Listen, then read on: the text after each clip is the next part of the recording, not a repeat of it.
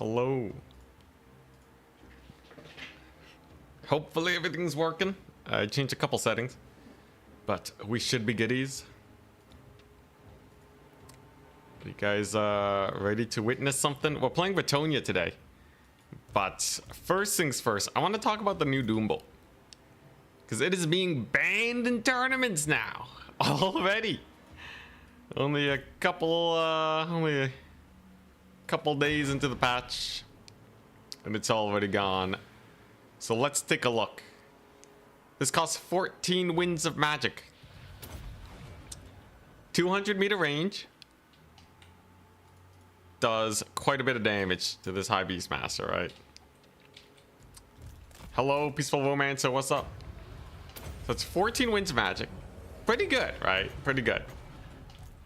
How does it compare to the classic? So Doombolt is a little inconsistent. Doesn't really work if they are hiding in forest cover. Sometimes it'll just raw miss. Let's compare it to a Spirit Leech. If you Spirit Leech twice, that's going to cost you 16 winds of magic. And the damage difference is 61 damage. Now in this case, Doombolt can hit multiple single entities. That has more utility. So it's probably better than Spirit Leech because of the range, if you can deal with the inconsistency. But bannable?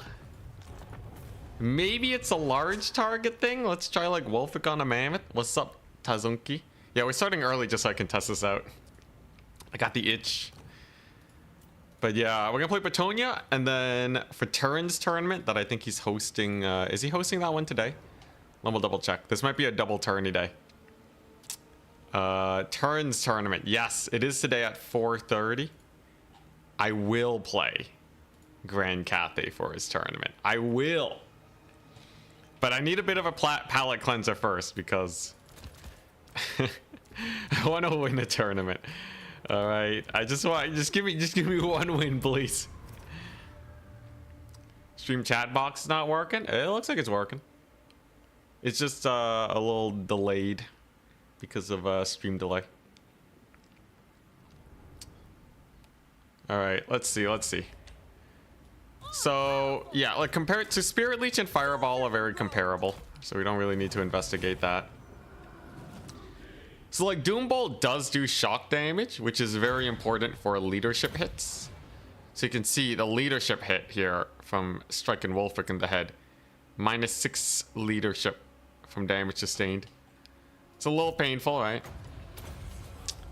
Let's compare that to double Spirit Leech. So like Doombolt, like if Spirit Leech got buffed, so let's say Spirit Leech got like a 10% buff to its power and its 200-meter cast range, would that be bannable?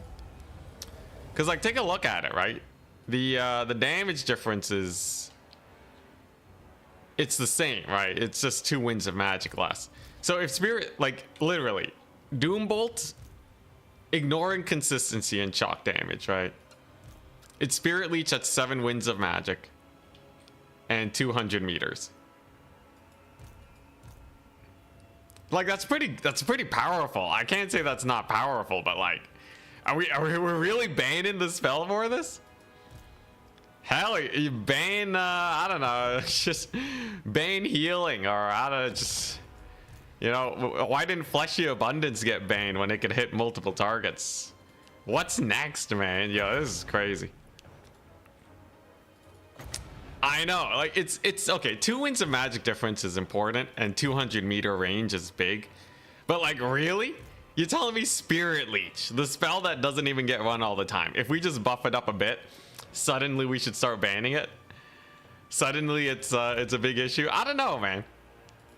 I don't know. I think people are totally overreacting to it. The shock damage is huge though. Like the shock damage is really big for some horse casters, but like you just do the same thing as like any Spirit Leech meta, right? You just play a tanky lord, play keep away. It's a 14 damage difference. Okay, you have 4 extra winds of magic, and you do have access to Power of Darkness, but like Yeah, Spirit Leech does have the lore passive. So if you're talking about total damage over the course of the battle, like Spirit Leech is actually even cheaper. Wow. Okay, but like DPS, I can see that. This is more useful against infantry. The medium strike area is actually impactful, but it misses. Like Doombolt misses on a fairly regular basis too, except against the largest targets. But like against small targets, it has like a 1/3 chance of just whiffing. Against chariots, it doesn't even aim at the right spot. I don't know, man. I think people are crazy, but you know what? So be it. So be it. The tournament host gets to decide. And for this tournament, it appears that it will be banned. Anything else? Thunder Tusk is banned.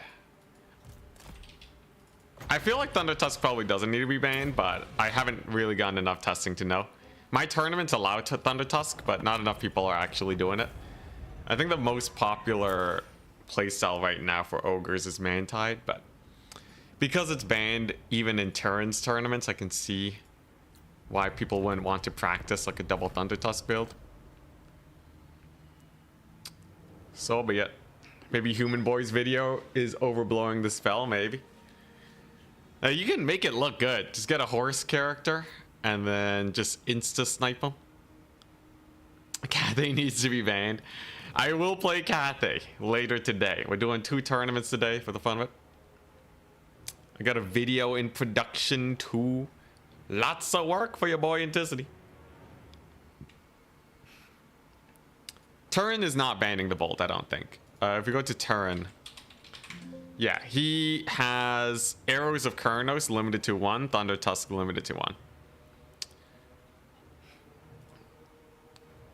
I don't think either of them really need to be limited, but you know, we did have a little bit of a meta with both of them, so I can see why, as a meta shakeup, that makes sense. Also, yeah, Doomfire Warlocks have lesser Doombolt, not a fully fledged. Turin would say erect, 100%. Oh my gosh, Turin. But anyways, yeah, no fully fledged Doombolt, so it does do less damage. All right, we got our opponent today. I'm Bretonnia. Bretonnia, and he is playing, let's take a look-see. Exul is playing Bretonnia too. Ah, hell yeah.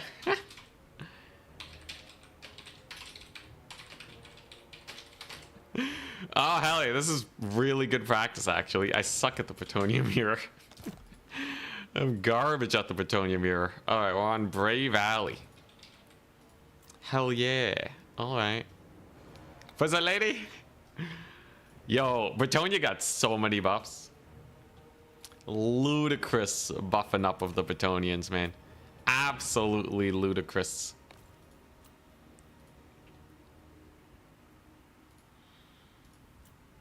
So, how do we want to do this? I think I definitely want a bunch of these guys. Yo, Blessing of the Lady getting buffed is so nice. Oh my goodness. Hello, fellow Cathay main. You need to cook up some Spirit Leech Spell Amp with Arkin and Hyrule Titan. I've actually tried it before. Multiple times. It's not very good. The Hyrule Titan's just a giant without its spells, right? So think about it as a giant that needs to make up 600 gold back using its spells. Is the spell amp and its couple spells worth 600 gold? No. One Spirit Leech or an entire unit of Nehekar Warriors? I feel like I'd take the Nehekar Warriors. I don't know about you. Okay, I guess it has what? 2 Spirit Leeches and a Shems. So let's say each one is 200 gold. Would I trade 2 Spirit Leeches for a Nehekar Warrior? Maybe? I don't know. Anyways, I'll be back in a second.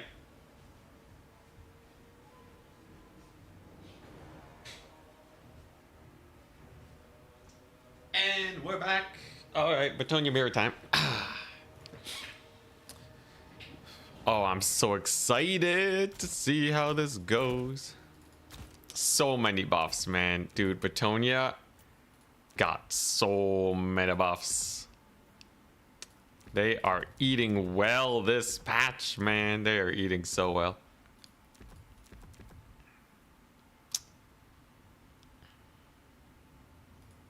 Bretonnia, but oops, it's all infantry. Mantonia.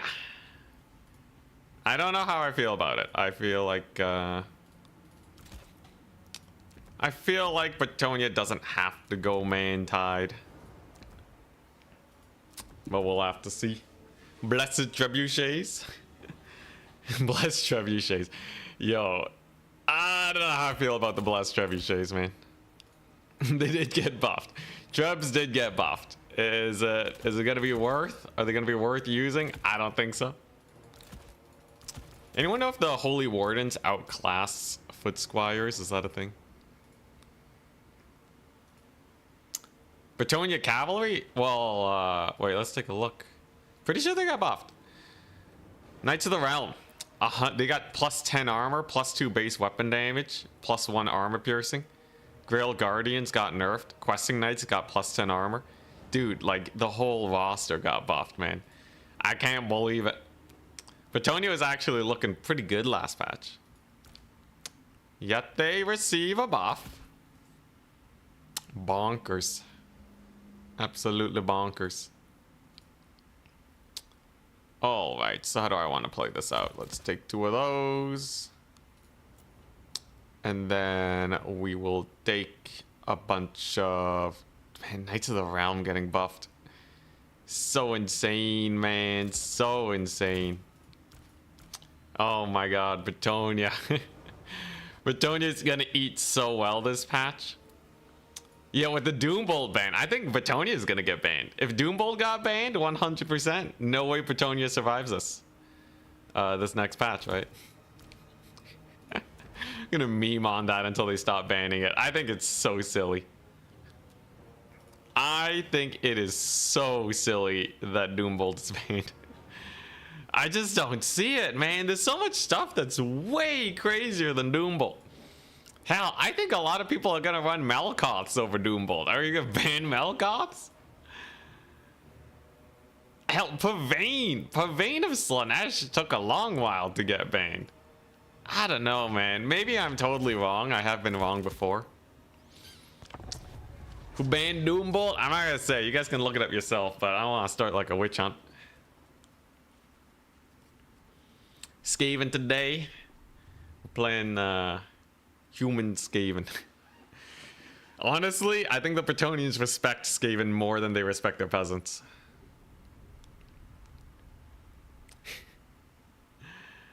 Yeah,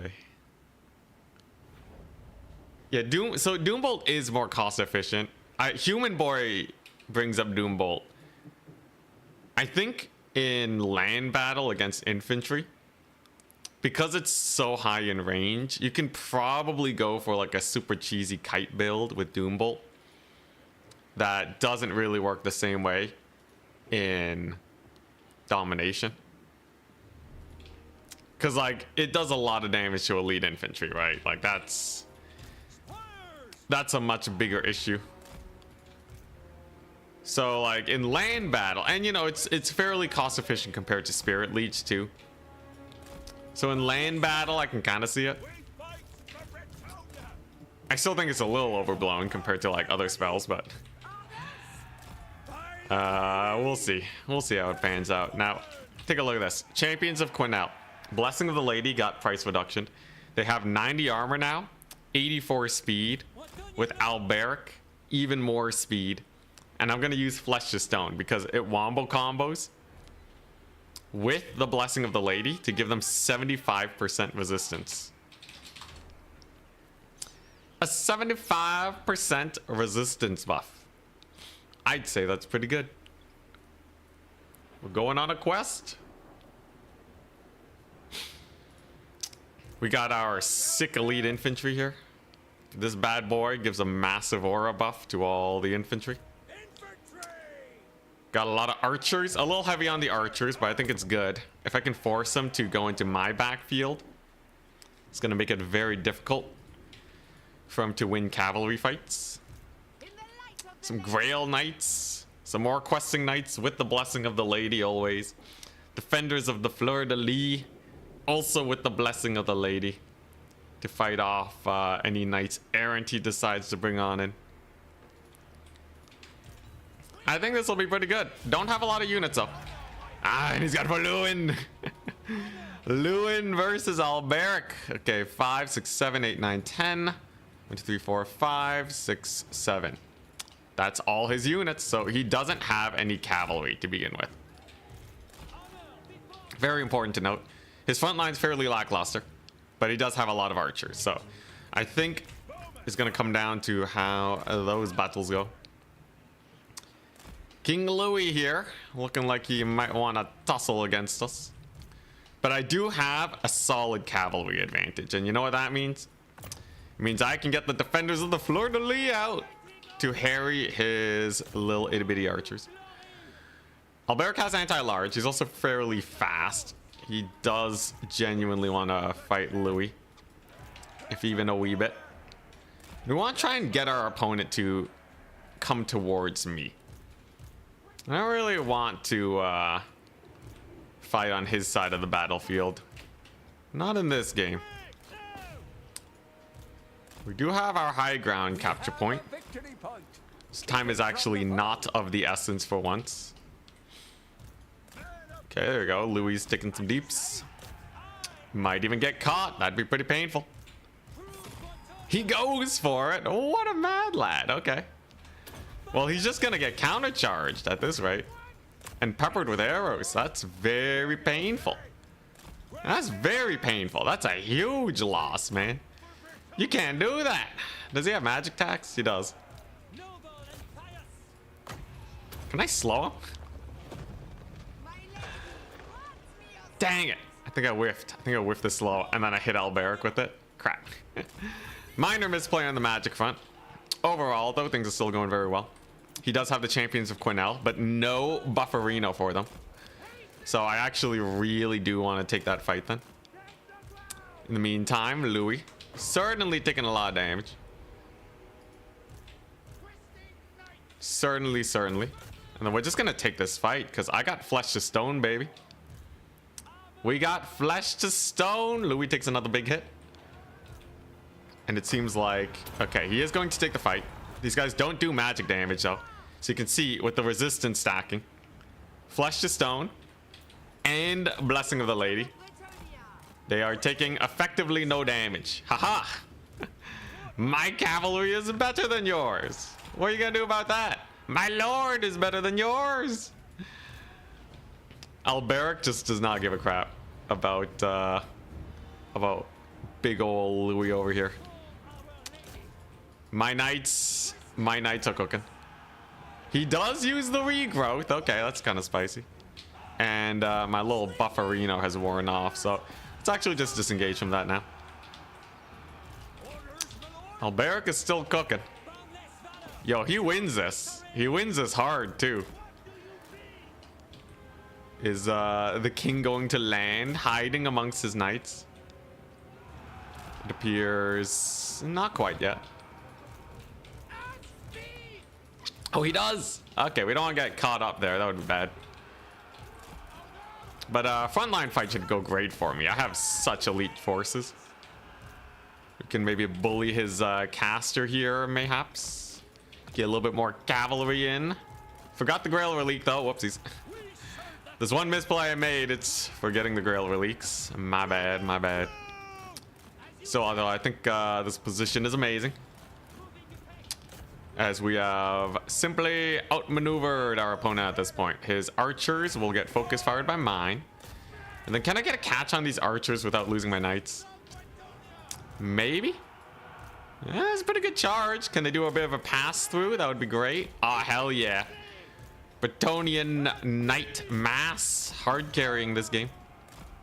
So they're just going to disengage. We're going to swap out, get our infantry in there. And then I should be able to take a fairly good fight.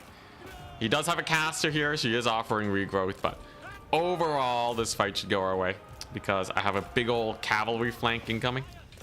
We got questing knight surrounds for days. And we have archer support fire, which is going to be very, very big. Don't really need to use our flesh to stone either. Flesh to stone, it's a good one, but we're not really taking a lot of damage here. So I think I'll just pass, honestly. And then as long as I keep cycle charging, we're good. In fact, if I can get the Grail Relique in there, oh my gosh, that would be huge. A little bit of terror routing too, and another fight against the king. The rebellious forces are here to crush face. You know what? Let's just give him the buff. There you go. I can also amp it more with Scroll of Shielding. So now they have 80% resist plus the Blessing of the Lady, which means that they actually just don't take damage. Unless there's magic damage, they will not take any damage. You can see their HP. They're taking 2 damage. They're taking like 2 damage per hit. Amazing, dude. Oh my gosh, I'm so happy that resistance stacking is now a possibility in this game. Resistance stacking previously was very suboptimal, but with so many sources of resistances, I must say it's quite impressive. Massive value trade, yeah. Holy crap, these guys are cooking. Does summon in another questing knight unit though, so they will probably die. But with Lewin getting murdered and a big ol' flank on his back line along with some fairly good cavalry control, I think we're fine. And you can see how good that damage resistance is because it's stopping them from routing, right? It makes these guys fight to the last. So if you're ever worried about losing your Blessing of the Lady buff, just remember that they will probably not rout. We will probably not rout. Also, Alberic gives bonus first large, which is also really good. Time to get some Grail Knights in. Get some Grail Knights in. Do a little bit of cleaning up. He's not capturing this point at all. Very good. And of course, Bretonnian archers are some of the best in the world. For the price, they do rather insane damage, actually. A grind is kind of awkward for both of us, so I'll take it. We both have a Grail Relique in here, so it's going to be kind of suffering for both of us. But as long as he doesn't have any pole arms here, I think we're good. Is Lewin gone? Oh, he rallied! The king does not rout. He just almost dies. He just has a very bad day is all. Okay, there we go. Another big heal. Yeah, really liking the new Battle Pilgrims and Foot Squires, man. Those buffs. Sure, let's do some of these guys. And then I think if I just sneeze in the general direction of Lewin, he's gone. Pretty sure opponent's pretty wiped. Yeah, I think he got too close to one of his routing knights and he's like, I ain't sticking around. Too sketchy for me.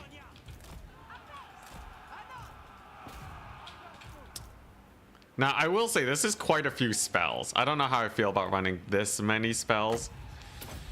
But it depends if you want to like take a decisive engagement and win, or if you want to kind of slow grind it. This kind of works, but I might not need Awakening of the Wood. It could get me a lot of value though, and I think the opportunity to potentially just catch out one of his knights is too good. I guess another questing knight in. Questing Knight v Questing Knight. Brothers forced to face against each other. Yeah, I feel like Earthblood and Flesh to Stone is probably enough too. It is only 100 gold though, right? We're talking, it's the price of one peasant mob. I feel a lot better about running spells that only cost 100 gold instead of 200 or even 150. This is definitely much more affordable.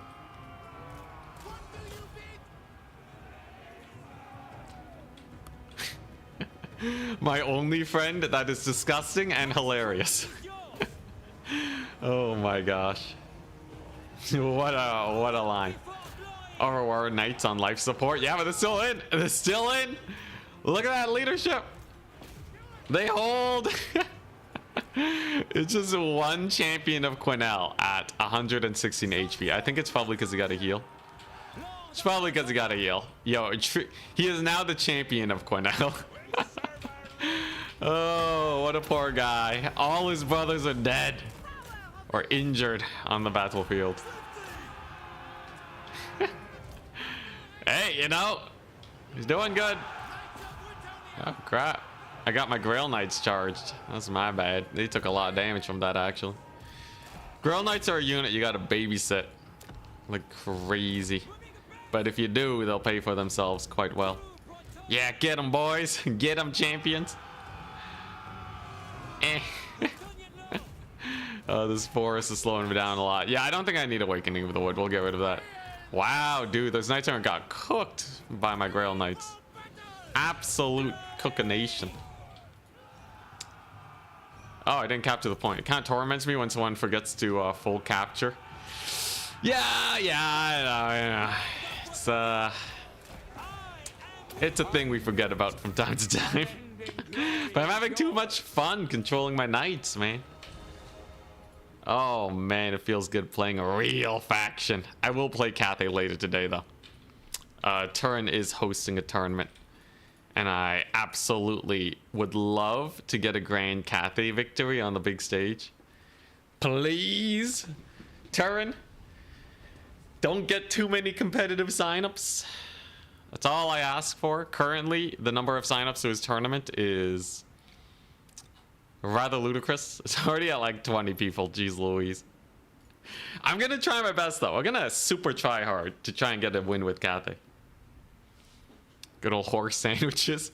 Yo, Alberic is... Oh my gosh. 4,000. 4,000 value. Alright, my dude. Oh my gosh. Everyone annihilated. Holy crap. 2,376. Oh my gosh.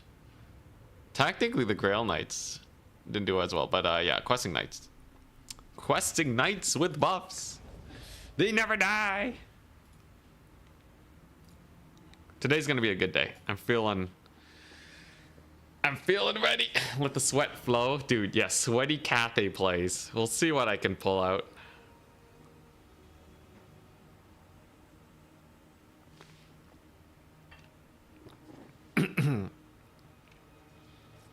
Love watching those cav charges. I know, right? Bretonnia Cavalry with the Blessing of the Lady is so good, man. And the magic, too. Kislev is a close second runner-up for Cavalry. The only problem with Kislev is they don't have a lot of easy access to healing outside of the Patriarch, but it's focused around him. It's not like Earthblood. But Kislev, yeah, and the fact that they don't really have cheap armor-piercing cav. But for routing, these guys are amazing. With the Glorious Charge. Then you have Slanesh. Slanesh is also a runner-up. Could even be second place. Hellstriders, so like, you know, if you were Kislev, would you rather have Hellstriders and Seekers? Or would you rather have Griffin Legion? It really depends on which armor, like if you want armor or not. I am aware Slanesh does have access to armor, but people don't really run these Chaos Knights. Because while they're good, they're not like Kislev tier, you know? They're not Slanesh tier. Me playing Bretonnia is a must-watch for you? Oh, hell yeah. Yo, we're gonna get some Green Knight action today? Oh my gosh. Oh, we gotta update the win-loss. Victory is ours. It's the first Bretonnia mirror I've won in a long time. Ban on Bretonnia if this continues. I know, right? Yo, I'm legit pretty sure they will actually ban Bretonnia. I think they were close to being top tier in the last patch. Definitely not a top tier faction. Like in the grand finals, you weren't seeing Bretonnia spam. Now though, Bretonnia is like, they are eating well. They're eating so well. Not Slanesh tier, not old Slanesh tier. In fact, I keep losing with Slanesh. But many other fast cavalry factions out there. Thoughts on the upcoming siege changes? I hope Creative Assembly goes really far with the siege changes. They're not going to do it because it's way too much work. But optimally, every single unit should have some role to play in a siege battle. Right? And, you know, and it should be, like, unique.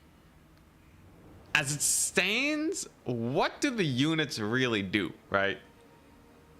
Can a Spider Rider climb walls or work through terrain better? No, right? Like, the terrain's all choked up. So really, all you have are units that do well in a blob and units that can break walls, right? That's about it. Range units are super janky in siege battles, you know. I did see that they're doing map changes, which is really interesting. I hope that they have some more open areas, which I think they were alluding to in the thingamajig. But I really hope that, like, you know, ghost units, right? Like, there's so many different unit types that have roles on the battlefield, but sieges just is such a reductionist, you know, situation that I think that's one of the main reasons it's not very interesting. So I really hope they, like, you know, give something for everyone.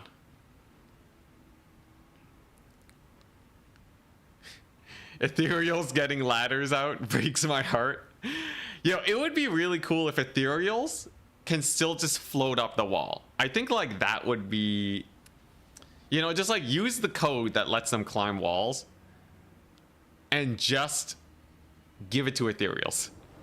And then they can just float their way up the wall, right? Like, that's pretty cool, you know? And then now you have, like, Ethereals as a really good flanking unit. Yeah. That's kind of my main hope. You know, get some proper game design going in there. Lots of back and forth. Siege units should be able to, like... So, like, another thing, right? I don't know. Just, like, some crazy ideas, right?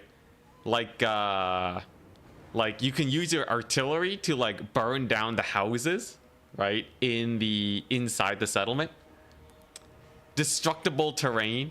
And then either it makes it... Once the house is gone, you can either just walk through the rubble, and it counts as, like, forest terrain or whatever, right? Or while it's burning, it does damage to units that are nearby it. Now artillery have a little bit more of a use, right? They can change the battlefield instead of just killing towers and then line of sight issues for the rest of the battle, right? And this is, like, you know, balance-wise, out the window, right? Siege battles just need something cool and some interaction. Reasons to bring units, right? Dragon's Breath. Dragon's Breath can set fire to buildings. Make it more effective versus those crappy wooden towers or something, right? So you can just use Dragon's Breath, snipe the tower instantly. Now you have something, right? Now you have something going on. Cavalry, make it where if you're the defender, you can deploy cavalry beyond your walls. You don't need vanguard. You can just deploy them out the walls, right? Because you're gonna want to skirmish with them. You're not gonna keep your cavalry in the city, you know. Or inside the city, there's these huge open spaces to allow cavalry to play in, if it's like a Bretonnian map. So many ways to go for it. Instead of those, like, little mini barricade things that's like, hey, this is this tiny areas where you get a little mini buff, right? Don't do that, right? Let's make it actually more interesting. On the point that you're actually trying to defend, instead you can build a structure called, like, the Oath Stone or whatever, right? For if you're playing dwarves.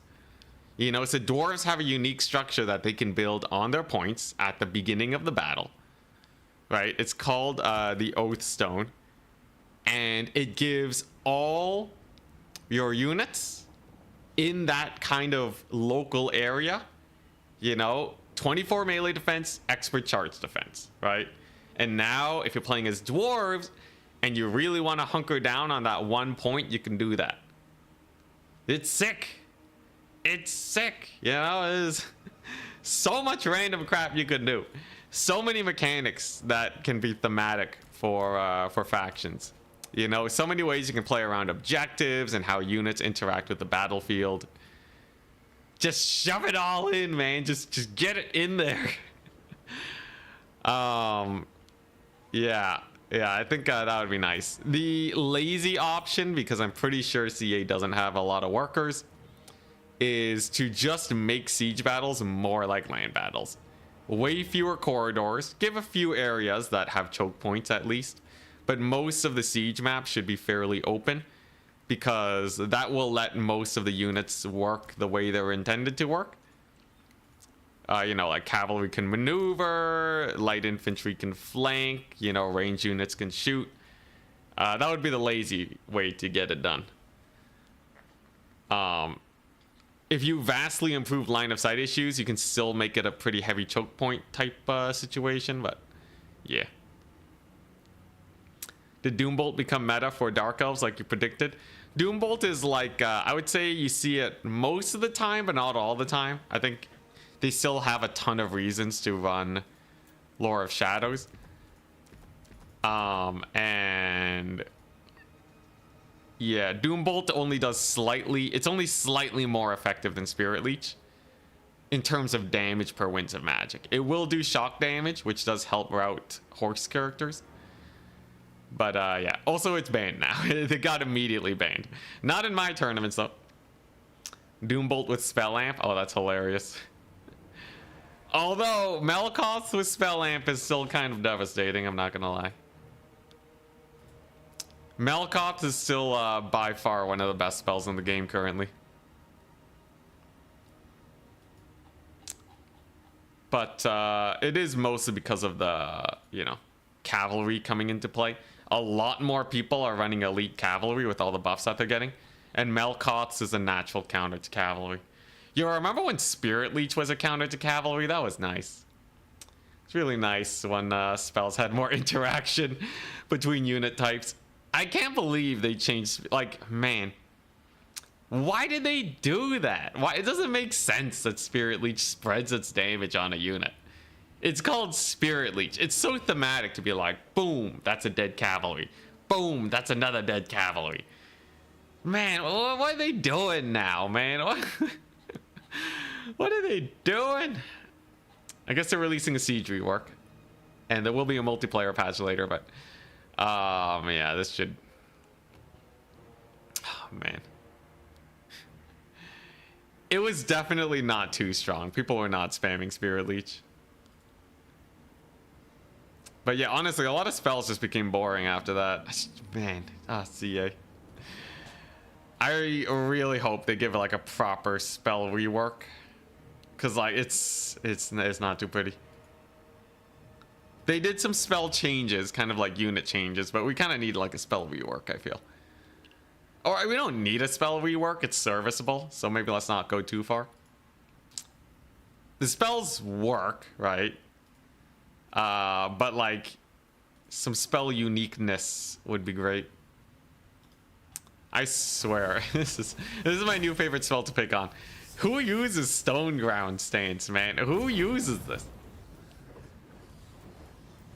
I don't know if I would run this for 0 Winds of Magic. Like, what does it do? Expert charge defense? I guess? Is there anything that does that much charge damage if you're facing the target? 8 leadership, but then after 24 seconds, they're gone. I've never even seen that spell. I know, right? Dude, Wall of Wind and Fire is such a cool spell. Why do they hate the cool spells not working? For some reason, CA just love leaving Melkoths to be super strong. They're like, you know what's the best spell to really show off the intricacies of Warhammer? To really show that there's a large variety of magic? This thing, it has a little shadowy effect and it does some damage. Oh, and to really spice it up, a speed reduction. Ah, hell yeah. And then they have crazy stuff over here, right? Like you got, you know, hell, even Constellation of the Dragon has such a cool animation, but nobody uses it really. Wall of wind. Like, look at that explosion. That's so sick. Wall of wind and fire. Oh my gosh. Like, you have an actual wall of fire that just progresses down.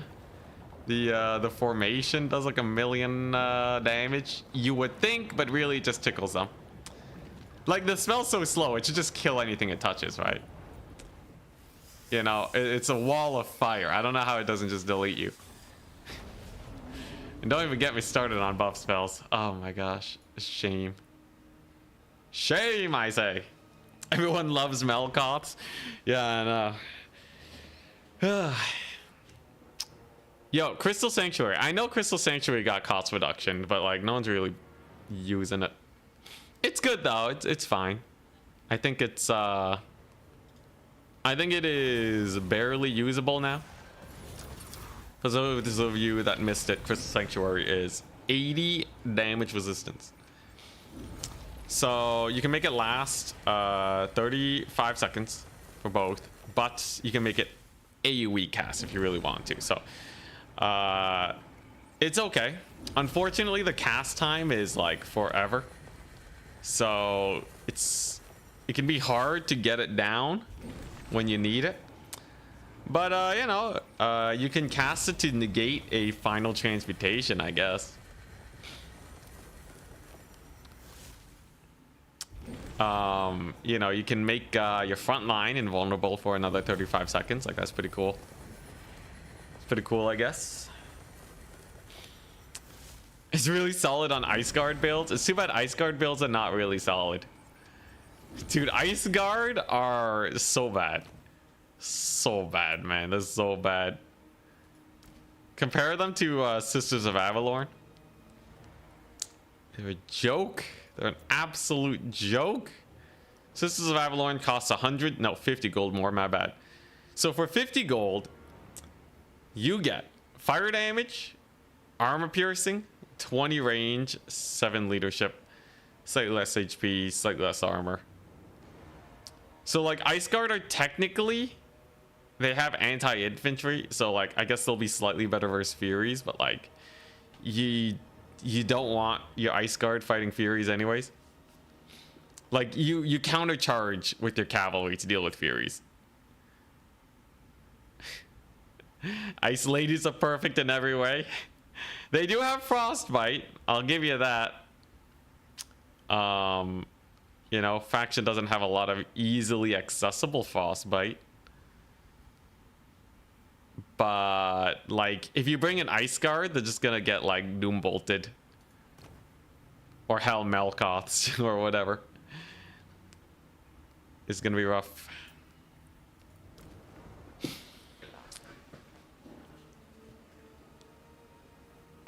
Man, the biggest issue though is they don't deal armor piercing damage. So look at their damage. Look at their damage. One Ice Guard unit does as much DPS. My bad. They actually have fewer entities. Let me see this. Okay, yeah. So one Ice Guard will do about as much damage per second as a fully chevroned Cossar unit.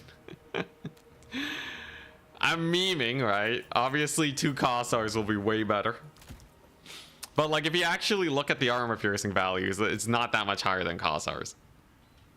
Why? Why would you run these ladies?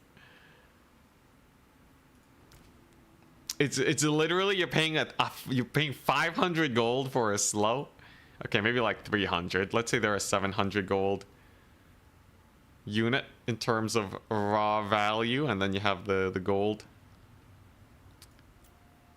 Let's see here.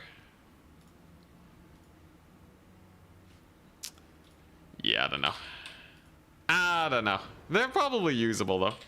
All right, Serika, get in here. Get in here, mate.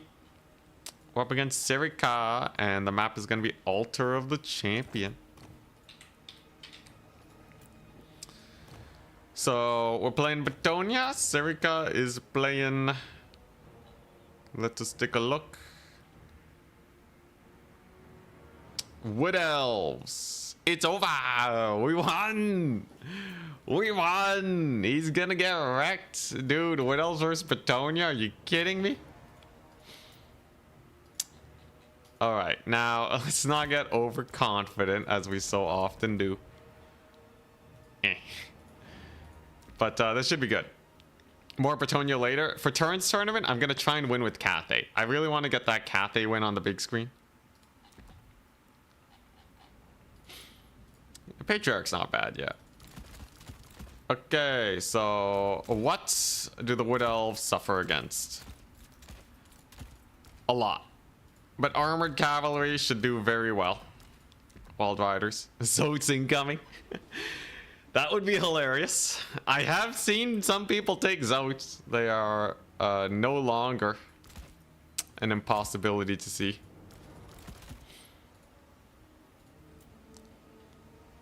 So they got some archer builds they can run. Anyone know if foot squires actually outtrade dryads now? Big question mark there. I feel like they might actually be able to stand their ground at least. Yeah, Zoats are out of meme tier, now in situational tier. They're alright. You think he's gonna Doombolt me? You think we're gonna see a bunch of Doombolt spam?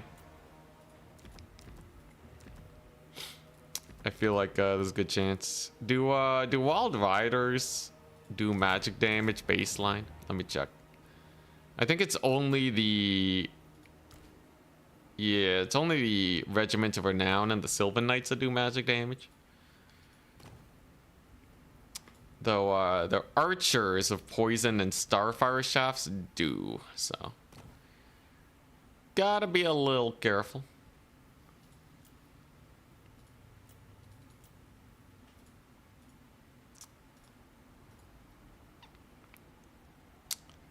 But I should be able to outtrade like all the Wood Elf cavalry.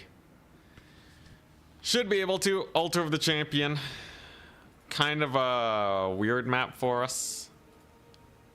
It's a little awkward maneuvering around, I must say. But in general, I think it can't be that bad.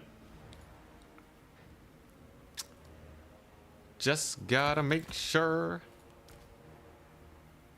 he doesn't murder my poor dudes. Zoats do magic damage. Oh yeah. I feel like Zoats just... They probably just die to any other cav charge though, right? Unless I'm gravely mistaken. You never know.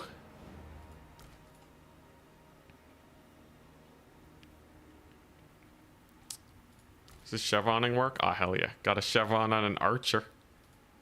Chevron them range units. Let them shoot just that little bit faster. Okay, so magic-wise, we're looking decent.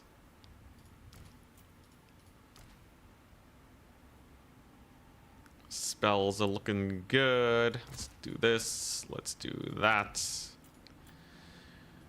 I'm wondering, do I want Knights Errant versus Wood Elves? It's probably a fine idea, right? Knights Errant trade into their light cavalry. So I can just have like a couple Knights Errant just to fight off that. And it should be fine enough. It's gonna be a lot of Dryads and such. Dryad, some Eternal Guard. But overall, this is probably just gonna be a fairly normal game, right? Unless he brings some like Treekin. What if he spams Treekin?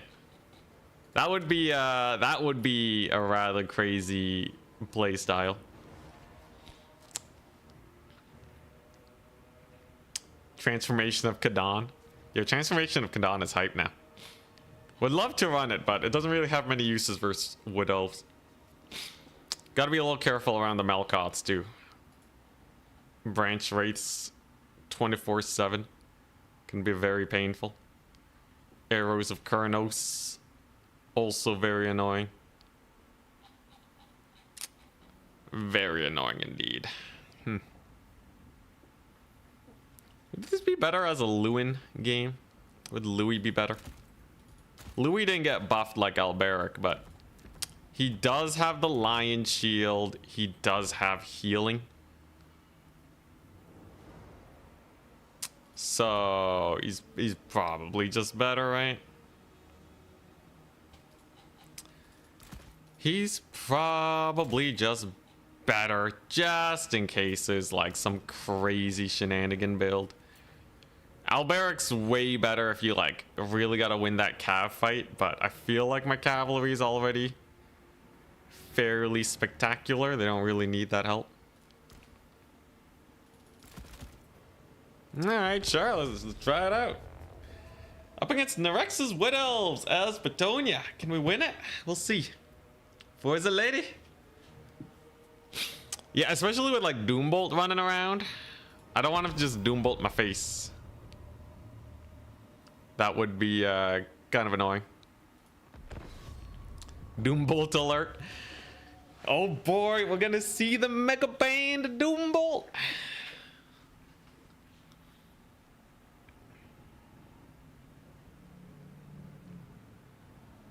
Choose the Fey Enchantress and confuse the Wood Elves. Fey Enchantress does have a unicorn.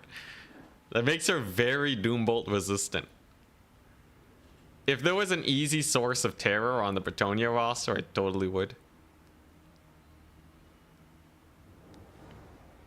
Louis only seems better if you're not bringing the Lore of Life. I guess I don't really need the Lore of Life here, right? I guess that is true. Yeah, I probably don't need it. That would let me run some other fun spells like Pain's Impenetrable Pelt. Okay, just kidding. It's gonna be Flock of Doom, right? Just Flock of Doom all his cavalry. That's pretty painful. Hit 2 of them, it's just as effective as Melkoth's. Honestly, kind of crazy. Is Wissen's wild form useful? Nah. Nah. Alright. Better build. Unicorn brings terror? Nope, nope, nope. If it did, it would be really strong. Yo, of all things, the unicorn brings terror and the Jade Lion is just fear.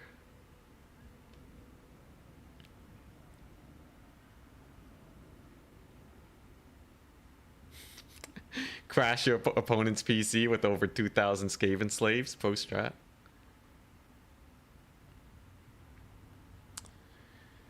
Grail Knights don't cause terror. It's just the Griffins. Just the Griffins. You can bring the big boy, Henry. Unicorns do not give terror. Stop spreading rumors. Unicorns are dinky.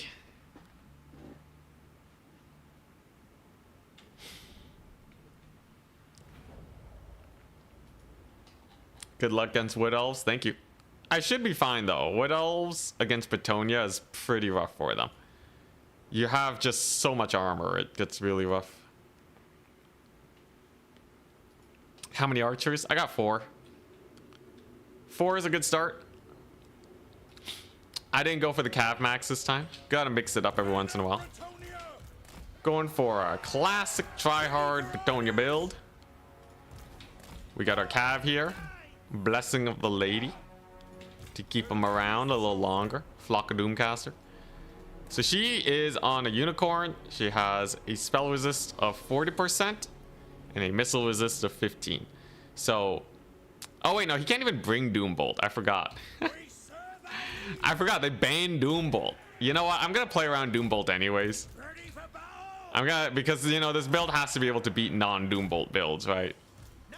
I guess that's the idea. Yeah, they banned Doombolt. I can't believe it, man. I was so ready for it. I have so many resistances for it. He's just gonna Melkoth spam in now. He's gonna hit me up with the Melkoths, and then I'm gonna have to use Aura of the Lady. So Aura of the Lady's 15% resistance for nearby units. These guys get a 15. Or no, that's 10, yeah. So they'll have 25% resistance to spells as long as they're near that little lady over there. No sight of his caster or anything. You got dryads in the trees or something? I don't know what he has planned for me. 13 units, 4 or 5. Orion! It's Orion! He brought Orion! Holy crap! Does Lewin kill all Orion? Does he actually kill big ol' Orion? What if I charge these dryads? Does that work? So far, Louis getting in the dumpster. Pretty good deeps as a standalone. So I just gotta start spamming out cavalry. Orion is getting massacred. All right, sick. He has healing for him though. Jeez. Ah yes, Orion, truly one of the best. One of the bestest. All right, can I get a big hit here? There we go. All right, we're gonna get some loop-de-loops with the cavalry. We definitely want to get the fight started because he has a lot of range units. And we want to actually just push up and then shoot his archers up while we're here. There you go. We're going to get more knights because he doesn't have a lot of cavalry. And then we're going to send in the Louis. He certainly has a lot of archers, but he's not counter-firing my archers very much, so they are taking a lot of damage. Peasant mobs are coming through. He actually summoned more archers, which is kind of crazy to me. So there goes one of them. Lewin is providing his big old leadership buff. Orion's going for it. Orion's out for blood, holy crap. Alrighty. But yeah, this is looking pretty rough. It's looking pretty rough for the Wood Elves, right? My backline dive could have gone a little bit better though, admittedly. For sure. It could have gone slightly better. We did lose one cav unit.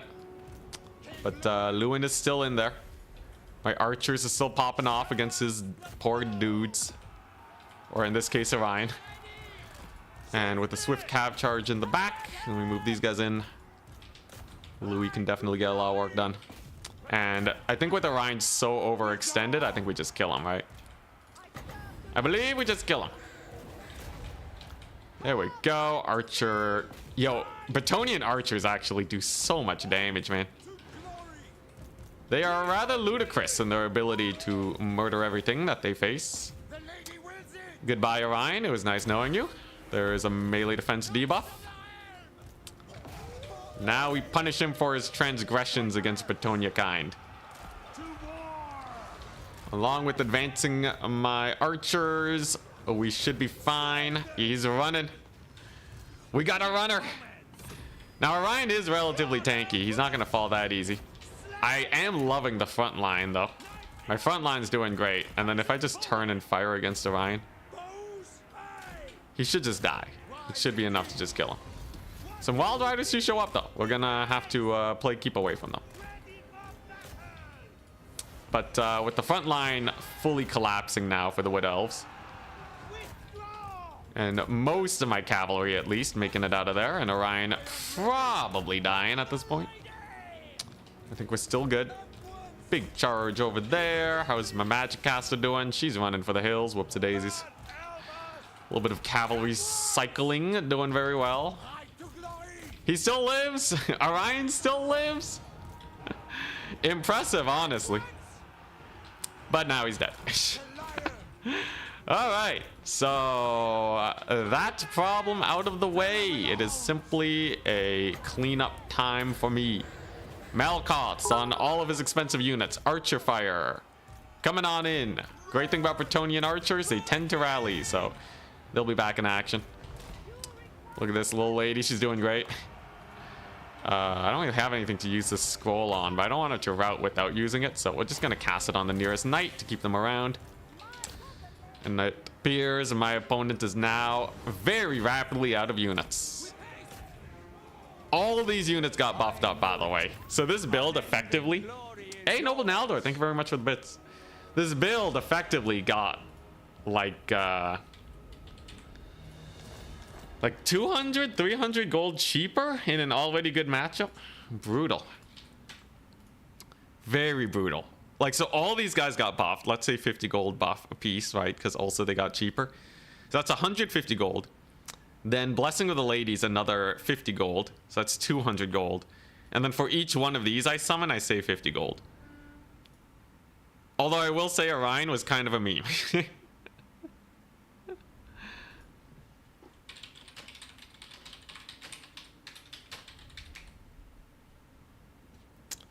Kind of a meme. Dude, Orion got massacred, man. The poor guy. Louis just landed on him and just popped his head off, you know? Oh my gosh, the Baguette Lord. Oh man, yeah, 75 charge bonus. And then Sword of Corone. It's huge. Nothing beats the ladies' bathwater. Dude, this is disgusting. Lewin didn't even get buffed this patch. It was Alberic that got buffed.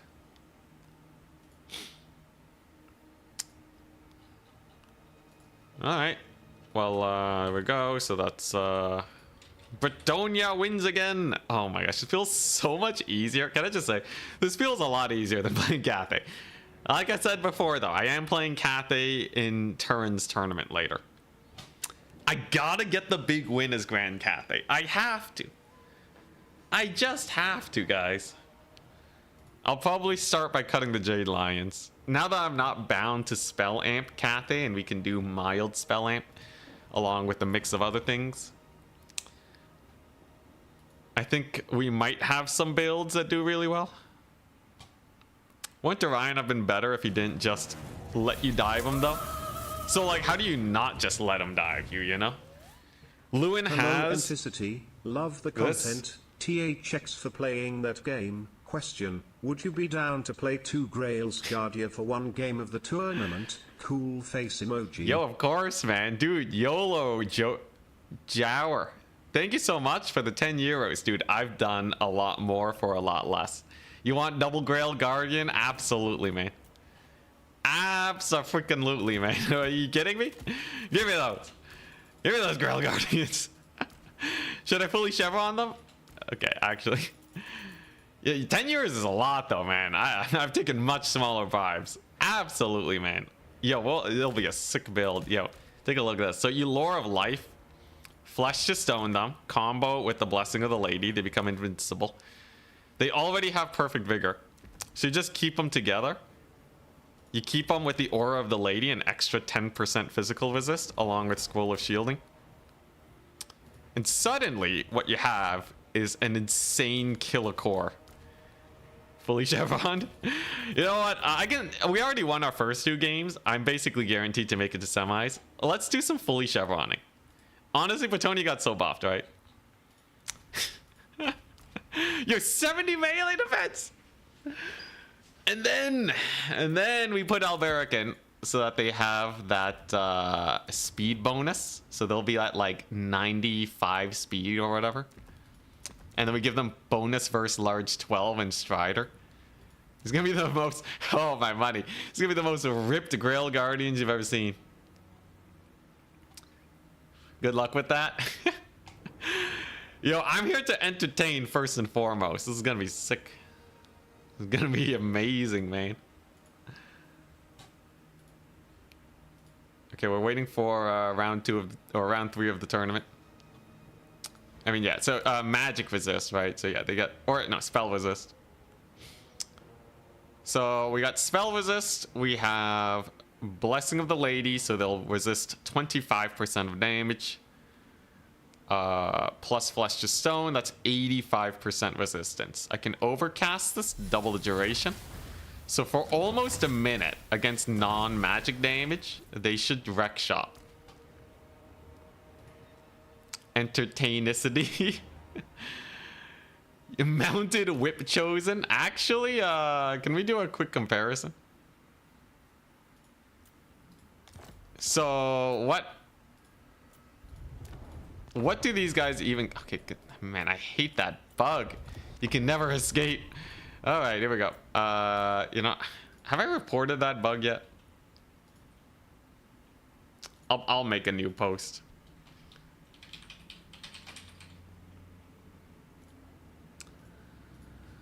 Okay, when I'm in a multiplayer lobby, and then I quickly exit, and then make a quick battle lobby, it puts me back in the multiplayer lobby. Okay, there we go. And the bug is reported. Hopefully CA can get a fix at some point. Just like the pinned maps feature. Can you believe this pinned maps feature? It's been in since launch. The basic UI still doesn't work. It's so sad. I don't know how this is still broken. And I reported it like months ago, man. How is this still not work?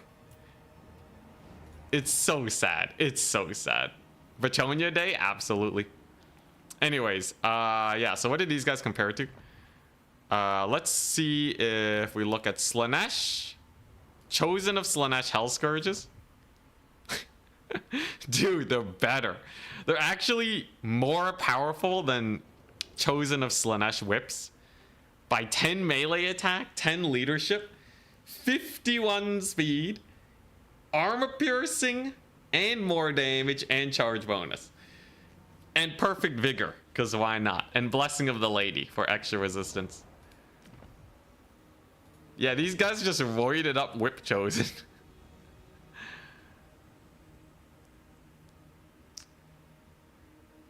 That's pretty good. That's pretty good. Unfortunately, charges can still get through to them, but I'm hoping that the Flesh to Stone hard carries. Hell Scourges don't have 0 AP. They have slightly less than Sword and Board AP, percentage-wise.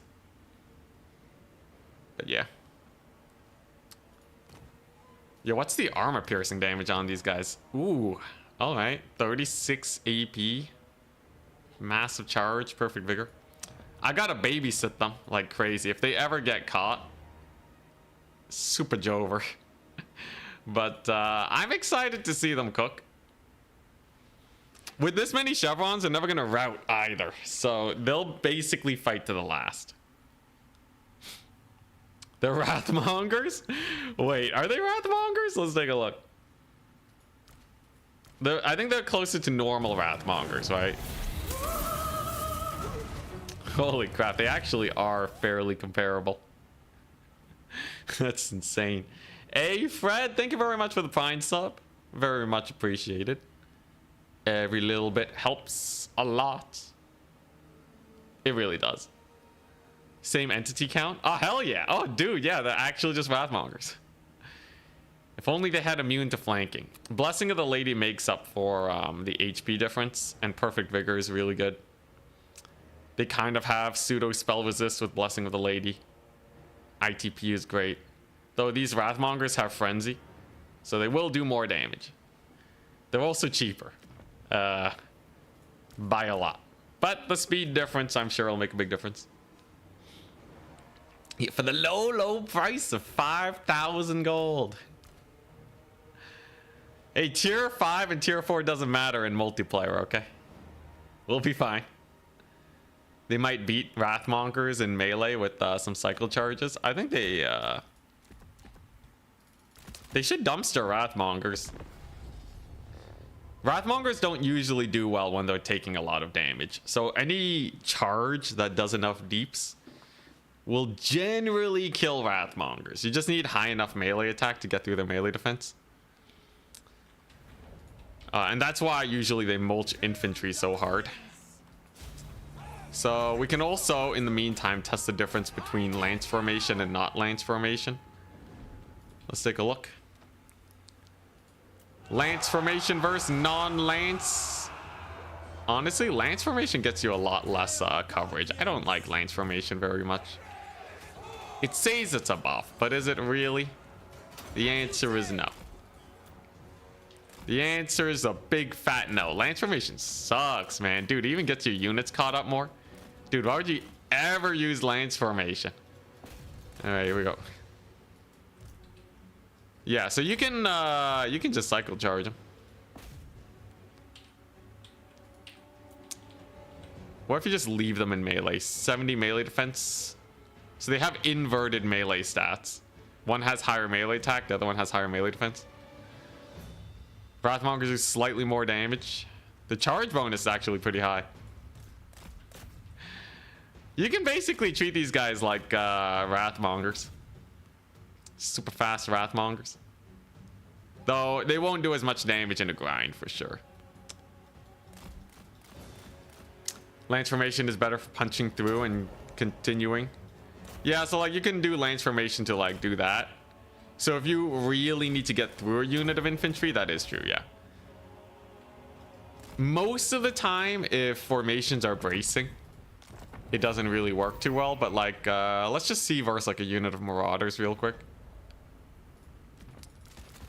Because when it comes to Grail Knights, they might be heavy enough to actually get through. Ooh, up against sexy mutants. All right. Yo, yo. Bretonnia. Great versus cav charges too. Is it? I haven't tested it much in cavalry versus cavalry charges. Oh, whoops. Okay, so let's say I want to force my way through. This makes the formation a bit thinner. And you can see the charge just gets them that little bit more through. But like, what if I just go for a thin formation instead of lance formation? Will that be better? You've seen lance formation, but have you seen janky thin rectangle formation? I have a feeling thin rectangle formation might actually be better, but we'll see. So let's take a look. So if you take a look here, oh dang, no, the lance formation does actually punch through a little bit better from that extra charge bonus. All right. You know what? I'll take lance formation if I'm ever trying to like bulldoze a light unit with my Grail Knights, especially because we're about to get into a game with some fully chevron Grail Knights. Let's see here. Oh, this is gonna be good. It's gonna be amazing. It's like my whole army's whole starting army is gonna be these. All right. For you, for the donation, this is going to be the starting core. He's going to be playing Norsca. And it's going to be on Battle of Fort Itza. Real Bretonnian science. Rectangle hammer. Alright. What are we looking at? So, the Norscans. Known for their big single entities. Known for lots of infantry. And skin wolves. Armored skin wolves especially have been seeing a little bit of love. And I don't like that. We don't like skin wolves. So let's see if we can deal with them. Yeah, what if I just full cav max with Bretonnia here? Just a full-on ginormous cavalry max. Okay, I guess Fimir could be a mild issue. I guess he could run Fimir. So I'm gonna need at least some armor piercing. And we'll need some non-armor piercing too. Let's see here. He could have mammoths. Very annoying unit to deal with. For Rohan.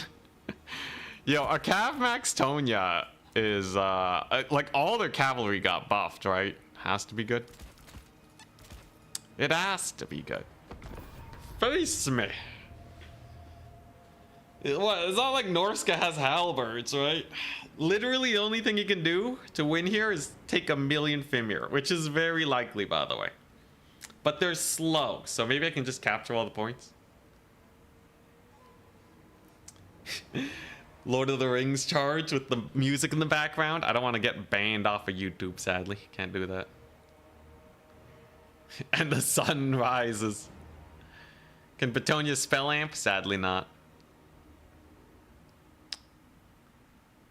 Chivalry maxing. Not a single peasant in sight. Okay, no, I will have like a couple archers just in case in reserve, but I'm gonna try not to summon them in. Seem to also deal more damage with the lance formation. Yeah, lance formation is definitely Baladin. Thank you very much for the pro tip.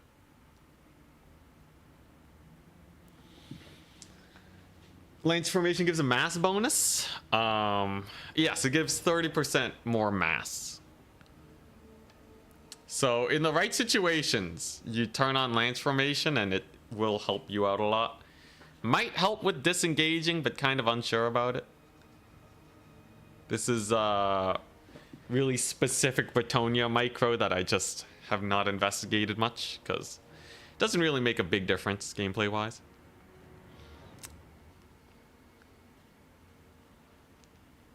Brownie points from turn if I make Lord of the Ring references. If only I watched him more. I actually never really watched Lord of the Rings much.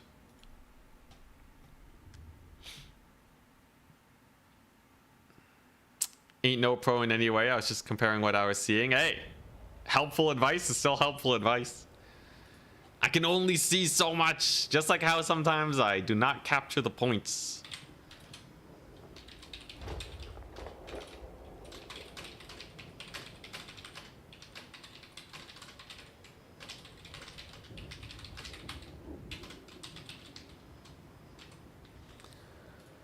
All right. Heresy, I know. A lot of you guys are older than me.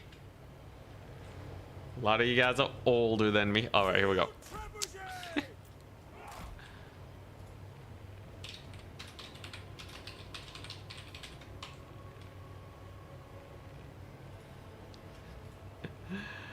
Oh boy. 5 units versus 9 units? Oh boy, alright. So the field trebuchet is gonna be sick because it kills Fimir, right?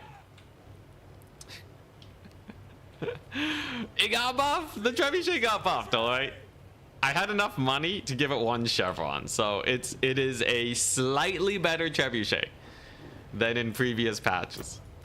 That 50 gold, because I had 650 gold left over, but like I couldn't spend 50 gold, so here it is. What a build. I know. Him having 9 units is good for me though. Oh, he has Wolfric and a Skin Wolf. He has Marauder Champions. Oh, Marauder Champion great weapons? Okay.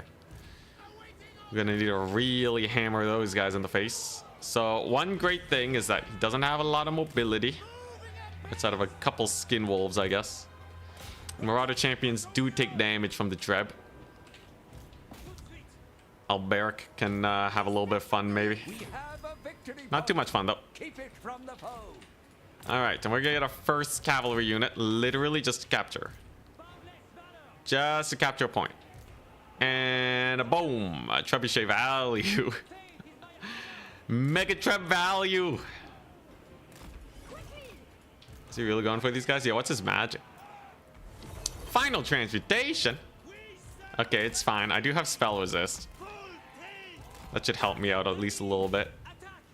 Alberic's pretty hyped too, of course. What's the capture weight on these guys? Okay, that's only 4. Same as other cav units. Alberic can I guess he can just go for that. Janky landing. Whoop.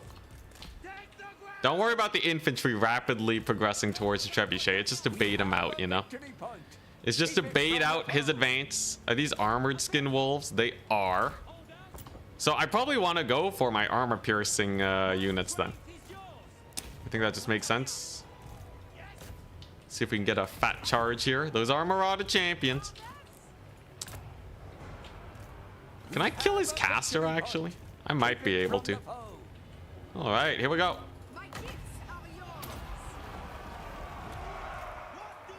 Gonna buff him up. Gonna hit up the Marauder Champions.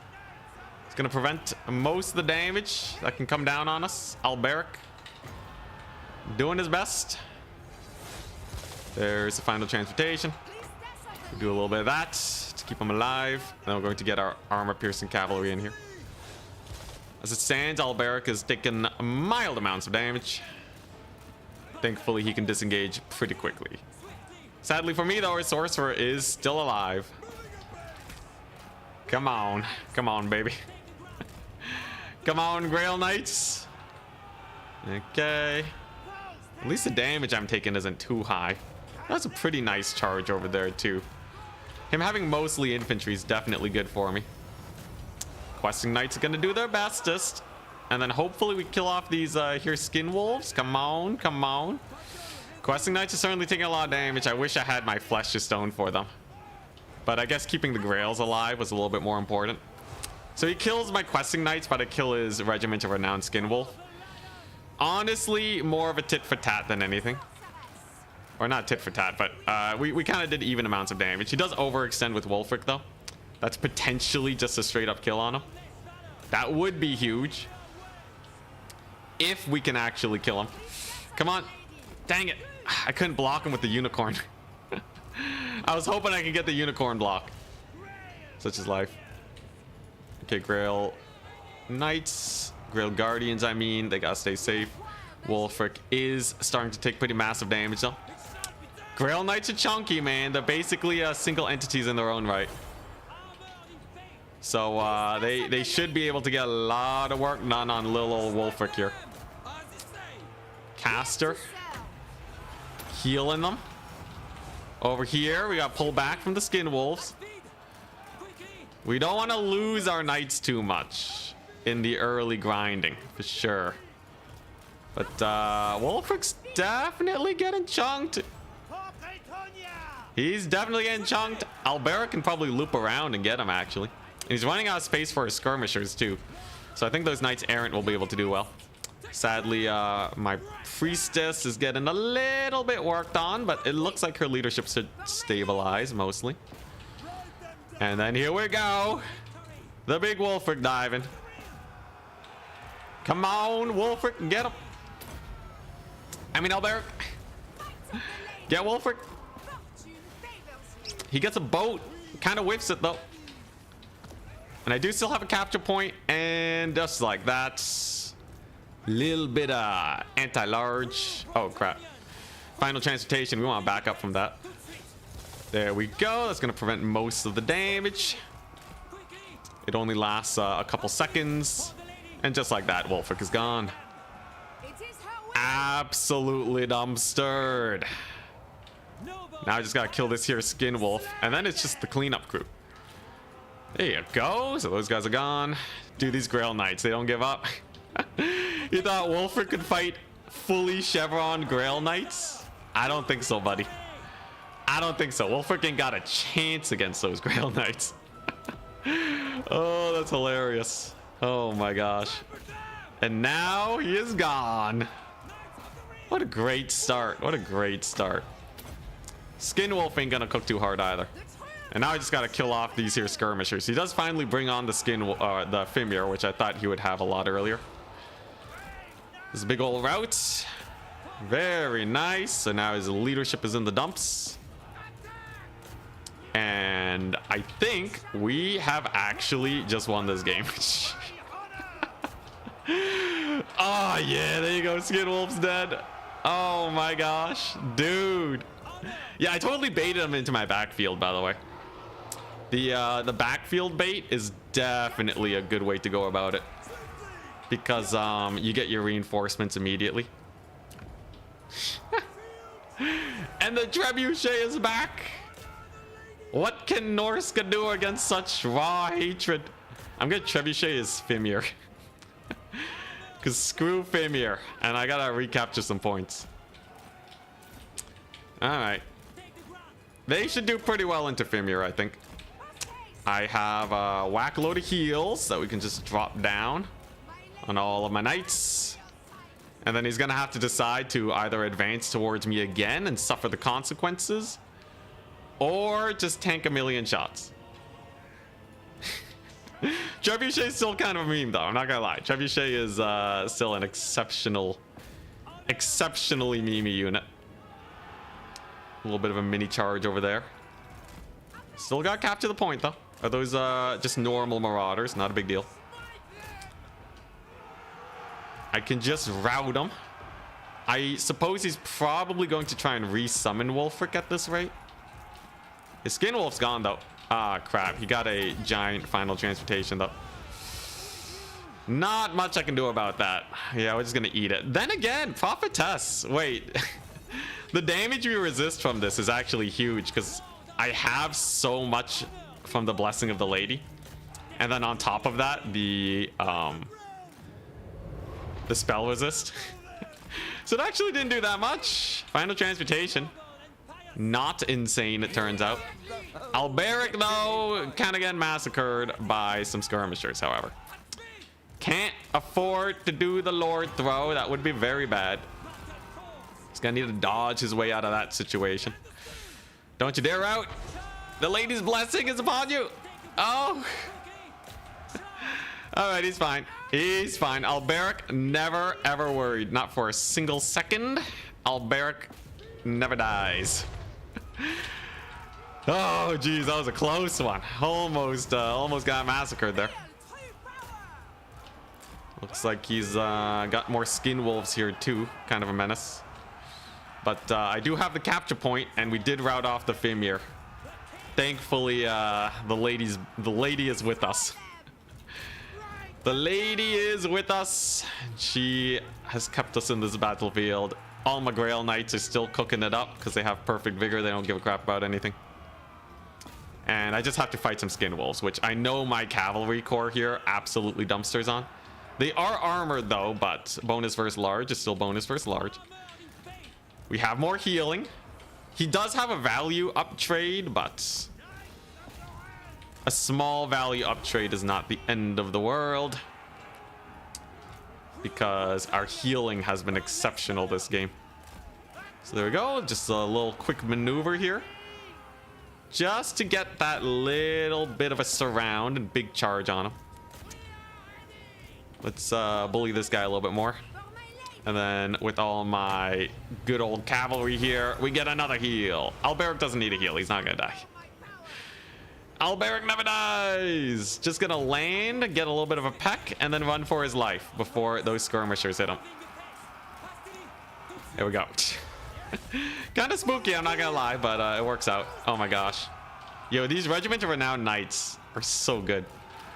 Look at him. He is sticking around. They're gonna actually get a little bit of work in. Stalling up those marauders. Very nice. Amazing. There go the Marauder champions. Absolute chump change. Was never worried.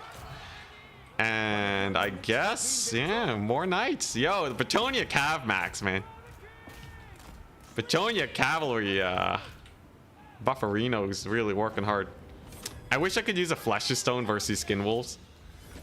Maybe I can save up the Winds of Magic and just play away from them for a bit. And then I can get a sick Flesh's Stone. Although, let's be real, the heal's probably just better. But it would be pretty funny to get a Flesh's Stone and then just watch these knights never die. You know what? Let's do it.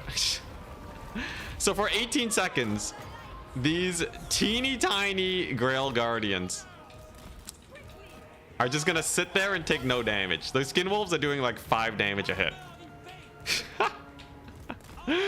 Yo, that's gotta feel bad. That's gotta feel bad as Norsca. Your Skin Wolves are just grinding. He's like, what's going on? Why won't you die? Into a massive charge from these guys. And oh my gosh, that's just gonna rout them off. Insane. So there goes your super expensive Skin Wolves. Weren't even able to rout my Grail Guardians. Not even a rout, man. Nothing like 10% HP Grail Guardians tanking out Skin Wolves for 18 seconds. Yo, that's hilarious.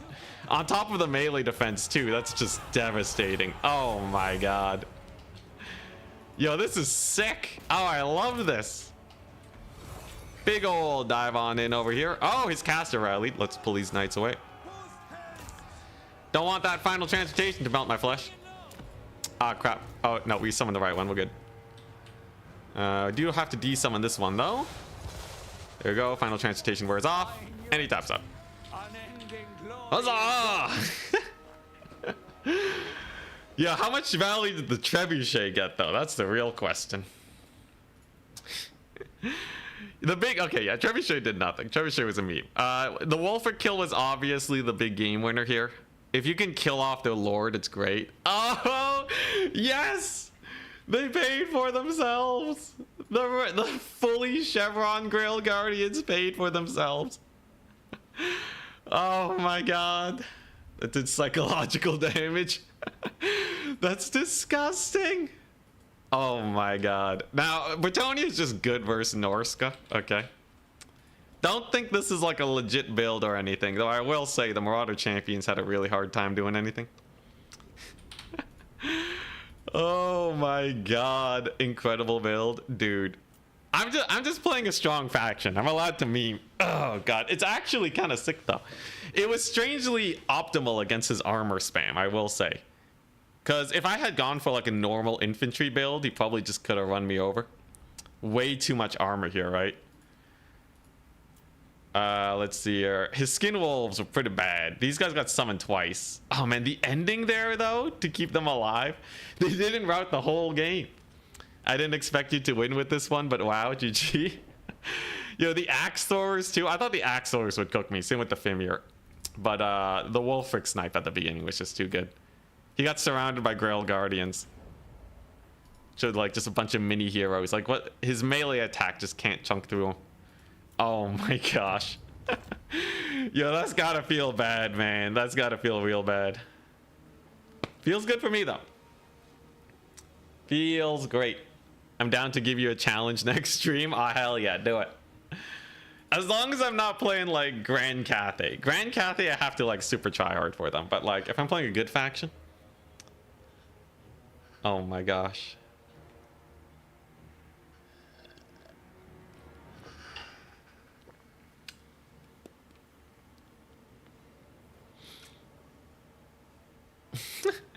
Usually when you say Alberic's not gonna die, that's a death sentence. Yeah. I'm aware. Oh man. Wait, what's this about vid quality? Stream's not blurry, right? If the stream was blurry, I'd be so sad. Nah, looks like we're good. Hell yeah. Make Croxagores work? The dread Croxagore spam? Greenskin savage units only. Yo, Croxagores are actually legit now. A lot of players have been running them. They got buffed along with Saurus Warriors. So the Lizardman frontline is actually pretty good. It's blurry. It's 1080p. I think I had it set to that because Twitch is silly. So like unless I become a Twitch like partner or something, they like really don't like it if I stream at too high of a quality. It's dumb. But yeah, like I'm streaming to restream. Yeah, I don't know. Some people want the 1440.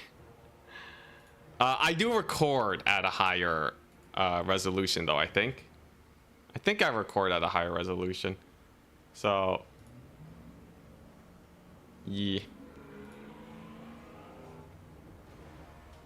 Let's see. What's the max bitrate for Twitch? Twitch max bitrate.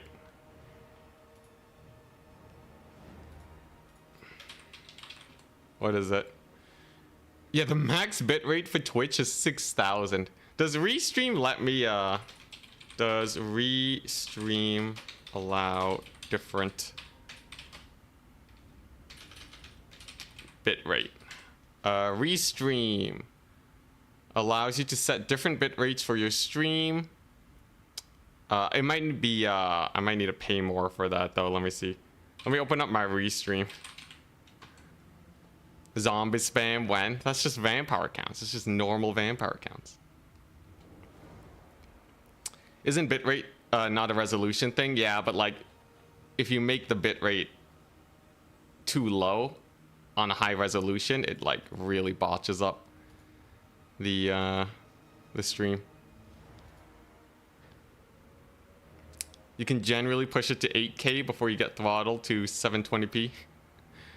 Let me see if I can. I'll take a look at it later. There's got to be some advanced settings we can do here, right? Stream setup.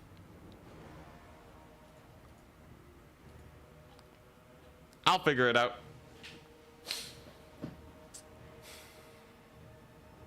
$1080 would be good with better bitrate. Oh, interesting. What's my current streaming bitrate then?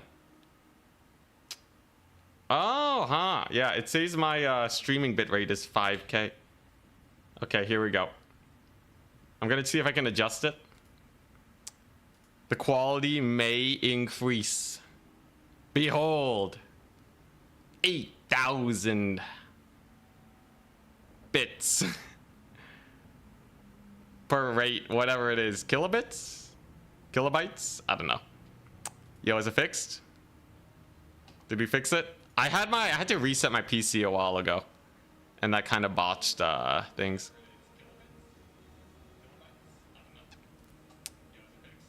Yeah, I had to reset my PC, so I lost a lot of my settings, a lot of my old stream settings. Hey Strider, what's up? Happy to have you here. Hope you're ready to see some sick Bretonnia plays. We'll know when the game starts. Everything looks good on a still image. What if I menu a lot? Does that do it? Bits are bits. Oh my god, so many bits. I wish I could get it to over 9,000. Twitch will let me know if it just shuts down completely. But we'll stick at this for now. I can see all your bits now. Get into a test game. Let's see here. Let's see. Production quality. Twitch max bitrate. For partnered streamers, the limit is 8,000. While some streamers may unofficially push beyond these limits, exceeding them can lead to viewer buffering issues and instability, huh? I think I'm just an affiliate. Let's see here. For affiliate. Generally it's 6,000, but I might be able to push it. People said 8,000 is fairly safe. I trust people. How's it look? Is this good? The screen tearing is from VSync not being enabled. Does it look good? Is it going?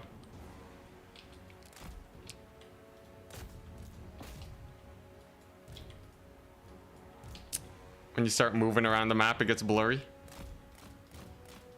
Yeah, I'll have to figure out how to do restream then. What's screen tearing? It's when, like, you know, part of the screen is on the last frame and then part of the screen's on the current frame. You could turn on vertical sync, but that can lag things a lot.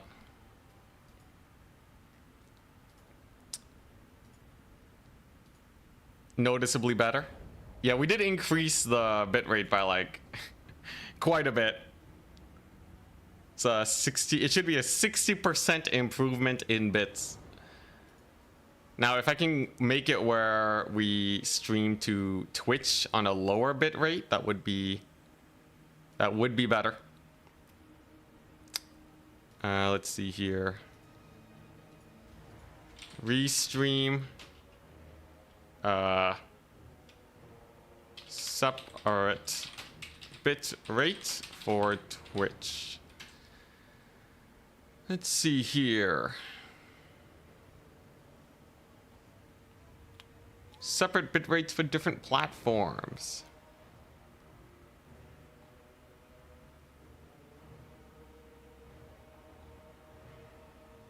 Yeah, I don't know if they have it. I might need to do something other than restream. It should be better. Looks fine to you on Twitch. Good to know. Yeah, at least it's at least it shouldn't just like randomly just die. Should be way less blurry. Thank you for bringing this to my attention. Then at some point we'll have like some audio engineers come on in and they'll be like, hey, use these microphone settings.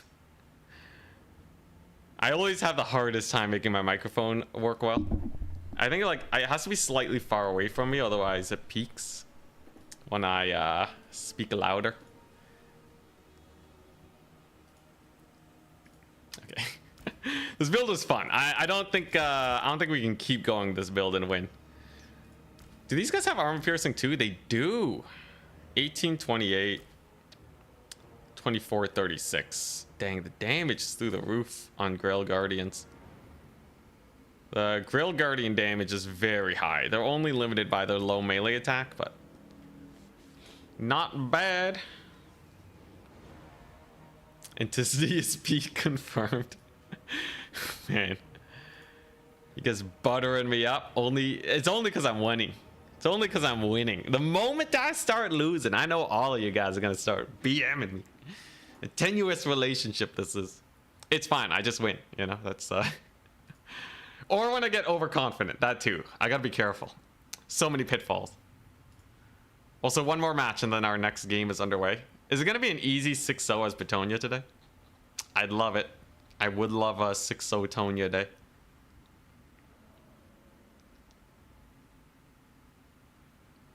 You watch me on TV and mobile? Nice. As long as the bitrate is good enough from like, you know, 95%, I'm pretty happy. I will put more work into it a little bit every once in a while, but yeah. Overconfidence ends is the best one. I don't know about that. Although I will say it's great for not freaking out. Yo, every time I play in a high stakes tournament, it's so sweaty, man. Like legit, it actually makes me sweat. It's, oh man, the nervousness. I would never be able to go like full pro. I don't think I have the mental game. You know, I feel like I need to be a machine. Maybe if I play enough games. If I get really good at my craft, maybe. Like, I'm only playing like, you know, let's say 6 Warhammer games a day.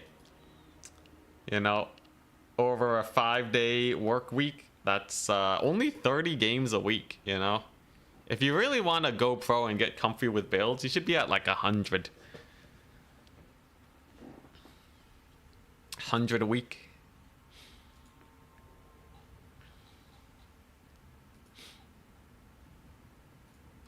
Being pro means you get paid for competing. Well, that too. I mean, like, you know, if I was like gonna try and be like a StarCraft pro or something crazy like that. Though I do get paid. Well, I guess I don't get paid for competing. I only get paid for winning. If Creative Assembly ever sponsors me to play in a tournament, does that mean I've gone pro? At least for that very small amount of time. And to see throwing his lord in front of 100,000 people. Okay, 100,000 is way higher. Unless I turn it into a video. You know, even the biggest streamers don't get 100,000 viewers.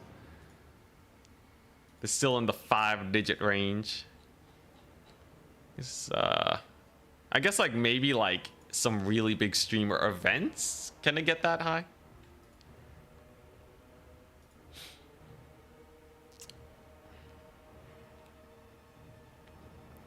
Dang, doesn't count as pro. What a ripoff. Do I even count as a professional streamer then? I think I would technically count. I know in the eyes of the Canadian government, I definitely count. We ain't tax evading that. Esports events go higher than that? Dang, so if you're like a pro player and you throw your lord, it's just... everybody sees.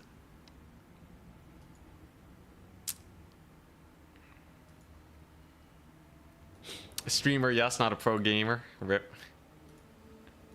I can accept that though. Oh, round 4 is live. Hell yeah, let's do it.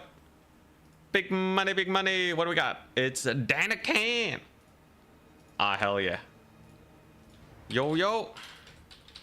Danakan's had a pretty good win rate versus us as of late. We gotta get our vengeance. I'm Bretonnia. Vengeance for myself. Danican, a very good Dark Elf player, but with the ban to Doombolt, maybe. Nope, he's still playing Dark Elves. So I know how Danican likes to play. He likes to play a Shadowcaster with the speed buff and then Malkoth. So if you ever try to catch his Scourge Runner chariots, he will he'll just run away and be annoying. So that's what we gotta play against. Alternatively, he might skip out on the chariots and go for a more man-tidy style. There's a few ways to go about it. But yeah, you can get Scourge Runners to high cavalry speed with the Shadows lore passive. It's really good. Also helps them with their charges and all that. So if we're gonna bring cavalry, we gotta make sure that they are not very snippety snipeable. Gonna need a little bit of armor piercing cavalry, right? Gonna need a little bit of anti-light cavalry. Great thing about Bretonnia is they have a cav unit for every single job, which is very nice for them. We're on Hashet's oil fields. I think he will probably go for the Scourge Runner chariot play. I'd be very surprised if he didn't. Hey, there's no Doombolt, so I can run the Green Knight. Sick plays. You think he's gonna Spirit Leech the Doom Knight? I mean the Doom Knight, the Green Knight. He should be relatively fine. Although I guess Doomfire Warlocks are kind of a pain. Maybe as a reserve pick.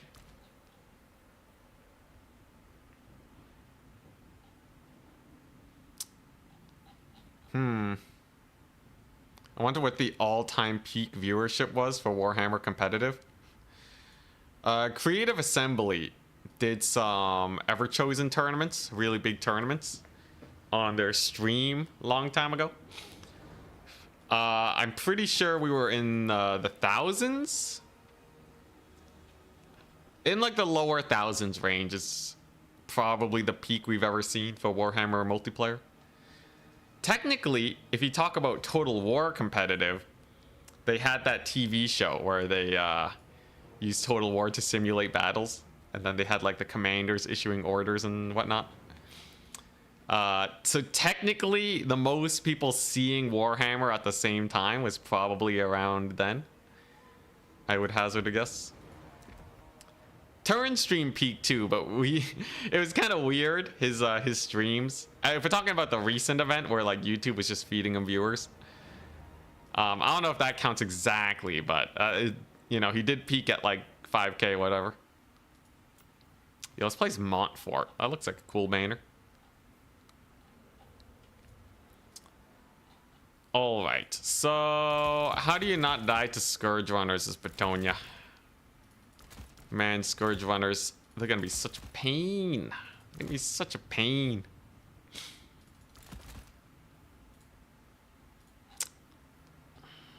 I think I could stop them from backline diving to start, but I don't know if it's enough. I think if we're playing against Dark Elves, we're gonna go for this Lord because Dark Elves have so much sniping capabilities. Look at him, he's already ready. Look at this guy. All right, so that's looking pretty good. He does quite like the assassins, Danican. Danican is a big fan of assassins, so another thing to worry about also. But overall, I would say this build looks like a solid one. Has more or less all the tools I could possibly hope for. So let's just see what he decides to bring.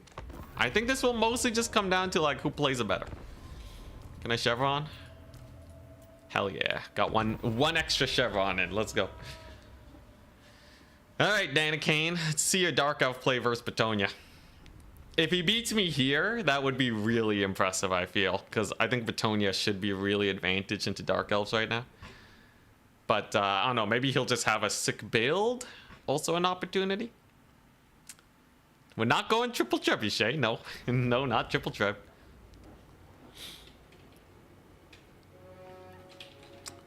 So this is Anticity Special. This is the Anticity Special. I have a ludicrous number of archers.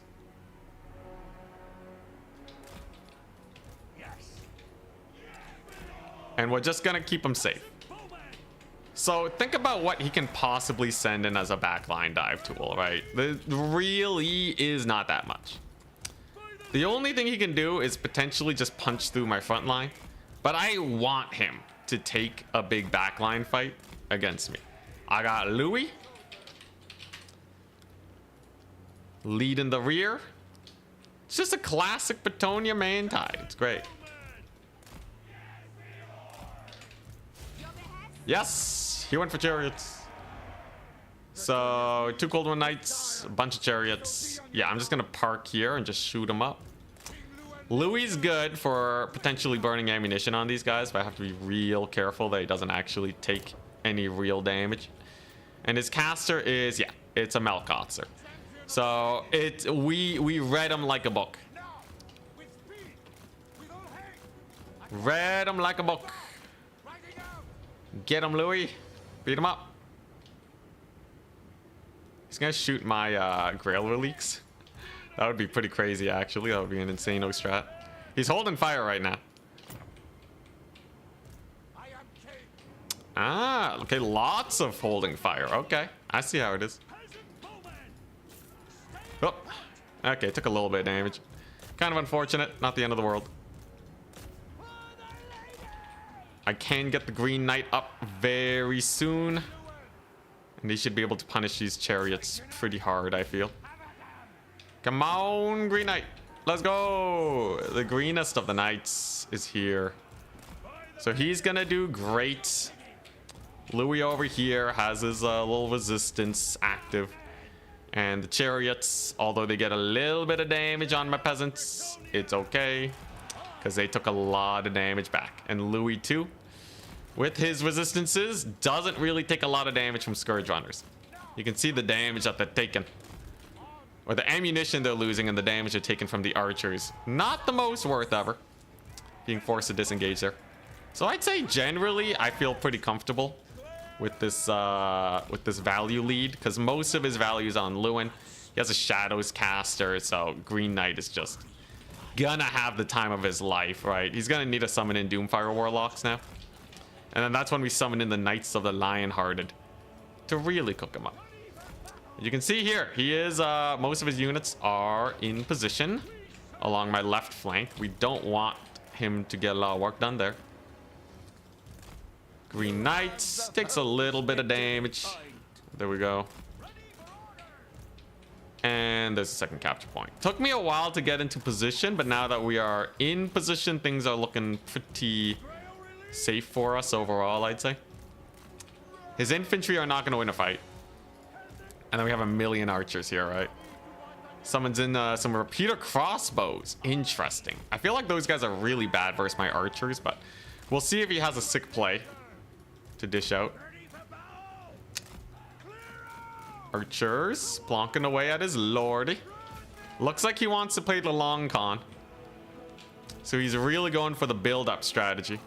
And that's why these repeater crossbows are here, most likely. Has some Cold One Knights in the distance. I don't really have an effective way to poke at him. We're just kind of doing what we can here. Green Knights can be a menace at least. And ammunition usage isn't the worst thing, because I think the damage, even if it is a little middling, is worth. Lewin could probably get some cycle charging in here too. And I'm just not going to give him a target to Melkots for the next little while. Because if I summon in a target and he just starts spamming Melkots, he's just going to uptrade, right? We don't want that, really. A little bit of a charge from Louis. Maybe not the greatest, because he does lose leadership from that. And yeah, it seems like it's just going to be a classic build-up. So one thing I could do, I can start shifting towards him. It does open up this capture point, but once the chariots are out of ammunition, it's not the end of the world. Could potentially bully his lord here. Does get a volley off on me, kind of painful. Green Knight doing pretty good with the blocking. Dark Riders and a Cold One Knight. Okay, not a big deal. A little bit more damage on the Green Knight, but a little bit of damage on his Lord is welcome. Gets the Melkots off. Okay, so I got him to use an expensive spell to try and hunt down Louis, and that actually put him in a pretty bad position. Green Knight with the jukes. And I could probably summon in like a bunch of armored cav and then just murder these guys, right? The biggest problem though is he can summon in Doomfire Warlocks at a moment's notice. So I will have to be a little wary of that, but not the end of the world. Does summon some Black Ark Corsairs on the flank, and it looks like he probably wants to take that fight now. Okay, so he's summoning Corsair, so it looks like he really does want to take the fight. Fine by me. Absolutely fine by me. In fact, because he did just summon Corsairs, I can now go for a massive cavalry flank over here. And that's going to be a big issue for him now. This cavalry flank is basically unbeatable. Yeah, with the state of how things are. He's out of position with the Scourge Runners. They are extremely buffed up. And Lewin is here to help out too. So unless he makes some crazy plays, he's probably going to take a lot of damage from this. Good old initial charge. So he's using his Cold One Knights and keeping them safe. Behind his boys. Behind his Dark Riders.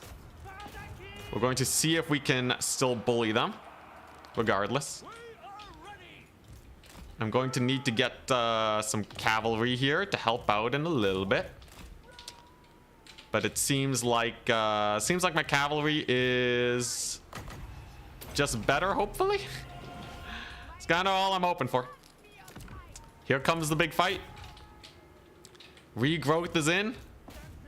Lots of Cold One Knights are grinding, but it seems like we probably will be able to survive there. Green Knight is here. He can terror out the Corsairs. That's not a big deal. And then we use our peasants to block them up. Looks like my cavalry is amazing. Who would have guessed? Bretonnian cavalry for the win. Holy Bretonnian cavalry for the win. What the crap, man. Dude, they're insane. All right, and now I just got to chase off some basic Corsairs. All my archers can fire in at the chariots, I believe. Looks like the cavalry fight does get a little bit more on the sus side for me eventually.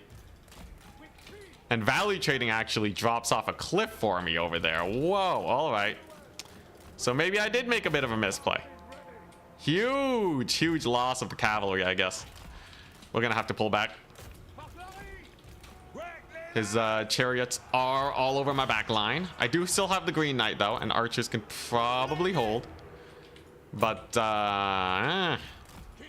actually killed off all my questing knights. I don't like that very much. Not at all. Not at all. Let's see. I'm gonna need more of these guys. Yeah, his chariots really went deep. I see.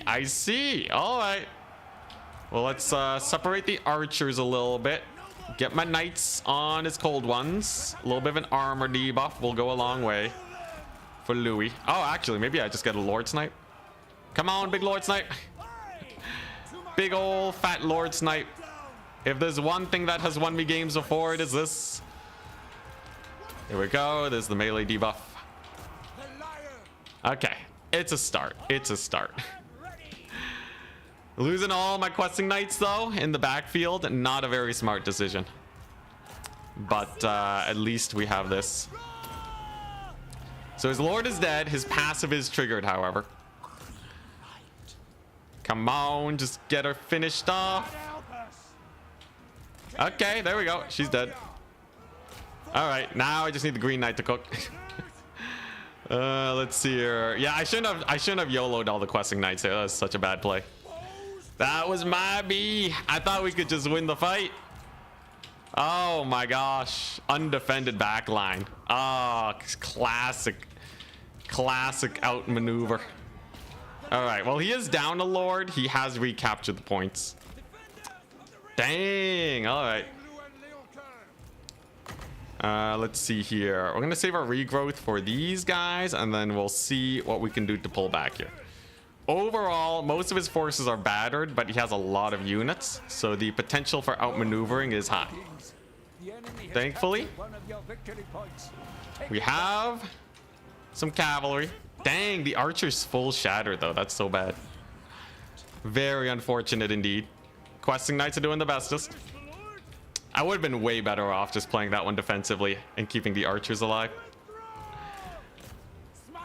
But we'll know for when we play against them again. We will be able to get to semifinals. Okay, here we go. Give them that damage boost.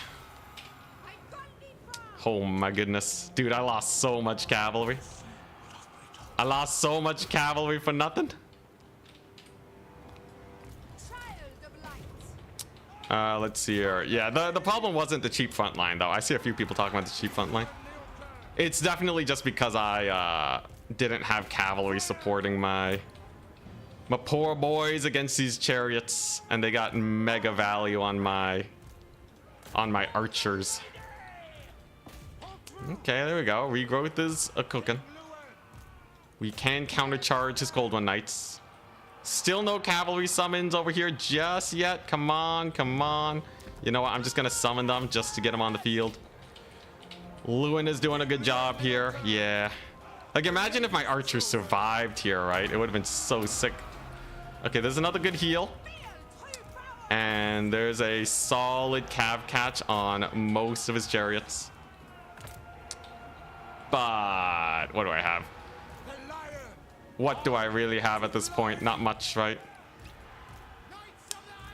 Yeah, me trying to cavalry flank him ended up losing it for me, because even if my cavalry do trade well, he kills too many archers with his chariots, and then it's over. Yeah. All right, GG, well played. I'll get him on the second match though. 218. Oh boy. Now we are guaranteed to make it to semifinals. But yeah, let's take a look at the triple cav summon. Yeah, they did okay, but look at the Scourge Runner value, right? All my archers got super cooked. If you look at their values, they were, you know, it was okay. But then he got his passive trigger. I wasn't able to like countercharge his infantry. Such is life.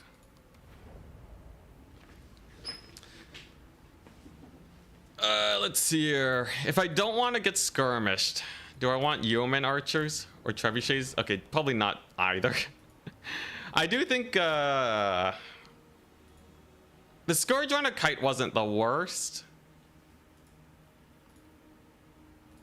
as long as I have, yeah, I probably just don't go for this many archers, right? 3 archers is probably enough, supported by a little bit of mobility, and then I think we're good.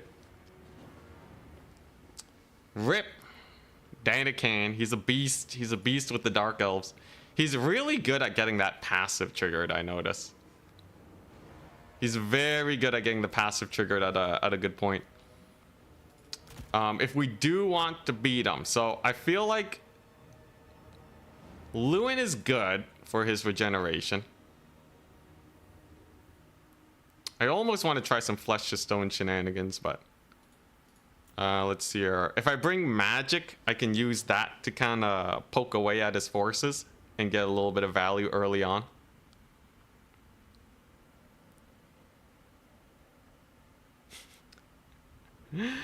When I'm guaranteed to advance, I don't throw my lord, but I do throw the game. Rip. Yo, I'd love, on a big flat map like that, an Amber Spear spam to counter his chariots. Actually, I do wonder. So Amber Spear used to be amazing versus chariots, but they made it where missile spells don't double tap them anymore. So let's just do a quick check, because some early chariot kills would be huge.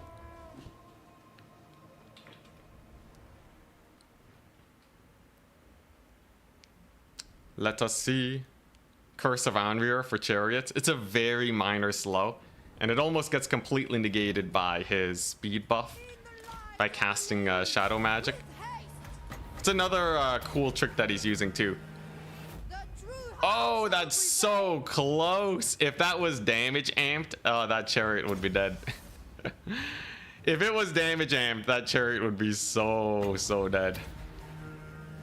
Okay, how about 2 normal casts? Come on. How much value is she getting? 300. You know, for 6 winds of magic, Amber Spear spam into the chariots. It barely doesn't too. Oh, that's such a ripoff. Could you explain to me whether the Bretonnian formation button... Could you explain to me whether the Bretonnian formation button is to any use? I played Bretonnia only once. Is it worth the micro? Not really, no. It's not worth the micro. It will very marginally help you push through infantry on the charge, but it's generally not worth the micro, no. You know what? For how long that game went on for, I think just spamming Amber Spear is not bad. The thing is, you have to spend like 18 winds of magic. Is there a more cost-efficient way to do this? They don't have access to spell mastery, but this would be a really nice tech if it works. I'm like, do they get low enough where Flock of Doom can finish the job? Now I'm really wondering. That would be pretty hilarious if Flock of Doom brought them low enough where an overcast Amber Spear kills a chariot entity. Thunderbolt, never gonna hit.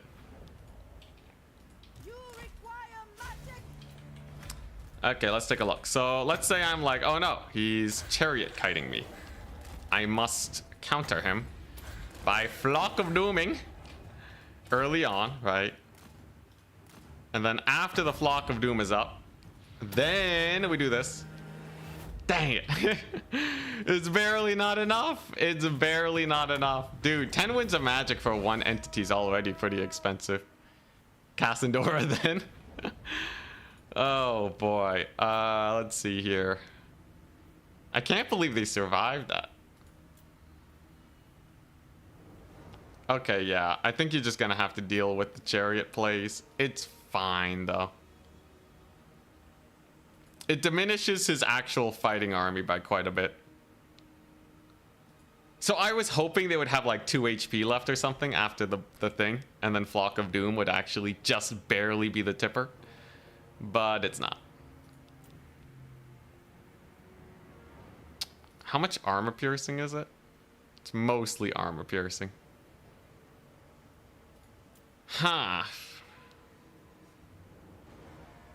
Cathay reserved for finals. No, we're stuck on Bretonnia. Cathay's reserved for 1 turn. Hosts a tournament in an hour 30 minutes. In an hour 30, Turn's going to host, and then we're going to play Cathay hard mode and crush it.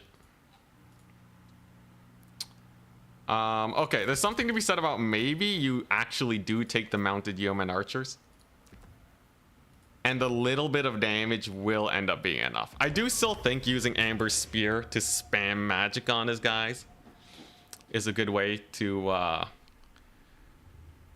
shut down any prolonged kite play styles. And then if you happen to get damage on the chariots, then you can start overcasting Amber Spear. So, like, let's just see how much damage we got to get in, though, first. So, yeoman archers, targeting the wrong thingamadude. Alright, so let's say I do that. Right, it's a little bit of skirmish. He does outrange the yeoman archers, which kind of sucks. Oh, dang. Oh, my gosh. Yeah, you got to get so much damage in on them. Because, like, yeah, it's not really hitting the right model. Yeah, this whole Scourge Runner chariot business. Without the right tools, it's very difficult. Although a traditional main tide should still be good. Still no Arch Elector plays. Okay, it's fine. one thing that is good about Amber Spear, as long as it's a flat map, I do have this option. I can also overcast Flock of Doom on his cavalry too, because he was spamming a lot of cold ones, right? But let's just take a look at this. More reliable than normal archers, yes, but can be a little sus. All right, so let's say we're on a slightly lumpy map, right? And then I normal cast Amber Spear down the pipe. Very good damage, right? So I could just do that. Didn't they buff Amber Spear this patch too? Yeah, Amber Spear costs 1 Winds of Magic less. So this would actually be one of the most cost efficient ways to get value if we are in a kite type of game, which we tend to be in because Bretonnia doesn't have forcing artillery. Mamma mia, yeah, I know, right? 6 Winds of Magic, people. Honestly, I can work with this. Because you'll have cavalry to support her, right? So on a horse, you just... Boop. So that's a 6 Winds of Magic spell. 1/3 damage on these guys. We're looking at 137 gold value. On top of... yeah, if you don't get the angle just right, it doesn't hit them super well. But how does it do versus cavalry now, I wonder? Can it hit 2 chariots from the side? Oh, maybe. It's kind of awkward, though. I don't think that's reliable enough. How about against the Cav Corps? So he was spamming Cold One Knights that game. The question is, should I run Amber Spear, Flock of Doom, or both? How does it do overcasted? I think it's just more damage. Can you hit through a second unit? We're testing out on the cavalry. Let's see, let's see. Okay, so this is Amber Spear, normal cast. You can see the damage is not the worst. If you compare it to Flock of Doom, let's say, right?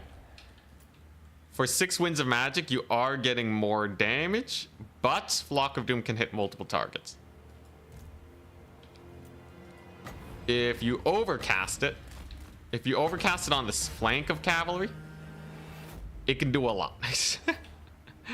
So honestly, I might just take Amber Spear as Bretonnia. That's kind of not bad. What if I position here and then down the pipe? That's kind of not bad for 6 Winds of Magic. 200-meter cast range, full armor piercing damage. Yo, that's actually really good, and you actually kill entities too. Yeah. And you have, okay, the baseline damage is good. If you get lucky and hit right, it's amazing. Holy crap. Wait, Amber Spear meta? Destroys ogres too? Dude, this is sick. Dude, okay, all right, here we go. There's no way we lose to Danican again. No way. No way, no way. I hope we rematch. Give leadership debuff for impact. Just from dealing damage, it gives a leadership debuff. So it looks like it's Danican, Ulrich Wall, myself, and Bastos. Serica and Lemur's Bane are still fighting. So I might need to do a tiebreaker for Bastos. Does that make sense? Serica lost to me. Pontim's Claw, Souffle. I think Serica won't have enough opponent points. Cope. we're gonna, there's no way. All right, Amber Spear is too sick. All right, this new Amber Spear.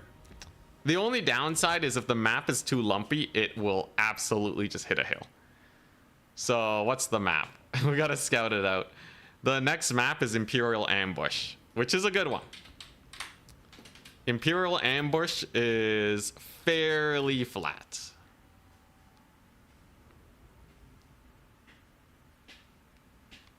Curse of the Midnight Wind plus Knights of the Realm and Archers. Curse of the Midnight Wind plus Knights of the Realm and Archers to counter Cold One Knights. You should just take questing knights. Questing knights, I would trade cold one knights in a vacuum. So yeah, and they don't cost any magic, especially if you just chuck a flock of doom on them. Chef City, yo, this is gonna be it. There's no way I'm just gonna get kited into oblivion like that last game.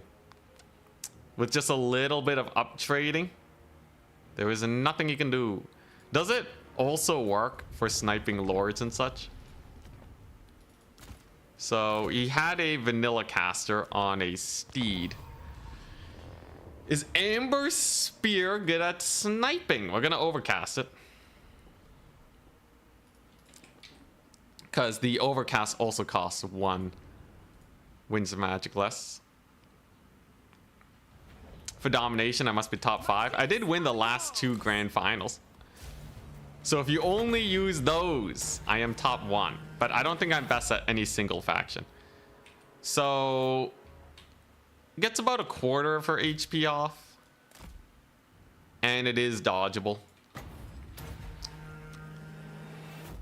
Okay, yeah, not the best sniping tool, right? Not the best sniping tool. If it was as consistent as Doombolt, I would, but it's not. It should be fine. All right, give me that top 4. I'm ready. I'm so ready for the fight. Today's the day we put a stop to Danican's Dark Elf madness. But yeah, so as a generalist player, I think I'm probably one of the best generalist players. Top 2 at probably.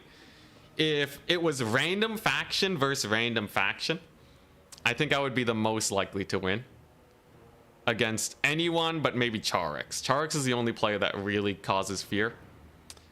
If we're talking faction mains, I am really far down. So I'm not the best of any faction, except for maybe Slanesh. I think I might be the best Slanesh player, but that's about it.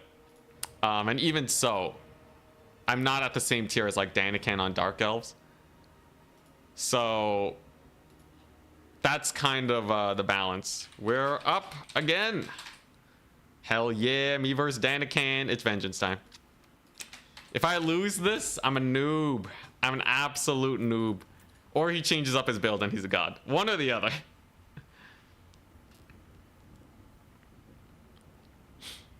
Excited for the Slanesh DLC then? Yo, I'm so excited, man. Slanesh is like my favorite faction.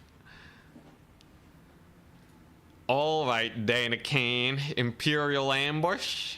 This time, I'm not gonna fool around with so many archers. Last time, I kind of goofed up. We kind of did the wrong, plays. Cavalry summons. Lost them all to the flank for no reason. This time around, all right, this time he gonna die. I have the supreme shenanigans. Don't tell him about the Amber Spear tech. Or tell him. Honestly, I would love to see how he tries to counter tech it. Alright, here we go. So we do this. We get that. And we have this. Yeah, DLC's miles away, guys. It's miles away. Take this. Please tell CA to make artillery on walls. That would be pretty hype. It'd be real sad if they did not add it. I'm pretty sure that's already been suggested though. But once I get my hands on the update, we shall see. Yeah, no more butt ladders. Hype, hype, hype. Okay, so yeah, just don't die to his crazy infantry corps. I think it's that simple.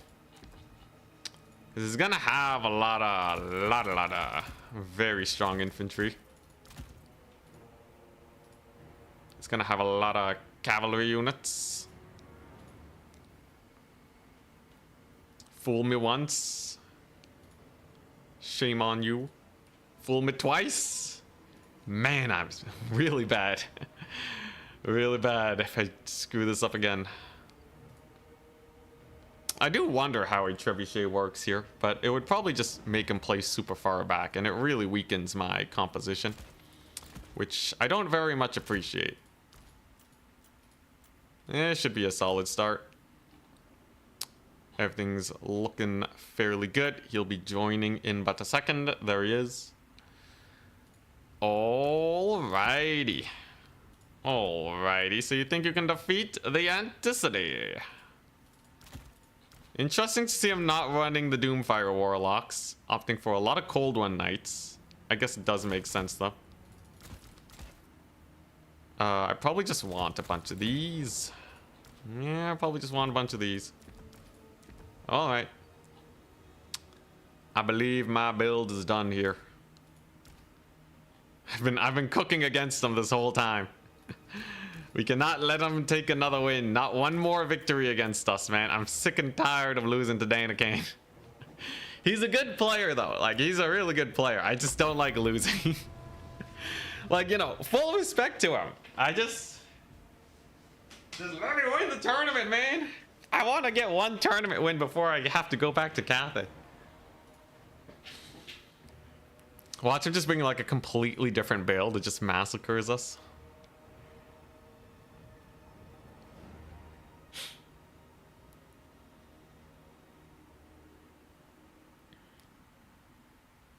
He's gonna bring 5 Medusa. 5 Medusa would be pretty crazy, yeah. Unfortunately, you can only bring 2, but 5 Medusa Kite would be so strong.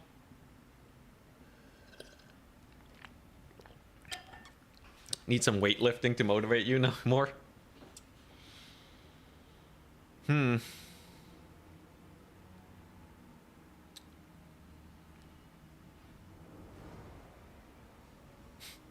You know he has to hear the same build chant in his head.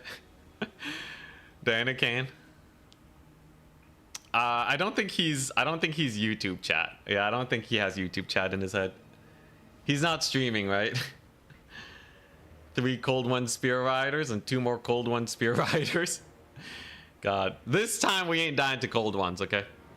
We're done with that. Is it finals time? Semi-finals. If we lose this, we're out of the tournament and I get to sulk for the next hour and 15 minutes. Maybe I can play some of that Aranessa campaign while we wait. But yo, Turin's tournament's coming up. That's very exciting.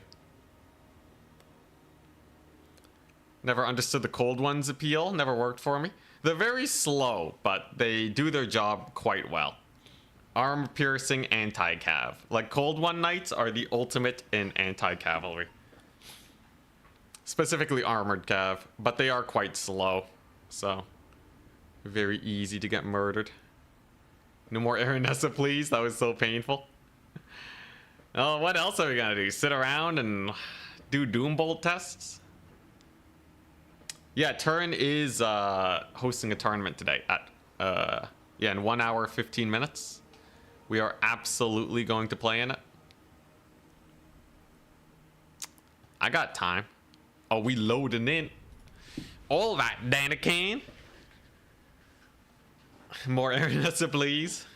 If I have some downtime, but first things first, we gotta annihilate this Dark Elf main. We must annihilate him. I still think Bretonnia should be able to do well here. So I have the Amber Spearcaster, of course. This time we went a little bit less heavy on the Grill Reliques. We're going to be positioning like so.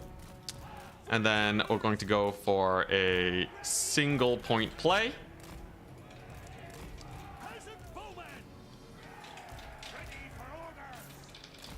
And yeah, we're just going to play around this and just push forwards. Because I think if I go too wide...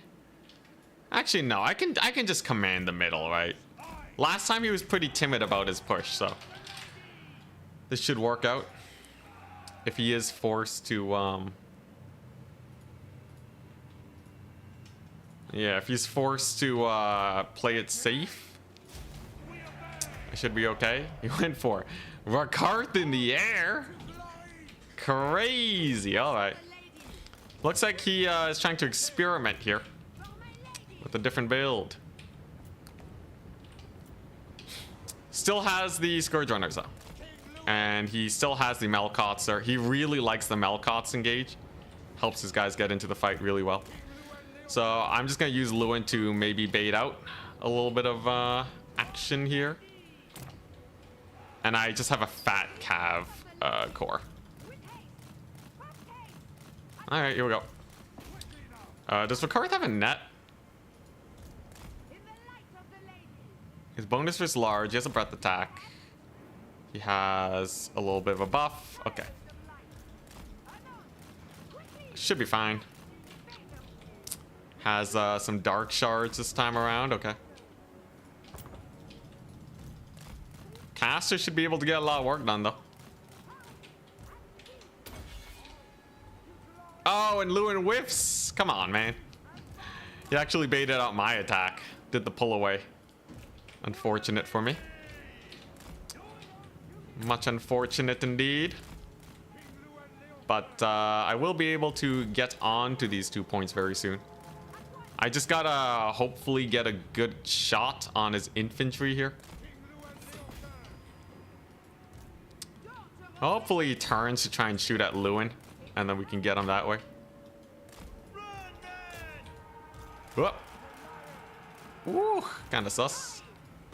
Okay, bolt number 1. Does it work? Please tell me it works. Quarter HP damage. It's not the worst. Lewin's gonna land. Overall, not too much damage on either side here, right? I will be able to capture the point, so that's pretty nice. Do have some cavalry here. Gonna summon in some more knights too. We'll see how it pans out. As soon as we capture this point, life gets a lot more comfortable. And he actually took a lot of damage on his Scourge Runners for that charge. So, not the end of the world, actually. We can even maybe do some skirmishing with my knights. I'll take it, I'll take it. This map is a little bit more comfortable for us.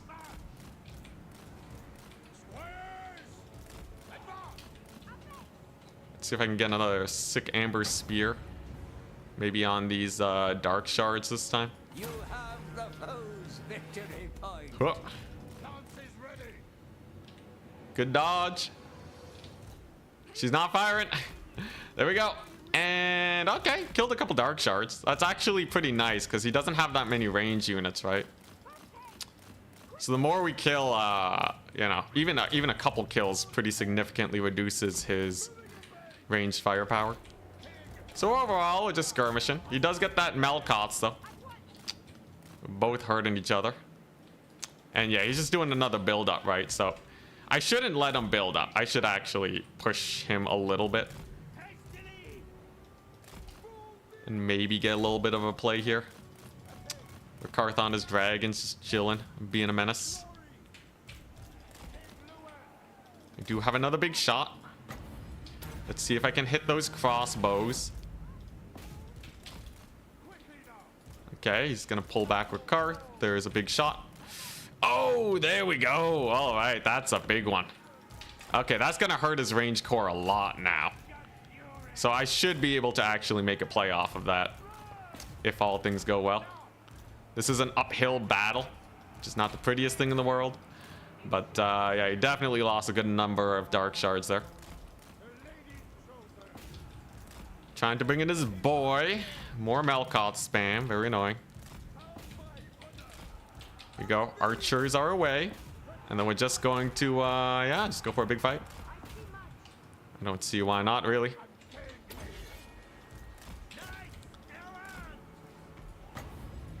Can I get a big cold one night hit? That would be pretty nice. Lewin needs to not die here, first and foremost. Oh, big Amber Spear. Okay, that was actually pretty huge. Amber Spear just massacred those knights. But my archers are now about to get compromised. We're going to have to pull them back. Lewin needs to stay safe too. I have caught his Scourge Runner chariots, which is a plus. And some of my guys are starting to get in. Honestly, these Amber Spears have been getting work done. I've been really enjoying them. He's gonna try and get a breath attack here, but he will take damage from Louis in the process. So we'll see if that ends up paying off. Man, these Scourge Runner chariots just don't die though. What a menace. Okay. And that was a pretty big breath attack. Those Cold One Knights are probably gonna win there. And there's the passive trigger. Thankfully, most of his guys are already routing, so it ain't the end of the world. Okay, we got him pulling back. He might kill my caster though. Unfortunate. But at least I have most of my archers alive. Value trading is suspicious, but it's mostly on the Louis. Louis doing fine. You there, lady. One last Ember Spear, or one last Flock of Doom for the road. Okay. I do have the capture points. It's nice. Those are just Dark Riders, so they'll probably go down. Maybe we can kill off his caster here. His Ricard, the micro, is doing wonders for him, but his caster will go down. Definitely a plus. I do still have my very elite cavalry units alive too. And Louis, as long as he doesn't die to Ricard, I should be fine. Mobility fight is generally working out for us. Gonna need to countercharge them Cold One Knights though. Gonna need to countercharge them Cold One Knights too. But okay, fairly good cavalry advantage. Plus the caster comes back. What a Chad. So she will actually be sticking around to continue to help the fight. We have a big old tussle here, but a giant Flock of Doom on that position would be huge. Louis though, taking a lot of heat. Gonna need to back off. We have won our fight over here at least. And do I have a place to Flock of Doom? Not quite yet. Dang, those foot squires though are insane. Okay. Fairly good engagements. Finally got the questing knights back. So he's going for the archers now. But it's gonna be painful this time around because he's already taken so much deeps. And you know what? This is a big potential play for my caster. If she gets the big hit here, she could. Oh my god. All right, that's a very big hit. Just deleted a good number of those Cold One Knights with Amber Spear. It's still a tussle though. We're gonna have to pull back more. He's starting to push me back, and while Ricard has taken some damage, my boys are not looking too healthy either. I do have the advantage in terms of like Cold One Knight, cavalry corps type of situation advantage, but Louis not looking too pretty himself. He's getting hunted by Ricard. He should be able to take off into the sky though, and will probably live. Still have to deal with them chariots, but I think we're okay. Get a cav charge over there. Here we go. Should be able to rout them off. Aside from Ricard, we're still doing okay. And Lewin still has his healing. Plus, I have a million archers. The only downside is that we have a fat Ricard on my back. See where those knights at. Is he gonna try and keep him safe? Probably, but that cav charge is looking mighty fine. Archers are away. Okay. We have a lot of my guys coming back in now. Okay, questing knights are doing good. We're gonna overcast here just to get them dead. And then, okay, just a couple Dark Riders. That's honestly not a big issue. It's the Dark Rider summon that makes you feel like he's starting to run out of steam, and maybe we can out-armored cavalry him. Thank goodness for my Bretonnian archers surviving, by the way. They're doing great. Oh, I almost... Oh, wait, he has a blackguard. Oh, but I'm out of winds. I'm out of magic. Oh, that's so rough. Unfortunately, we are indeed out of magic. Let's pull back with the archers again. Oh, this one's a tussle indeed, man. Dude, he's playing his heart out. Value trading, we are behind. It really is just the Lewin. The Louis hard carry. But I have a huge cavalry advantage now, so That's a pretty good hit over there. Archers are still alive too. And okay, he's just going to be trying to capture that point. He knows he has to capture the point. So I can actually play for this one in the distance. And then if I just de-summon my questing knights, they should be able to get a lot of work done. Lewin's healing up. A storm. Yep, he's healing up great. And the only issue I see is we have no magic. No magic is going to be rough. A lot of units have routed off too. And oh my gosh, he's really on point with these cavalry charges. Gets in yet another cold one chariot cav charge on me. That's pretty brutal actually. Can't afford to let him just bully my poor forces like that. Let's get another unit here. He might be able to win this. It's gonna be close. Okay, Louis. He needs to terror out these crossbows first. Gets the whiplash, so that's gonna buff their damage by a lot. But questing knights is still questing knights. And we have some lance cavalry over here. We got the rout on them. That's good and all. But can he kill the questing knights? Can I kill Ricard? Okay, actually this might be a sick counter punch. So if I go in here, I have 1,000,000 archers online, right? If Lewin kills Ricard, we're set. He's given buffs. I think we rout off the cold one knights though. We have our knights errant. Lewin's doing his best. He's kind of getting mulched though. Has to be a little careful. Come on, you darn knights. Hold. Oh my gosh, dude, he's actually doing it. Oh my gosh, dude, the Ricard is killing Lewin. What a beast. Oh my gosh, look at him go. He won't stop cooking. Gets another bite on him. Karth doesn't even have healing and he's just doing so well. Oh, that's brutal. All right, I just have to go for a Hail Mary charge then. Yo, that's crazy, man. Dude, Danican cooking these days with the Dark Elves. Some very good Chariot and Ricard micro. Very good Chariot and Ricard micro. I think we're running out of steam now. Though it's going to be a very close one indeed. I might still be able to back cap him. I will have to be wary of these knights here. And of course there is Ricard. Along with a bunch of Blackguard, which we are not a fan of. I might still be able to win, however, with just raw tickets, if we're lucky.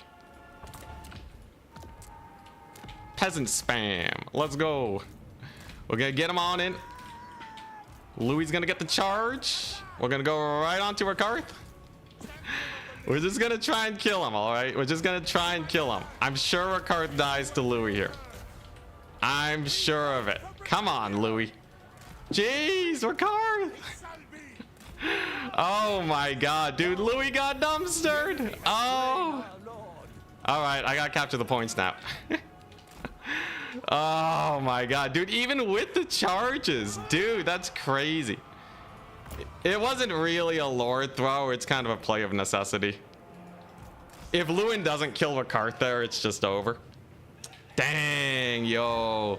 I guess I shouldn't have pushed him at the beginning. Yeah, that was full on desperation. I had to do that. Otherwise, it'd be screwed. Dang, Danican. Really showing it up with the Dark Elves today. I was really hoping the Amber Spears would do well. Dang, man, yo, what a beast. Barely didn't get the back cap either. He has his Blackguard hunkering down on the point too. The Blackguard were actually not very impactful. Had he resummoned another Cold One Knight, we would have been in a way worse position. Oh, man. Yo, he played this one really, really well. Danican, so Ricard does have that anti-large, which would do well. I don't think we're capturing that point. Yep. GG, well played. Dang. Yo, that's crazy. So I did take an aggressive fight to try and go into his backfield to try and negate his passive. I got some really good value on the archers. How'd the foot squires do? Foot squires did pretty good too.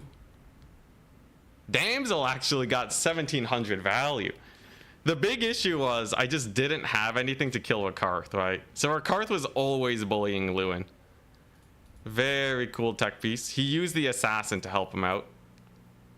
And then Melkothing my cavalry. Actually got less value than the damsel. So I think the Amber Spear was a good play. I just needed something to turn the tides against his single entity play. Too many bad fights for poor Louis. Dang. Yeah, Rakarth is just a good pick against Lewin. Still though, I was really surprising that he pulled it back even with all the archer value. Dang, yo, Danican cooking today. I hope he plays in Turin's tournament. I'd love to try another Cathay Versa. Good practice. Let's take a look. Let's see, chariots. Yeah, the Scourge on the chariots always got their value. Cold One Knights did really good. He just microed well with them. And he's offsetting the weakness of the Cold One Knights by using the lore of Shadow, Smoke, and Mirrors. So they get a 10% speed boost. So they actually go up to the 70 speed range. Turin's gonna play Skaven. Ah, hell yeah. All right, well, I have an hour. I'll just continue this campaign while we wait. Tourney in 60 minutes. All right, we'll put it in there. Dang, yo, that's crazy. All right, so this is an only war Aranessa campaign. Aren't Skaven a bit weak? Well, I think that's why Turin's playing them. Yeah, so assassin tech. So he knew I was going to go for, like, you know, just Lewin, because otherwise I'd have to overkill with the Green Knight or something. So he brought just enough counter tech to make sure that he would basically never die to him, even with counter charges. The mod isn't on, but I think it's fine because we still have war with everyone. I should restart with the mod though. 1 second. 1 second.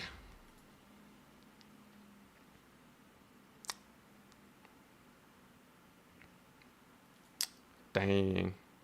It was a fun game though. Very good back and forth. That one felt like a proper match, unlike our first game against Danican. Did you see the bloat match Turin posted? I saw him post it. I didn't watch the video yet. Did the bloats do well? Someone tell me if the bloats did well. Here, let me, I'll just do a quick.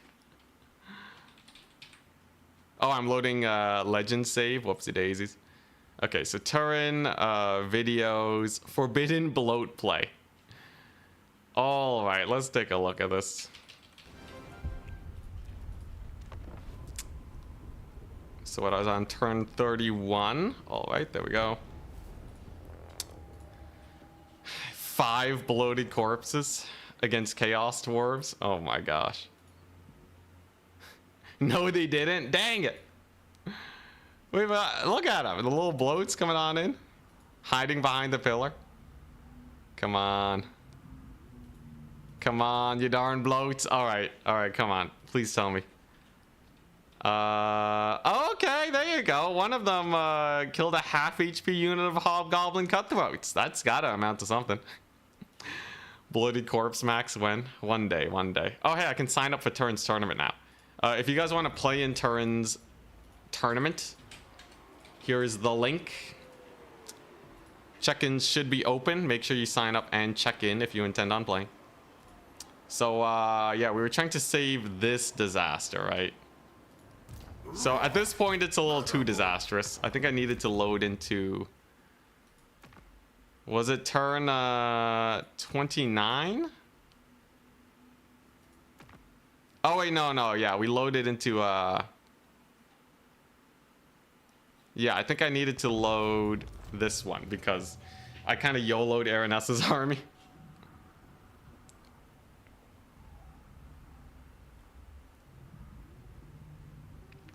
increased bloat speed 200%. Would they even be worth it at 200% speed? So you're saying they move 20 times faster. I guess they can avoid single entities at that point.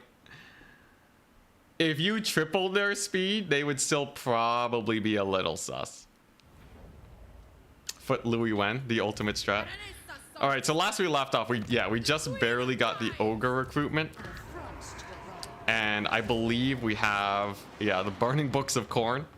So I can raise settlements and then make sure that the AI can't punish me for that. Yo, I'm down for the bloated corpses being able to kill cavalry. They used to be able to kill cavalry, but CA changing how spells work made it where they can't, which really does them rough. Bretonnian lords dismounted is blasphemy. Yeah, it's like the opposite of Tomb Kings, right? Gotta be on some sort of mount.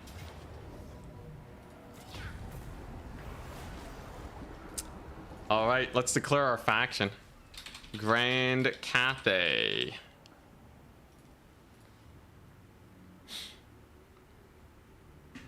Imagine if Bloat had Grease's pre-nerf speed. You know, I never actually got to see the Mega Grease's speed. Sad times. The whiff of cheese. All right. There he is. So we gotta be a little aggressive here, right? Can't afford to take the bad engagements. There you go. Lots of deeps. So it's mostly man-eater frontline. I just need a couple more range units probably, or we just go full. Just full on man-eating. I think I'll take 2 more pistols. I don't want to have too much range, but a healthy amount will be good for up trading versus most of these armies.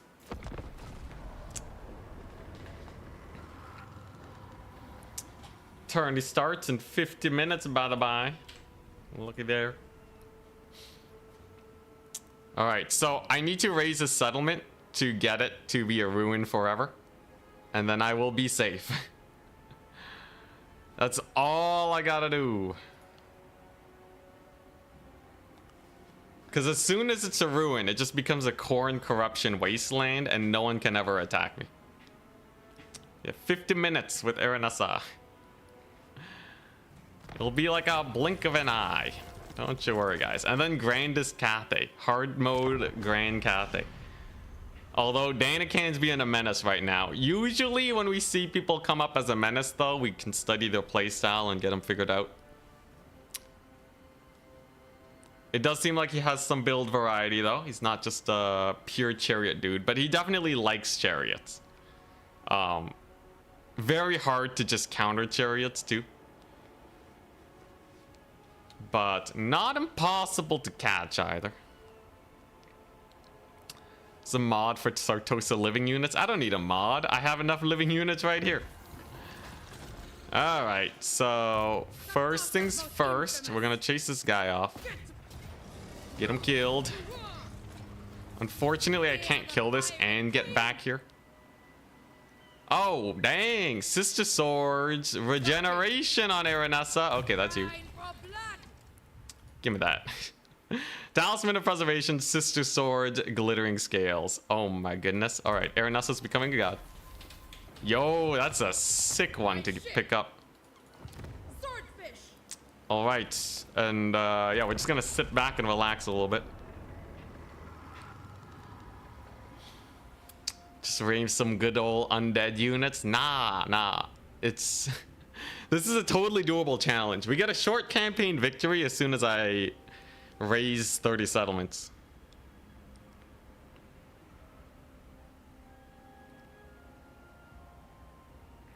Yo, Aranessa's stacked though. That is a one bad campaign. Yeah, the only war does that to you. At some point, we gotta sally out, maybe find a new home. I do quite like Sartosa though, so if I can, I would rather oh, sick. All right, let's just auto that real quick. Actually, maybe I should have played it. Could have been more fun to play it out, but we're waiting for bigger and better fights. Here we go, and we run all the way back home to heal.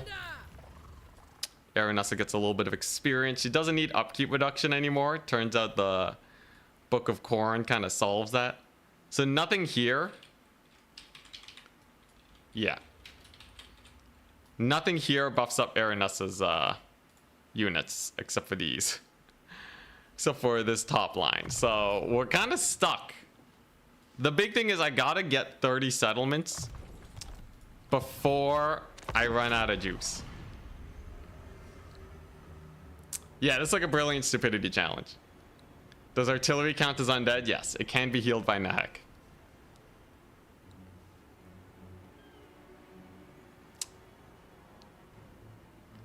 Such a feel-good campaign. Yo, the battle sites though, so many battle sites.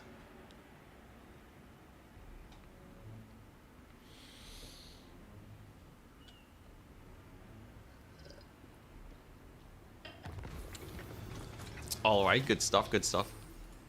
The big issue here is gonna be the Wood Elves though. They're just standing there menacingly. So I will re-recruit a couple more Free Company. We're going to get yet more banners. What's good? Construction time. Bonus versus large. I can throw that on my ogres. Master Gunner. That doesn't buff anything. Stalk and Strider. Oh, ward save is good. I can give that to Aranessa too. So Aranessa should become just an unkillable beast. Unfortunately, everyone else kind of sucks, but there you go. There's the first mate. So my entire army just got +10 leadership. We're doom stacking. I'm not allowed to recruit any lords, by the way, in this campaign, because if I do, they're gonna count as undead units, and then the challenge is failed. So, all right. Very spicy indeed, ain't it?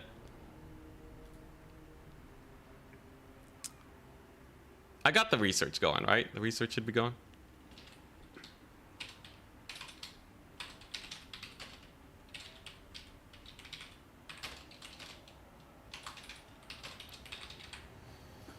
Alrighty.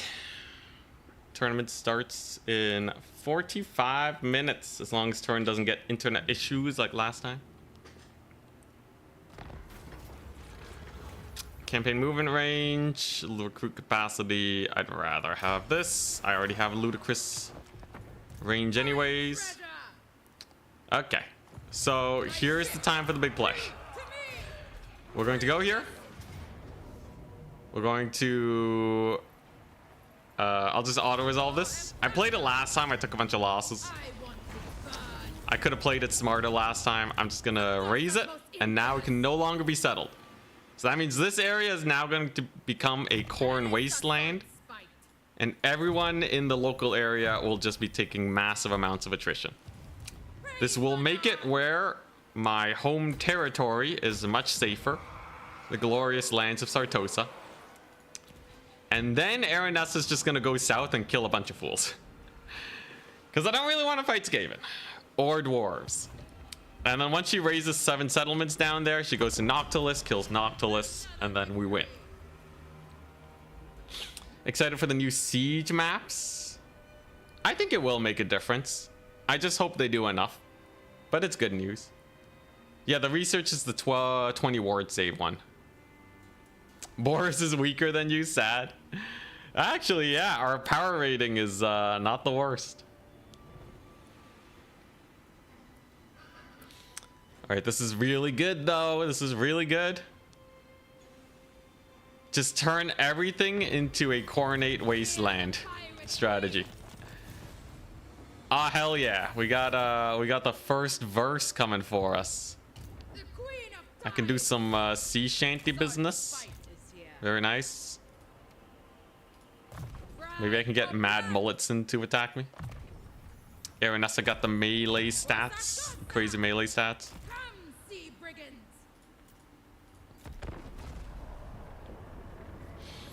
I believe that every faction is at war against you. Funny. Oh man, and revealed. It's honestly not too bad, except for the Tzeentch constantly muddling my mind. They only attack at sea. Yeah, I'm hoping that if I kind of sit right off the coast of Sartosa, they'll just move on in. Get that free win, and then we're goodies.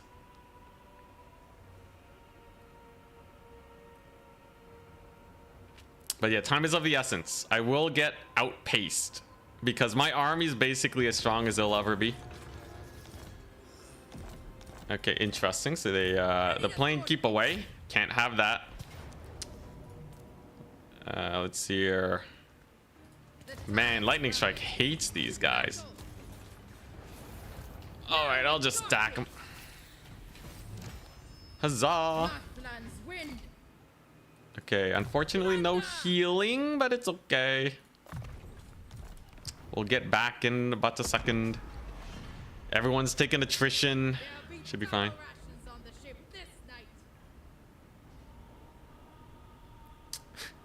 If they put 3 Chaos Spawn in your army, is the campaign over? I think Chaos Spawn are living though. They don't count as undead, so technically I could actually get some sick Chaos Spawn here.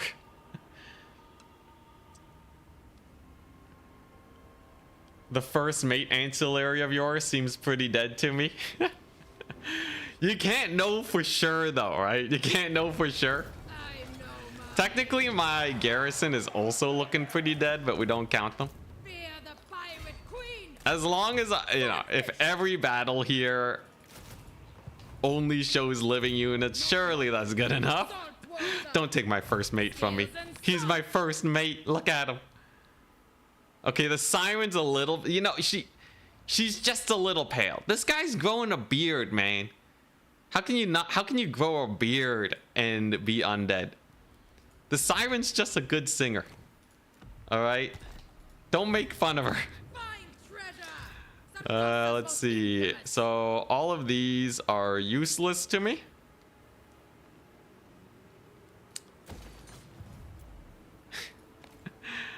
All right.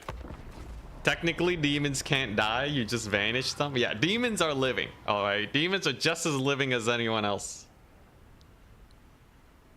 Chad Pirate. Let's see. When's the tournament? Tournament is in 40 minutes. Hell yeah. Well, I'm not allowed to run sirens, so we're gonna pretend she's not a ghost.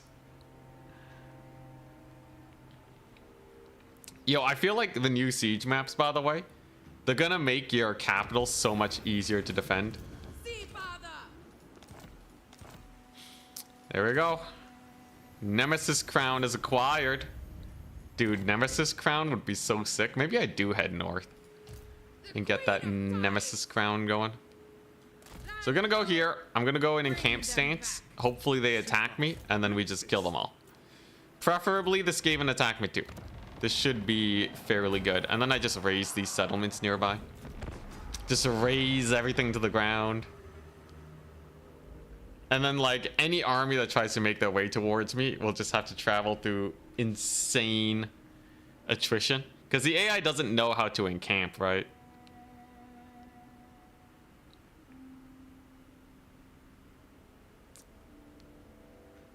It's gonna be easier with limited ladders. Yeah. Laddering up was a big issue before for actually defending. Though I assume the AI is just gonna build they're just gonna build siege towers, aren't they? And then I think that's all they really need. We're gonna use the Queen Bess, right? Literally just for casualty replenishment. And this is one of the next buffs that we can acquire, which is a it's gonna be a sick bonus to melee defense. Very nice. First verse acquired. We just gotta shift over here and then we kill off these dwarves. Raise that to the ground. Everything will be coronate, okay? They can't resettle these settlements. It's perfect. Look at that. So we're just slowly expanding our territory. This actually works kind of well. If I can take out some Skaven settlements too, like nothing will ever be able to attack me from the north. Siege tournaments might be fun now. Hard to balance though, right? Well, I guess there's a clear attacker and defender. They'd have to make sieges really good though to be uncheesable. Cause like just think about the massive amount of cheese you can do. To actually like balance it well enough where the way to play a siege battle is to play it properly. That would be a little sus. Now, says we're gonna lose this battle, but I have so many guns. I think we can just play this. Ambush tournaments, yes, yes. Pretty funny. What would be the best thing? Well, ambush tournaments, your lord would get sniped immediately, right? I think that it's impossible to keep your lord alive. You can't take a lot of... Yeah. I wonder how much of a smaller force could beat a bigger force, though, in an ambush. Alright, let's take a look-see. So, I have a lot of ranged. We have a lot of ogres. And then we have Aranessa. She has healing, so she can get a little bit of bullying done. Oh, dang, they can actually chuck rocks over the hill. Pretty crazy. It's just a bunch of black orcs and such. Aranessa has 48, so 68% resistance. Plus this. She'll be fine. I don't really have to worry about her too much. Norse roar. Interesting. Okay, there we go. There's a buff. There's the nets. If I just bully their lord, we're goodies. And Aranessa has insane-o combat stats. The bigger issue is all these boys coming on it. Thankfully, we have a gunpowder line. I will need to charge down these trolls over here, but cavalry, just a couple savage orc boar boys, has never given me much pause before. Araness is cooking up their lord real hard. Here we go. How well did the Free Company militia do here? You know what? Let's just try the buff. Get a little bit of this. Get that Norse roar going. We're gonna knock these guys down. Worst case, I can always kite. But these guys have 73 melee defense, so they actually don't care very much about the fight. Plus, they just lost their lord. Absolutely amazing. So that's just going to result in a ginormous rout of their center line. The trolls should be gone too. Yeah, yo, that was a perfectly timed first verse of our shanty there. Mega value. Oh my goodness. And now they're just going to get shot to pieces. Yo, sick. Oh yeah, they made it, what's it? Are they changing siege towers? Are they changing siege towers?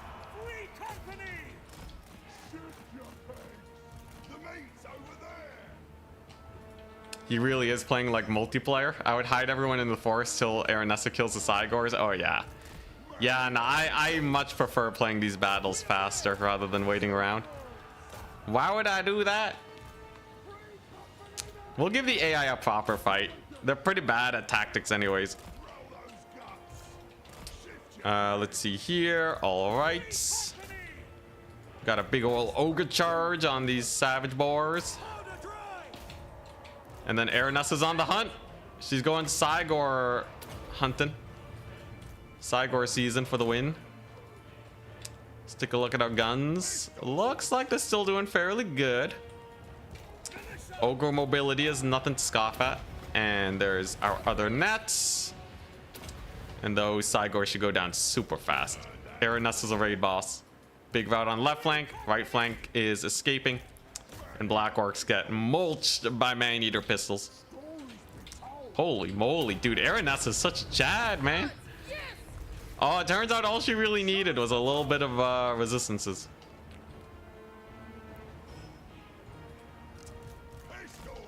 Yo, I do hope they amp up the garrisons. I feel like a tier 5 settlement should have like 1,000,000 units in the garrison. At least enough units to manage how big the map is. Like, I don't care if they make it cost a little bit of upkeep or something to maintain like a massive garrison, but there should be some way to actually have enough units. It's like, no one's just leaving their armies in their settlements either, right? To get sieged out. You know, it's very often you want to move with them. So just have like a, you know, a slightly cheaper upkept army that that acts as a garrison, and then I feel like that should be enough. Okay, can these guys kill off these savage orcs? No, I think they're big guns, so they got that anti-large.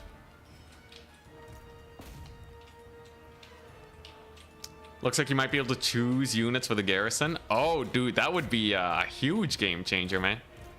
Yo, I'd love to choose units for a garrison. Hey, army losses, let's go. Easy peasy battle, hopefully not too many losses.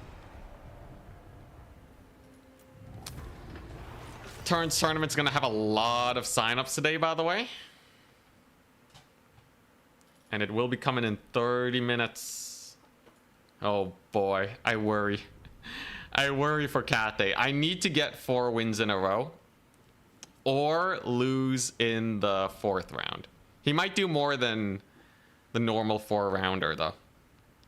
Bring it back to Medieval 2. That'd be so hype. Are lizardmen bad on mounts, or did they change it? I remember lords being mounted were really bad. Oh no, they're pretty good right now. I don't personally remember them being too bad in multiplayer, but they definitely can cook. All right, so Aranessa just got an HP boost too. Glorious. We roll on in, take out these forces. That's gonna build up my infamy. And then we are going to start making our way to this here Skaven settlement. By raising this down, the AI will surely be incredibly screwed. That's 2 settlements deep that are now raised. For the glory of Sartosa. I have literally nothing to spend my money on. Like, there's no point making settlements. I have just the 1 army. We're gonna play full pirate horde mode.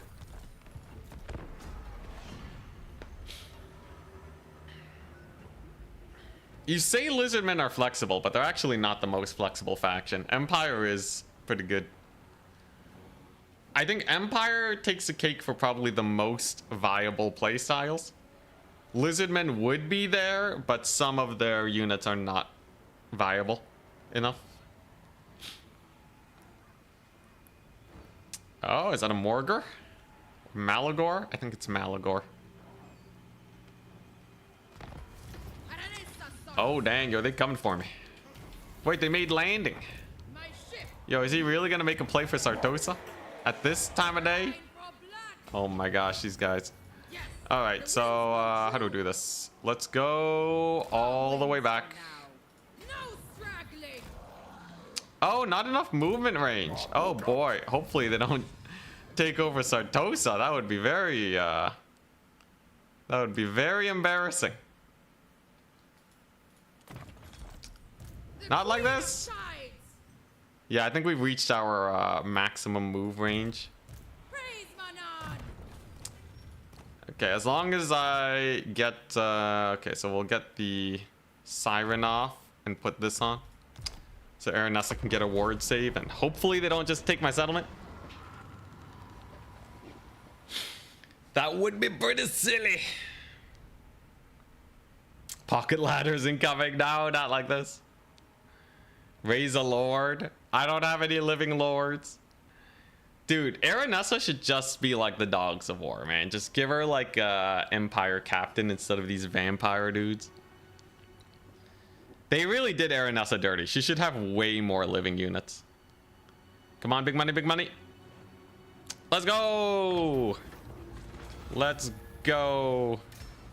They left me alone. And now they will die. Huzzah! Alright, so Aranessa now has a ludicrous ward save.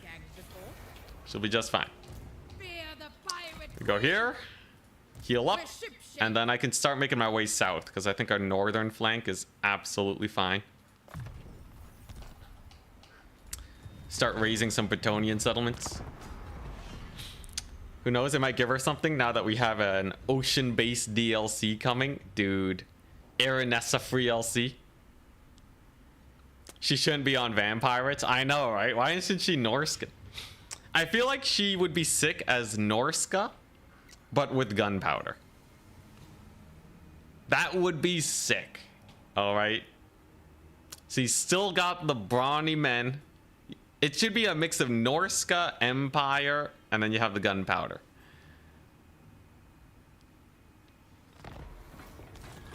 All right.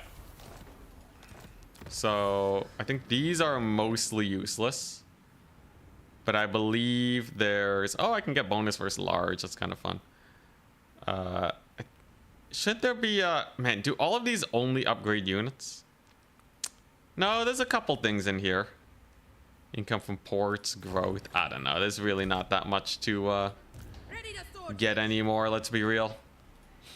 The changeling is here. Okay. He has a very chumpy army.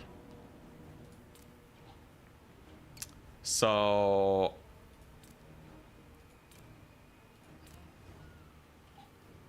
I could just not lightning strike him. You know what? Let's lightning strike him. Let's give him the lightning strike. His army is super chump change. I don't have a lot of armor for the blues, but I got a pretty mean rush with the ogres. Yeah, Dogs of War is where Aranessa should be. If they ever release the Dogs of War, they should... She should be something that you get if you get the Vampire Coast DLC or the Dogs of War DLC. I don't know. It's kind of hard to make it work. She's kind of cursed to forever not be at home. All right. So we got a lot of shooting. Got a lot of shooting over here. Jeez, that Gehenna's Golden Hounds, though. Was that spell amped? I believe it probably was. They're in range, though. They're in shooting range. All right. All the army abilities. That's a ginormous bombardment. Let's not die to that. And I just want to get in melee so that I can use my faction ability. And then I don't have to worry much. Here we go. So buff leadership, unfortunately not. We lose one of our dudes over there, but it looks like most of my guys are engaged now, so let's do it. Yo, they should give Vampire Coast this ability in multiplayer. Yo, if they were a Warhammer 3 faction, right, 100% they would get these side abilities that you kind of build up for, like, the more shooting you do, the more this builds up. Something along those lines. Feel like that'd be hype. Also, your Aranessa with 68% ward save now. Full on beast mode. Changeling is not changing yet. He can turn into Frange without a mount. Not particularly impressive. Oh, flamers. It's kind of a pain. Oh, the line of sighted too. Okay. I see. Zinch's army being a little bit more annoying than I thought they would be. At least I am now shooting up them flamers. A little bit of AoE. Aranessa having a hard time actually landing a hit because this guy's kind of sneaky. Can you stop running around, brother? Why is the changeling so hard to... He has no melee defense. Holy crap, he's the juke master. Did you see that? He just dodged one of Aranessa's attacks by transforming. He's still dodging. Dude, what is this changeling shenaniganry? No, it's just Aranessa. She just sucks at hitting, right? I like the idea that the changeling just like, whoa, you can't get me. He's too fast. 43 speed. Dude, Aranessa sucks. This is the saddest Aranessa I've ever seen. I guess she can kill large targets at least, but she literally has not done HP damage to the changeling. Come on, Aaron. She didn't even get to hit him once. Did he just debate me? Did he just make a fake clone? Oh my god. All right, it's fine. He transformed into Franz at the last second, so we're just gonna beat his face in. Dude, Aranessa, did she get any value? 300. Oh my gosh, out cheese by the changeling, dude. Master jukes. Okay, tourney's in 20 minutes. I'm excited to try and get a Grand Cathay win.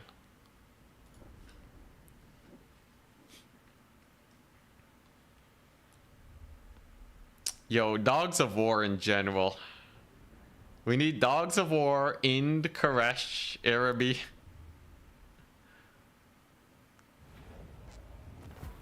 One day, maybe. I feel like we'll probably get 40k before that, but whatever. So Malagor is actually a little juiced, but I kind of have to get him here, otherwise my army's kind of chumpy, right? Alternatively, what we could do is we can use the terrain to our advantage. So if you look here, right, I can go here and then in camp stance. And this way, if they attack into me, they all die. 40k is just gonna be a Warhammer 3 DLC? Not like this. Nagash. Okay, Nagash is guaranteed. That's just printing money, right? But then again, we don't have Thankful yet, so like, do I even know what's going on? Nothing makes sense. Did you choose Cathay? Yeah, for the tournament, we're playing Grand Cathay. Danikan's been stomping it with the Dark Elves lately, though. He has my number. Tier 4, hell yeah. Where's the thing that gets me vision? Wait, no. It's this one. Whoopsies, wrong one. A lot of upgrades. So they are continuing to take attrition. Not a lot though. AI generally doing pretty well. What we can do though is I can just lightning strike them. So as long as I win this, woogadies. It's a bunch of warp grinders. And Giselles. Okay.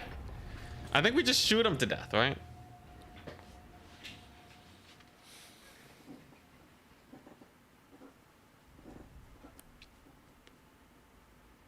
Manfred's been saying we surpassed Nagash since Warhammer 1.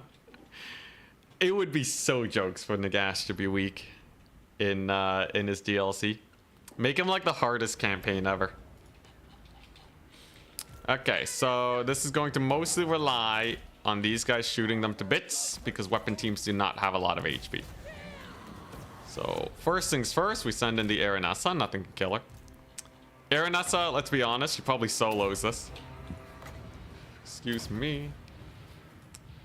Lots of damage, lots of free damage. They do have Giselles somewhere, so I guess I gotta worry about that. But they haven't shown up yet. Do they have Giselles? I could have sworn they had Giselles. Maybe I'm going crazy. All right, and there she goes. Rat ogres are charging. Ah, the way back. Okay, they were trying to reposition. Sometimes the AI will do that, where they attempt a reposition, but it doesn't usually work out too well because it means that they're not shooting. The more they don't shoot, the more they get wrecked. Honestly, these man-eaters don't really have to run away from plague monks or even storm vermin. They'll probably just crush them. There we go. So they're down. Let's use our sea shanty to prevent any damage. Aranessa has not taken any damage yet. And there's the nets. And hopefully she can kill a foot character. There you go. She lands a good hit. All right. Very nice, Aranessa. Warp fire teams are mostly shut down. -1. They need to expand the lower deserts to fit in Araby. Yo, I've heard a lot of people talk about overcrowding in campaign. I kind of like it being crowded. Unpopular opinion, you know, and they don't have to crowd it up. But I like having a bunch of threats, you know. These only war campaigns aren't even difficult enough anymore, right? We need an extra challenge like living units only war. But then again, I have 10,000 hours. So for anyone with fewer than 10,000 hours, I guess it makes sense. 15 minutes, by the way, till the tournament. Try hard Cathay, can we make it work? After we lost this Bretonnia.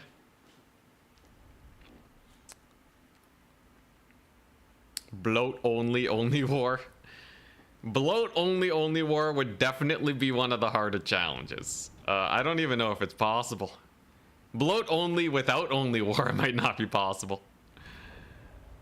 But I don't know, maybe if you can get enough casualties and then you can just start spam recruiting bloats. Okay, so that's one army defeated. I just have to take out the rest. So that's all of her combat buffs down. Aranessa just needs to get all hands hoy, and then she's good. I don't think any of these are too useful. Leadership when fighting at sea is okay. Hero success chance, ambush defense chance. You know, I'll get Gambler's Wit. That'll be good enough. And we can get his Lord defeat trait. It's just auto resolve.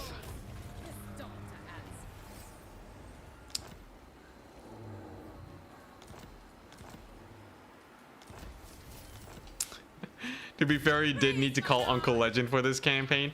I didn't need to, okay? It's just people wanted to see it. It's a big difference. Hell yeah. We're just gonna cheese this one. This is super cheesable. You're at less than 2K and you feel like all the campaigns are boring. It's, yeah. I feel like, you know, there should be a difficulty where you have to get some cheese in, you know? You have to like really min-max and control your units well. There's a lot of games like that where they have like an ultra difficult setting where you really have to be like pulling out all the stops. All right, here we go. Yo, Legend covering that disaster campaign though was so nice of him. In terms of YouTube career, boy did he help. Get him charged. I just gotta catch him on the white line. If I can get my ogres onto the white line before they get onto the field, none of their range units will be able to do anything.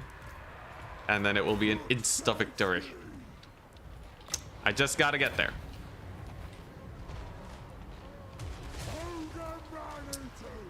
There we go. Couple more. Come on. Ah, the warp grinders. They're being useful. You know, they did get an HP buff. Them warp grinders. They also do a lot of damage to infantry. Don't underestimate warp grinder damage to infantry. It is rather terrifying. You can see it's true damage too, full armor piercing. So like if you just send something elite into warp grinders, expect them to just die. However, for this battle we got ogres. Should be fine. Glad you submitted one. Yeah. If I ever run into like an even harder battle, I'll probably submit that one too. I want to give Legend like something really to test his might against. Especially because we are playing some pretty disastrous campaigns, aren't we? I feel like at some point we'll get some crazy like 4v1 battle. Like that one time I had Kalita. The Kalita battle against impossible odds. Okay, here we go. And the battling begins. Net the Lord. Charge the guns. Get the AoE down. And hopefully they just all rout off. Seems like a mass rout is definitely incoming. Just a little bit more oomph. Hey, there we go. Big old giant rout. The artillery shows up after everyone's gone. Rip the Skaven artillery crew. What the? They have an unbreakable artillery crew? No, the Doombringers. Oh, okay. It's the special Ikiclaw units.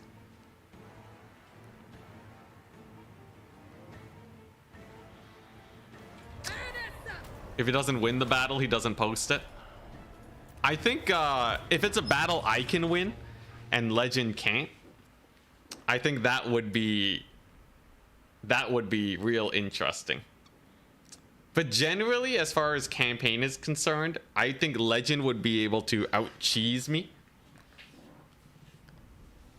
But if I combine super cheesy play and really good micro, then I can really push him to his limit, right? The problem is I don't have the best cheese plays, so he'll probably have some sort of strat that puts him ahead of me. It'll be fun. Be very interesting to see, I think, for everyone involved. Gambler's Wit, doing good. Yo, look at the Regiments of Renown. I can't summon a single one. It is the not the regiments, the Raised Deadpool. Can't summon any of these either. Ripperoni. Okay, yeah, so I think we... Actually, you know, with it gets so beat up, I can probably start heading north. It's not like I'm... Actually, I'm a little worried they'll set sail towards me.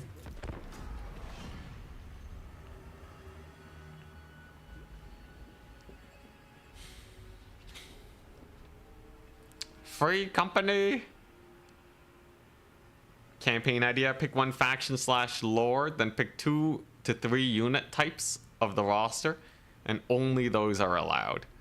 I've done campaigns where we only use like one unit, like my war wagoning campaign. That was pretty successful. I'm sure like a Volkamar Free Company militia campaign would be pretty spicy.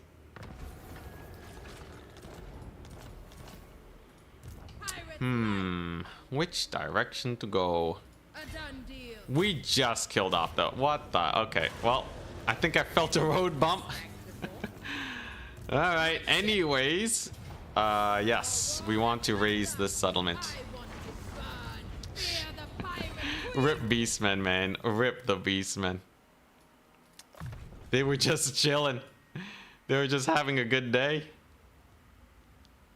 Okay, so I have 2 more levels, so the red line is not worth it anymore. I guess we're doing this. New challenge for me. Don't send Legend a disaster battle, but a disaster campaign. Ooh, a campaign that I feel like I'm unable to win. That would be pretty spice indeed. Okay, so I'm going to get rid of that because I'd rather have casualty replen. Might as well make sure that's maxed out, right? That way I can just full recover every turn. Cover 60 troops a turn. Oh, it's already maxed out. So you're telling me even if I don't have this, it should still be 60? Oh, okay, no, it is. He barely pushes me to the max replenishment. Hilarious. He'll be useful once this thing wears off, if it is still going.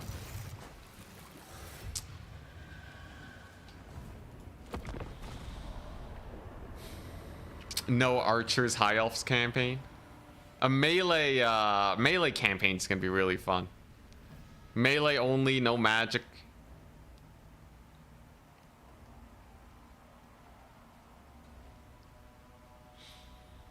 At some point, I do want to expand my video format away from just campaign series, or not just multiplayer series, and actually start mixing in some campaign. I feel like we can try out kind of like the same style that Brilliant Stupidity goes for. Obviously, I won't be able to edit it as well, but even being close to it, I feel like would be really hype. Scarbrand is here. Interesting. He heard there was a lot of murder going on. Love to see it. Anyways, I gotta start heading south. We gotta go for our victory condition. Dreadfleet died. Hilarious. So I just have to occupy Galleon's graveyard and take out like 20 more settlements. That's all I gotta do. This is super duper easy, man.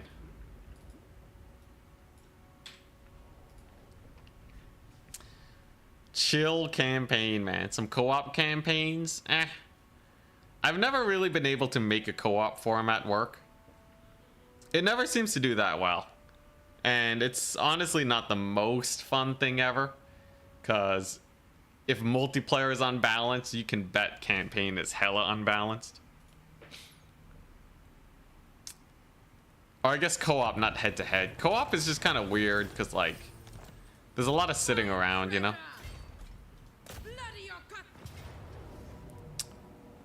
Frenzy. Give them to these guys. Lots of casualties, but we do get a lot of replenishment back. So I can just make landing here. And then as long as they do not just outright murder me, I should be good. So our yellow line is all maxed out. I can get some casualty replen. Sure, let's finish the job there. Sick. Avast ye, mateys. Prepare thyselves for Aranessa. Tournament is, yeah, it's in 7 minutes. It says down below. It's actually 5 minutes now. And then I can see if Grand Cathay can cook. We're gonna do try hard Grand Cathay. Maybe I can make it work. Love how he just took the opportunity. He's like, if you can't have the settlement, or if I can't have the settlement, you neither. And I'm gonna plunder it.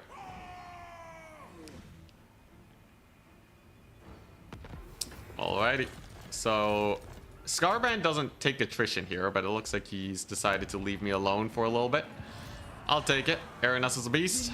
There's the last of her leveling. So we can't really get that much more powerful.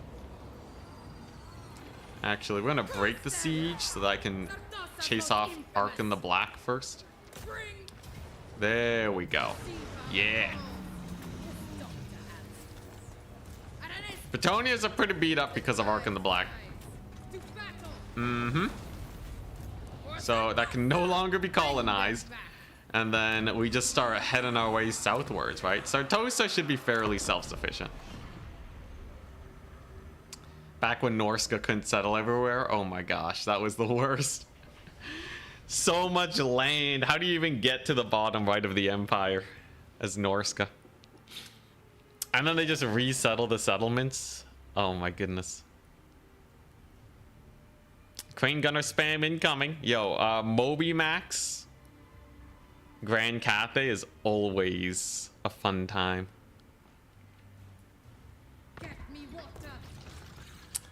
All right, I'm really hoping my capital doesn't just die. Aranessa has a lot of plundering to do. Though, if it does die, it's not the end of the world. I just have to make another capital. Honestly, this campaign's almost done. Like, I just keep the rampage going. I only have a few more settlements I gotta hit and then take Noctilus's capital. Hellebrand only Furies. Oh, you mean like the bird ladies, the harpies?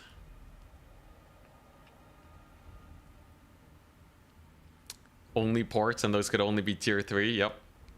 The Norsca suffering, man. The great Norscan suffering. Man, that corn corruption comes in fast.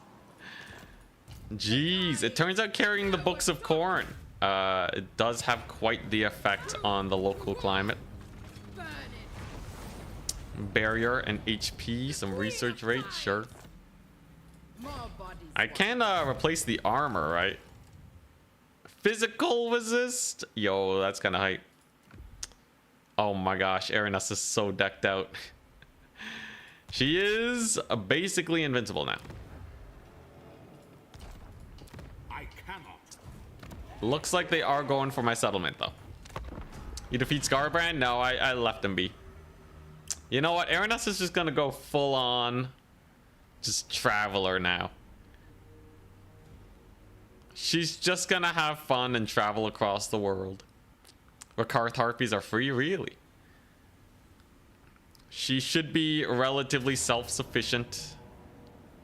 Oh, okay. This is actually interesting. I don't want to lose the man-eaters. So we're gonna play this battle. Doombolt banned in turns, tourney? Oh my gosh. What is even going on, man? Doombolt didn't even have a chance to breathe.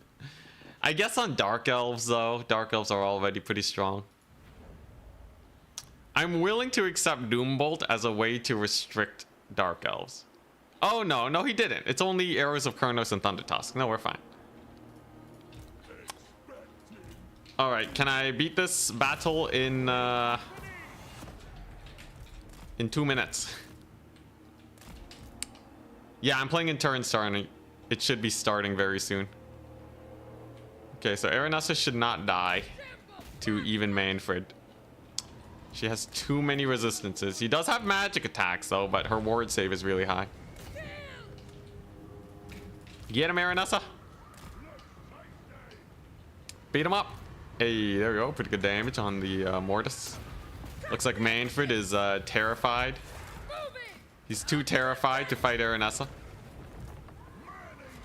Thunderbarge not banned. Thunderbarge has been balanced since they increased its HP. You no longer have to worry about the barging. Manfred getting peppered up. Though, we might lose some man-eaters here. Are those Blood Knights? They are. Dang. It's just the Blood Knights here, though, so that should be fine. If we just ogre charge them, that should be a start. Maybe just riddle Manfred with bullets.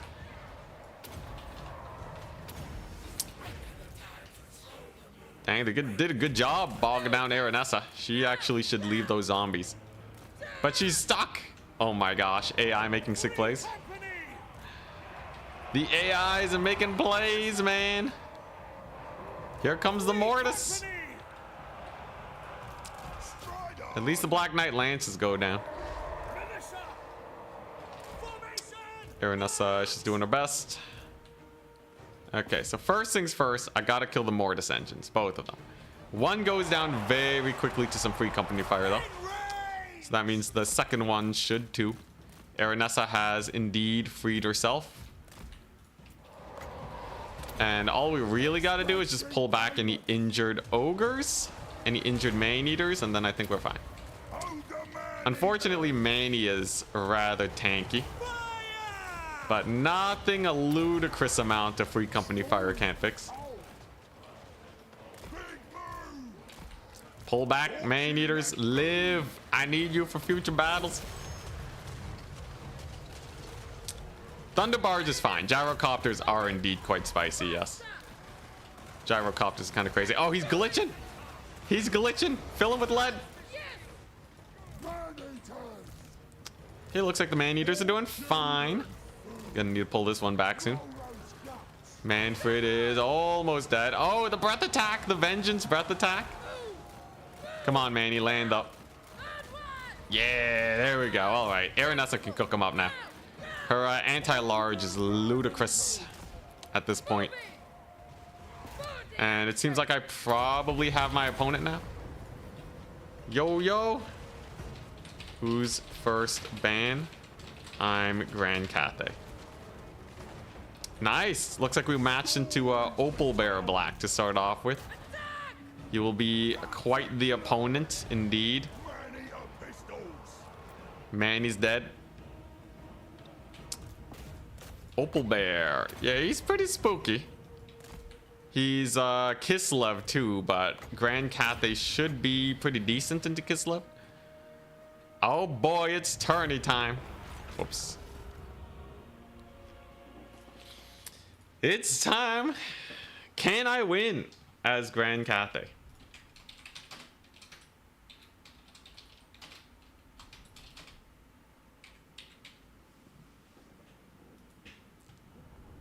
I feel like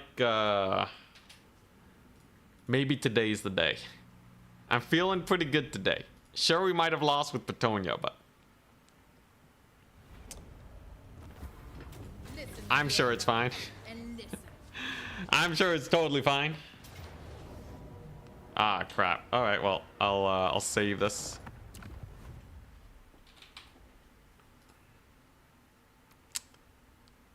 Let's see here. How bad can Kislev be? So Kislev have the cavalry. Oh, frost worms, right? I need some way to kill frost worms. Let's see here. At least I don't have to go spell amp anymore, so I can just go for a legit Cathay build. And crane gunners outrange basically everything they can bring to bear against me. Smells like a 3-1 tourney. Let's take a look. Let's take a look. Turin might make this a multi-round tourney. Let's see.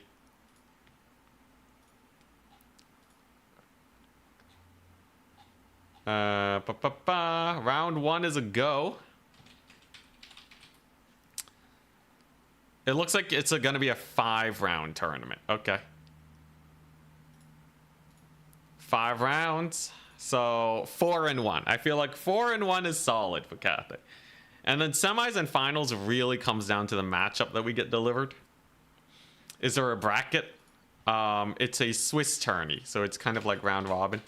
Here's a link if you guys want to see it. All right, here we go.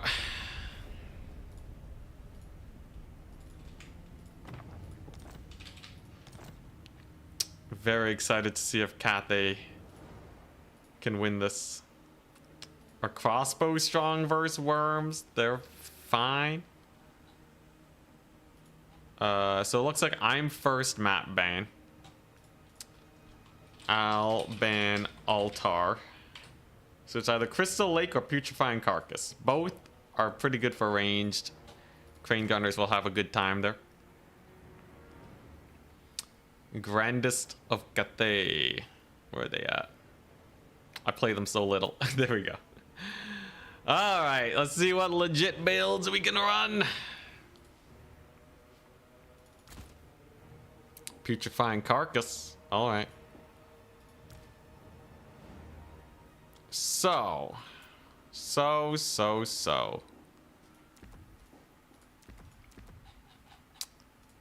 I think this one is a must. We take 2 of these.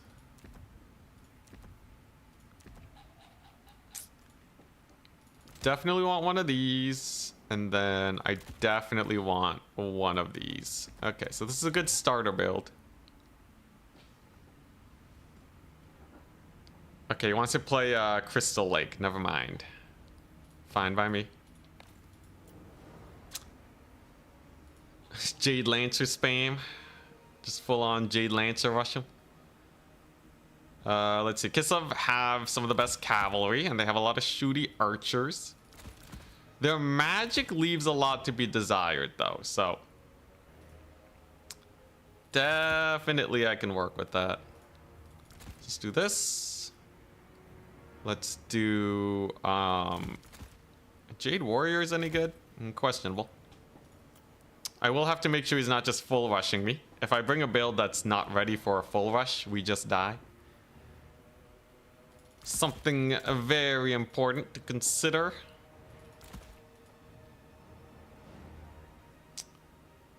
Nangao grenades. Man, I wish they were better, but yeah, they're really bad. Unfortunately, they are in the suck tier. Very, very garbage.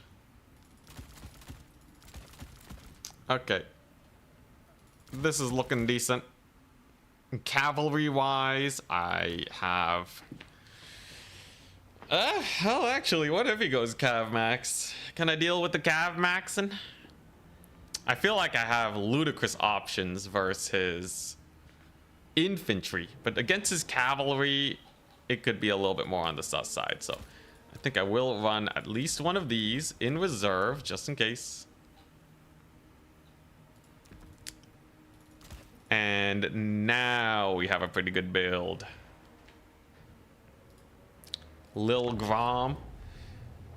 Lil Grom's okay. It's actually pretty good. Oh wait, yeah, he has Lil Grom. I guess if he runs Lil Grom, my crane gunners will have a little bit of a harder time. Doesn't Searing Doom crump Kislev cavalry? Oh wait, yeah, that's true. That is true. Okay, never mind. New play, new play.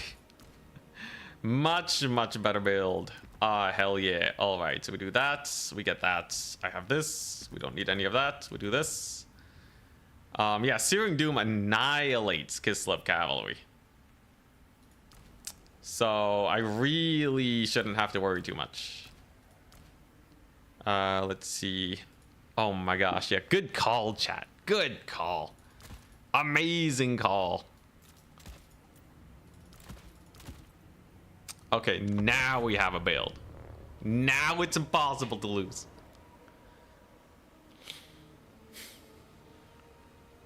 Cannons greater than all artillery. Oh yeah, cannons are also really high. Should I just get one cannon and just to be safe? Probably. Okay, there we go. While we load in, I'll get myself some more water.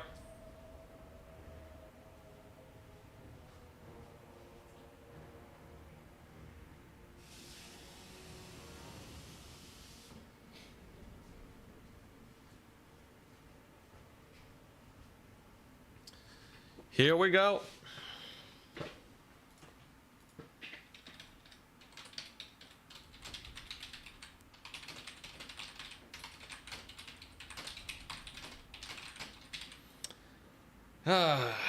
So let's see what he decides to bring. I have amped Searing Doom up to, I think, 45%. That should do good. Get a balloon. Balloon spam it. Terrible idea. Yeah, Spell Amp Searing Doom is absolutely a huge winner here. So I brought the slow lady. She doesn't slow as much, but it should still be at like the 65% slow range. Should be enough here. And I cut the lion. I don't think the lion's super useful. And then I just have a little force here that can kind of just march around and cause issues. They'll be very important. Catching out his forces. Any skirmishers should die to these. Ready, good luck, have fun. 8 units versus 10. Now, if he does have the Frostworm elemental stack, I'm just gonna have to try and shoot it. The Regiment of Renown build, I got 4. Only 4, could have been more. And he has Little Grom and some light war sleds, along with a Maiden of Tempest. Blizzard can be pretty painful if I'm not careful here. And double Snow Leopard. Wowza. All right. Very interesting. Very interesting. Okay. So obviously I'm getting a cannon, right? I think a cannon would be ludicrous not to summon in right away. And then we're just going to position here, and then we just got to defend it. Shouldn't be too hard. Those are Winged Lancers. They are about to be dead. So 65% speed reduction. How does that even play into this? It's still pretty good by the looks of it. There we go. And they are now no longer Winged Lancers. Yeah, it looks like, yeah, it's just a lot of damage. Is Searing Doom on them too? Little out range. Might hit though. If it does, it's probably worth, right? You know what? That's a good start. I'll take that. He does have some cavalry over here on the flank. Just some dervishes, though, so they lose to my Jades. A solid beginning to the match. He is cav maxing, by the way. He's going for that hard cav max. Lil Grom fighting my little artillery corps here. Kind of spooky. But he's losing a lot of value right now. He does kill 2 units of artillery, though, which is definitely painful. Hopefully he doesn't get another. Should be able to kill his cav at least. Go over here. Looks like my little range corps is doing fine. And oh, dang, actually does rout the cavalry with the dervishes. Dang, all right. Surprising. Forgot to turn that on. Whoopsies. Oh, all right, here we go. Oh. Ho! So he blobbed up his cav, but he's gonna get punished for it pretty hard, right? Searing Doom is cast. That's just gonna melt most of his cavalry. I lose a Croman for it. I think it's probably okay. Griffin Legion are here, but I do have a Croman charge that should help out. Spell resist over there helps me, and looks like, yeah, most of his cavalry did go down. I'll take it, I'll take it. Oh, geez, that's an overcast blizzard, it seems. Rather painful. Griffin Legion actually winning the fight versus Jade Lancers. Brutal. Let's get some Peasant Horsemen just to support. Dang, that blizzard! It actually cooked pretty hard. Surprising. Though, if I can kill off his lord, we're okay. And I can remain the cannon. So it's not the end of the world. Plus, I have another Searing Doom here, if we really want to. And there we go. That should be very painful. He just committed to a big charge. It's gonna be very hard to disengage from. Searing Doom. Holy crap. Pretty value, I'd say. I think that's yeah, I think that's a good Searing Doom. I'm going to say spell amplified Searing Doom is probably good. Probably. Just deleted all his cavalry, my goodness. Astromancer's chasing off his guys, so now all I really gotta deal with are these snow leopards. I have decent stat boosts here to help me out, but it's not entirely done just yet. He does still have just a little bit more cavalry here that he might decide to keep in combat. One last Searing Doom will finish him off, though. More dervishes are not an issue. And there goes his caster. Wondrous. Capture Peasant Horsemen are amazing. Unfortunately, my super elite boys just got massacred, but other than that, I think things are going well. His little Grom is getting cannoned up. It will go down eventually. There you go. One kitty cat's down. He's going for the Lord Snipe, though. He does have another cat. Oh, does he have 3 cats? Which one of them is a summon? I can't tell. Yeesh, he's really going for my lord there, isn't he? Okay, here we go. I can at least slow his chariots and then catch them with my cavalry. Yo, this slow business is insane, by the way. The fact that I can just say nope to any of his guys. Alchemist does do magic damage too, by the by. So she is a very nice tool here. We do lose the little Grom fight, though. And he is coming for my lord. Run, lady, run. He's gonna try our best. So we do kill off his light war sleds. But will he get my lord? Oh, she gets hit once. But the crowmen drop. Save her. Lord doing her best. This one's not a summon, right? Yeah, it's a real one. Should be able to capture that. Oh, Griffin Legion. Okay. Let's actually just bomb drop them. That should be pretty painful. There we go. I do still have a couple of these guys alive. He does rout my lord, and he does kill her. Unfortunate. Very unfortunate indeed. At least she's relatively cheap, so a resummon's not the end of the world. But I guess this battle's not entirely over just yet. His Griffin Legion are going to be supported by some dervishes, but I think we can probably get him killed. Plus, I have the Astromancer and a little bit more magic. I think I'll probably be okay, but he's definitely making this one a tussle. Let's get in there. Come on, come on. And there we go. And ginormous AoE. That's gonna hurt him real bad. Goodbye, dervishes. Okay, all I really need is just a little bit more cleanup cavalry, and the drum is just here providing support. Unfortunately, he is getting a little bullied. Just a little bit. And the Griffin Legion are coming on in. Though he did not kill my Searing Doomcaster. I'm sure she'll do great. Let's see here. Yeah, there we go. Another big Searing Doom, another Cav Summon. This one's becoming a tussle, though. Oh my gosh, can she kill the Snow Leopard? Please tell me she kills the Snow Leopard. You shouldn't be dying to a basic Snow Leopard, lady. Come on, you got a million melee attack. Okay, little Grom is almost down. I think we barely win this. Dang, he actually made it very close with the Lord Snipe. Very, very close. He's down to just dervishes now, though, and he finally loses the little Grom.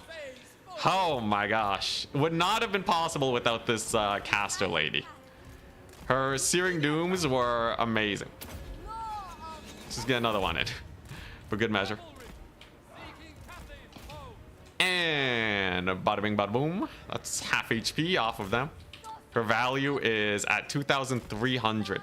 What a Chad. Dude, she's cooking them, man. And I have another cannon. Cannon's back, baby. Lil Grom is down. I don't know if the War Drum was really worth it. It might have actually been better to have a lion in this game, but yeah. Oh, and I should probably resummon my Lord at some point too, right? Do the drum. And it's gonna die to a little bit of pepperin. Kind of need it to live here. Dervishes, Griffin Legion. Okay, you know what? I gotta commit to the fight. The drum's gotta live. A couple dervishes are not a big issue. Cannonballs hit. Okay, here we go. So I can melt their faces off. I will have my Lord back. Just give me a second. Dude, the War Drum is still alive. Holy crap.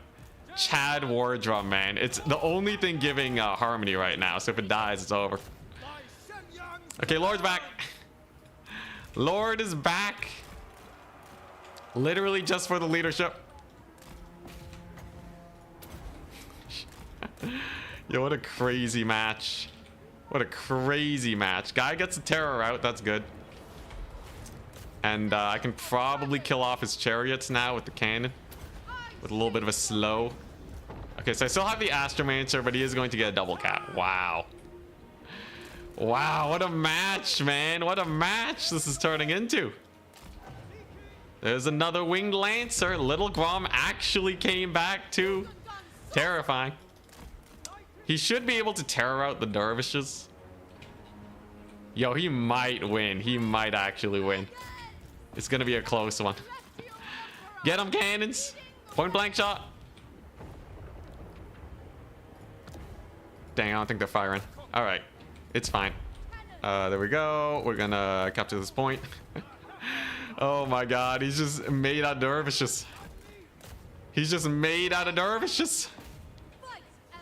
And he has Winged Lancers here too. Oh my goodness, dude, this is actually a super close game. I gotta recapture one of these points. He's not going for this one. He's stopping me. But that means that my artillery piece can plonk away at his Winged Lancers. Very good plus, very good plus. I'm going to need harmony first and foremost. And then we're going to use this guy to bully the Winged Lancers. Interesting to see that he didn't go for this point. I'm a little surprised at that. But here come the Crowmen. Crowmen will be very important. And I just got to get myself a solid enough engagement here, right? So you see these boys over here, these Winged Lancers?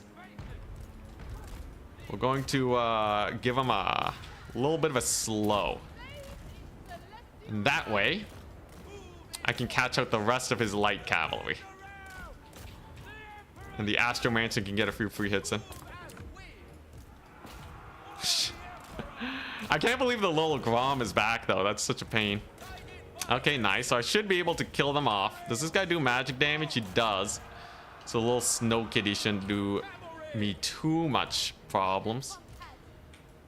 Lil Grom routes. Okay, Lil Grom's down for the count. That's good. All right. I just have to triple cap myself here. Come on. Come on, man. Here we go. Crap, he's actually doing it.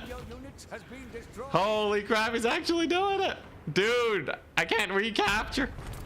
I'm out of juice. Oh my gosh, dude, that's crazy. Oh my gosh, yo, that's insane. Yeah, no, we're done for. We got out captured. Yeah, the mass dervishes, literally dervishes into the horizon. Wowza. Yeah, all right. All right, I see how it is. So it looks like this Grand Cathay business is gonna be much harder than I had expected. Dang. Yo, I thought when I got the Peasant Horseman to capture this and the kill earlier, we'd be set. Cannon got a lot of value too. So you can't say it didn't pay for itself, but yeah, now we're just fully out captured. Holy moly. GG, well played. Oh man. Oh, that's not a good start to the day. Now, if I win my next 4 games, whoops, wrong one. If I win my next 4 games, it's not the end of the world. I might still be able to make it to semis. Dude, holy crap. Oh, yeah, the Celestial Dragon Guard didn't do very well. Maybe I just Cav max it. I think what we gotta do here. I think Searing Doom is a sick play. But the infantry just sucks so bad.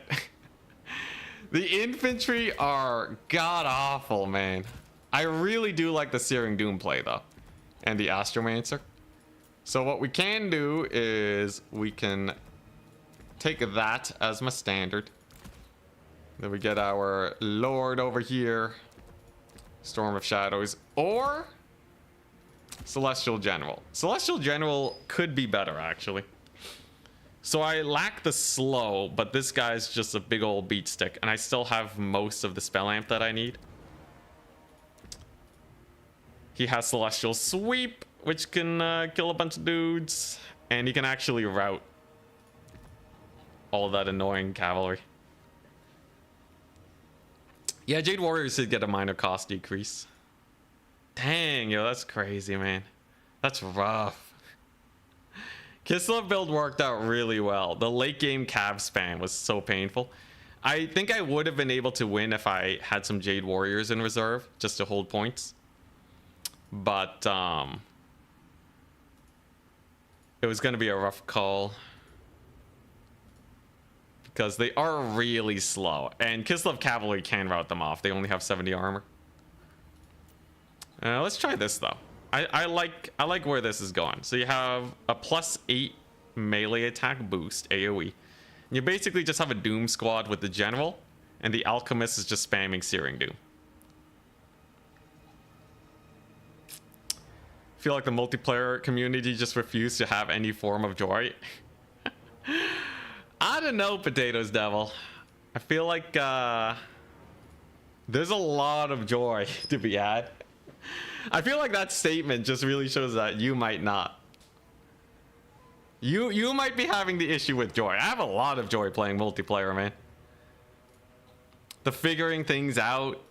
Because like even the cheesiest of builds, you can build against them. Let's see here.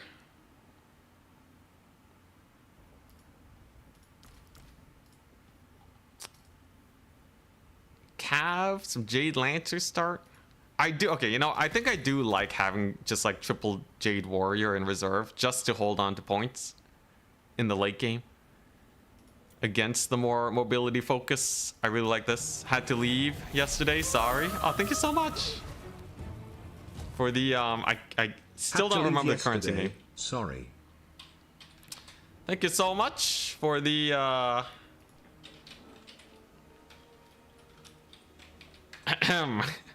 it's not Bulgarian, is it? Oh, it is Bulgarian. Okay, Bulgarian Lev. Thank you so much.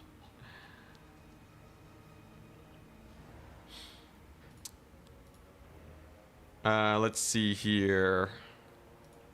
Righteous Lances. I think a cav start is fine. I do really want to incorporate just like a little bit of ranged. Just because it works really well with the cav, but like just don't go too hard into it. It's like a couple peasant archers to keep him honest. Or like a peasant archer and like, I don't know. Could go for the crossbows, are a little harder.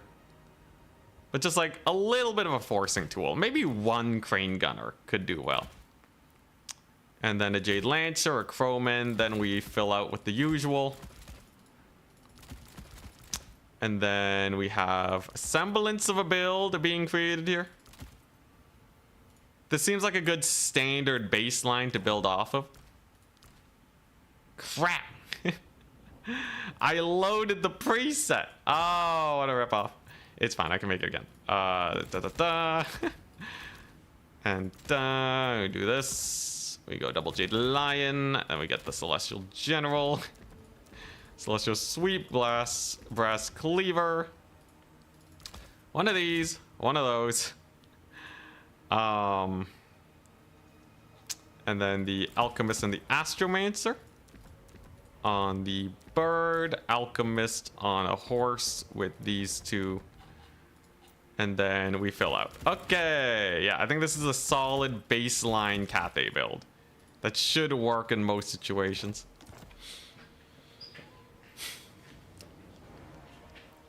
It's just farming the Searing Doom value.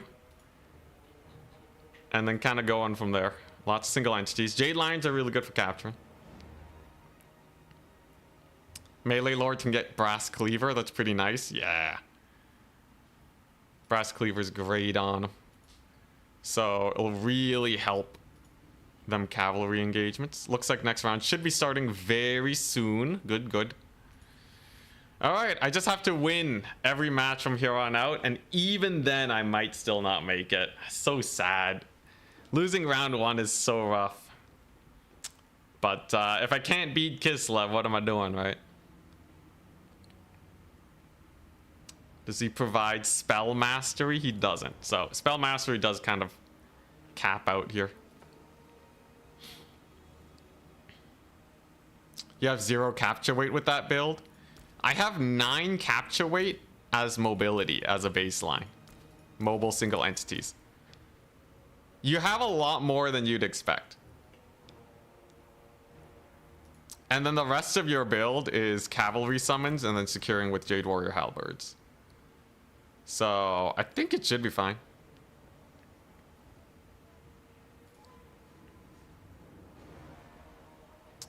I'm so testing if Lil Grom beats cannons.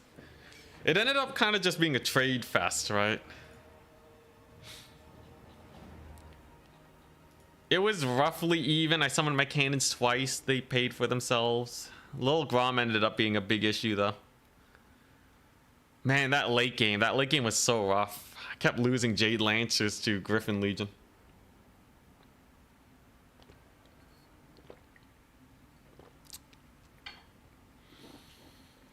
Oh, man, all right. Hopefully Opal Bear wins a lot of games. I need to match into really strong opponents, and then I need to win. Fingers crossed, people, fingers crossed. There's so many signups.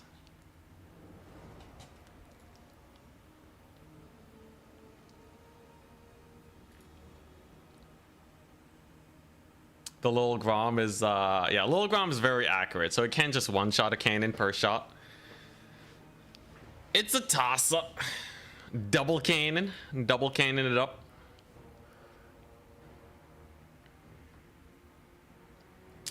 Yeah, capture weight is in my cavalry and my single entities. I do think the Jade Lions can do a good job baiting out Searing Dooms. And I have enough single entity strength to kill basically anything they send my way. Like, these two guys are pretty chonky. This guy does have armor piercing. So maybe it's okay. This guy can remove ITP too. So like, as just a raw terror bomb, I think this should be decent. If I'm really worried about single entities too, I can take Final Transmutation, which is pretty jokes. Just transmute the faces off. Swap out like Plague of Rust, go Final Transmutation. Depends on the faction, but I think it's doable. Ah, man. Round 1 lost though, it's so bad.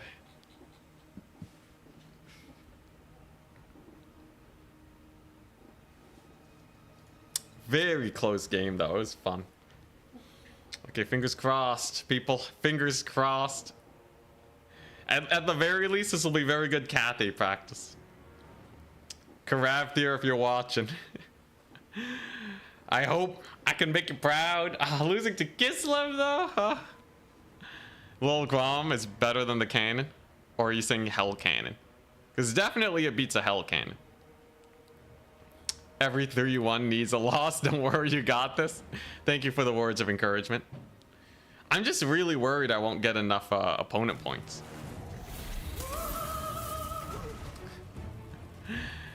Win loot ahead of time? That way you have to win, or Kairos will undo this timeline. Alright. We'll get it, man. Thank you so much for the donation. I'm gonna lock in for these next games, okay? From here on out, victory only. I think this build cooks though. Okay, we're up against Killian. Yo. He's vampire counts. God dang it. Okay, it's fine. Grand Cathay can beat vampire counts. They definitely have the tools to do so. I'll ban Expanse. So we're probably gonna play on Dunes of Cain.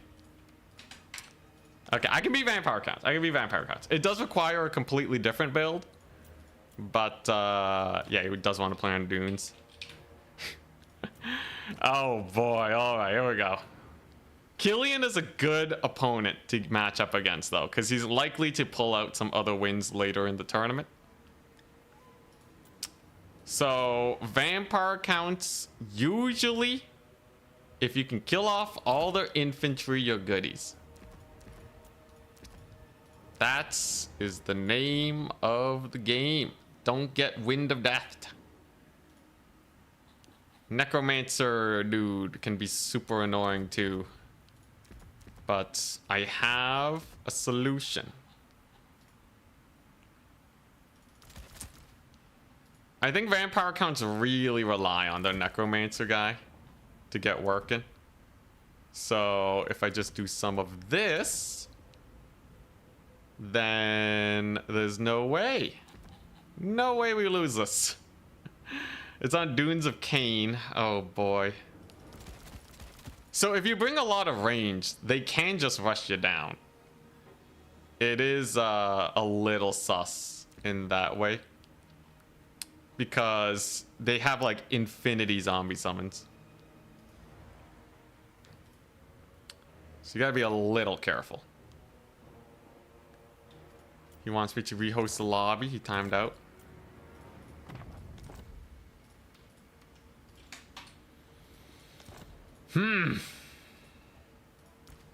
Crypt horrors are not the worst. Some basic archers deal with them just fine. I am a little worried about like blood knighting. So if he goes super hard on blood knights, I do need to have some sort of answer to kill them.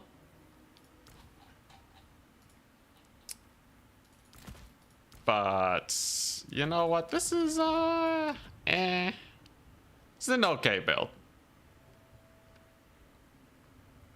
How do you see time left for tournament time? Website just screwed you over? Oh no.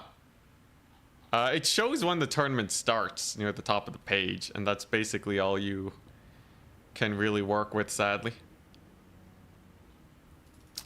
Okay. There are White Kings too. Crap, I forgot about White Kings. Yeah, so you can't really go for basic archers, otherwise White Kings will mess you up real bad. This is not really a Jade Lancer type of matchup, by the way. So we're gonna have to manage that.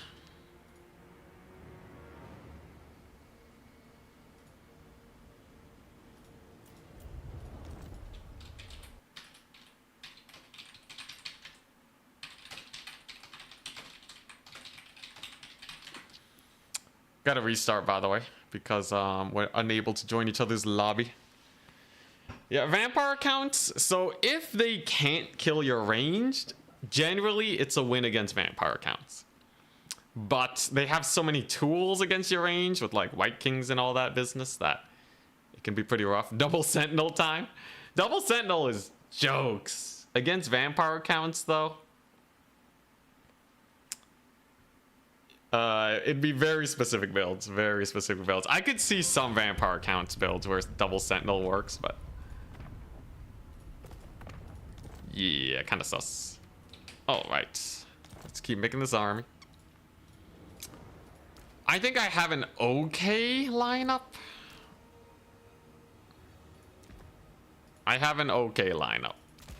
It's there's some things that are definitely a little bit more on the sus side, but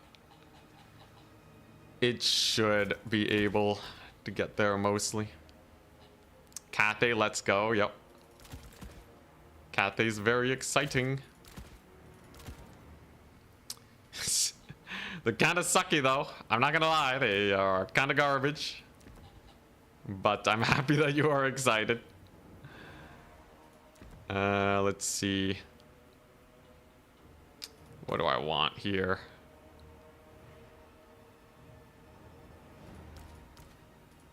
I guess that's a start. You know what? Sure, I'll run that. Vargulfs versus Jade Lions. Apparently Jade Lions have better stats and they are cheaper, but they're significantly lower HP. Kind of makes them suck. Jade Warriors have to be at least decent here, right? Just spam a bunch of Jade Warriors for capture weight. I think that's probably my best option for capture weight, because sadly Peasant Long Spearmen are expendable. Does make them quite a bit weaker. And then just have, yeah, I guess just a lot of range units. Just take a lot of range. All right, you know what? Let's save it. Grand Cathay versus Vampire counts, and then hopefully he can join my lobby. I'm about ready though. Hey, let's go. All right, give me your worst. Man, tough day today, man. People catching up. I don't know if I can win the next Total Tavern Grand Finals. You think we can win 3 in a row? I feel like after every Total Tavern Grand Finals, I get put in my place immediately. Like, people just start wrecking me in SFTs. Trebuchet? Trebuchet versus build-up is surprisingly bad. I would like you to load into a battle and have a Trebuchet shoot at a unit of infantry for 5 minutes and see if it pays for itself. Redeem to hydrate. Thank you very much, Meated Angler. How you feel about the recent drama about me on Discord? What's the drama? What'd I do? What did I do, man? I don't even know about the drama. I'm sure it's very localized.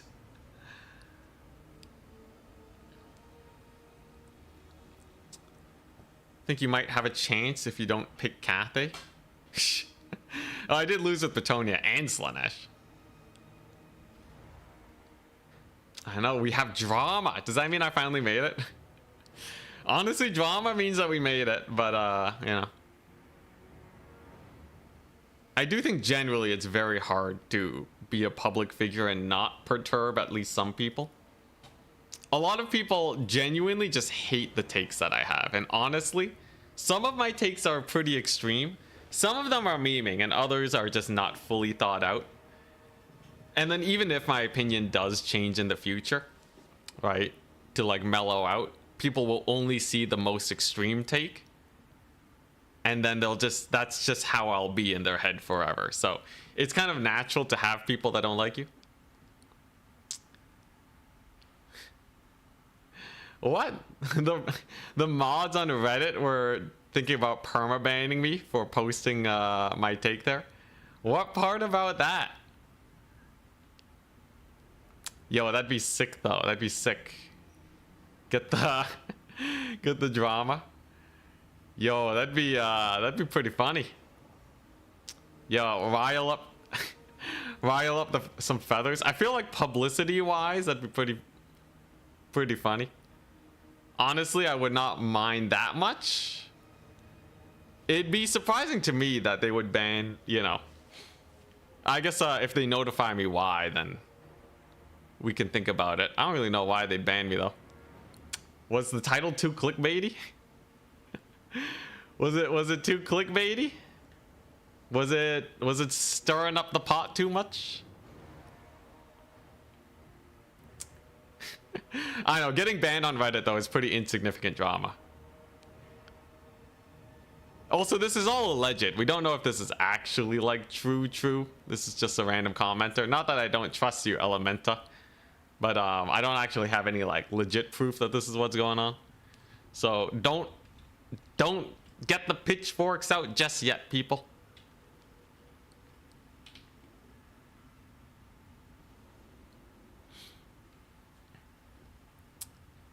Anyways, I can understand people not liking me though. It's a common thing when you have opinions.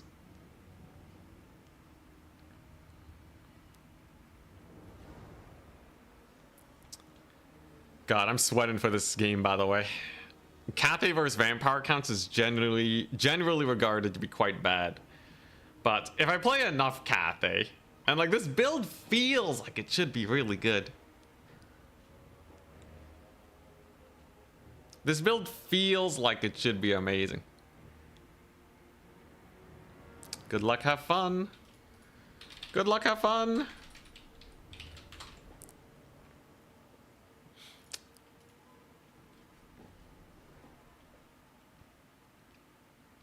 Are you using Grenadiers? No, Grenadiers kind of suck.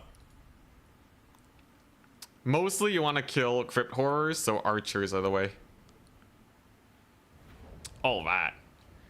Here we go. Get ready, people. Fighting for our tournament life. If we lose this, there's no way we're gonna make it.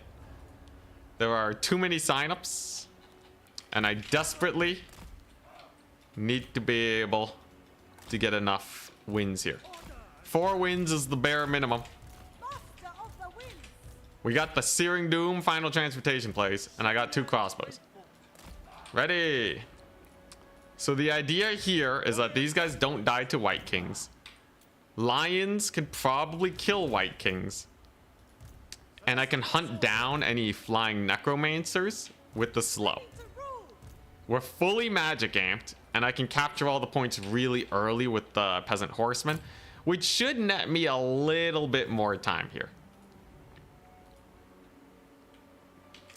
So let's see if it works.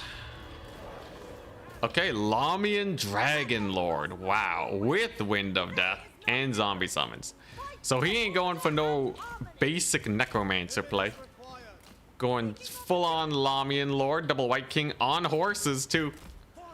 Very, very spooky. Let's head on in over to the middle.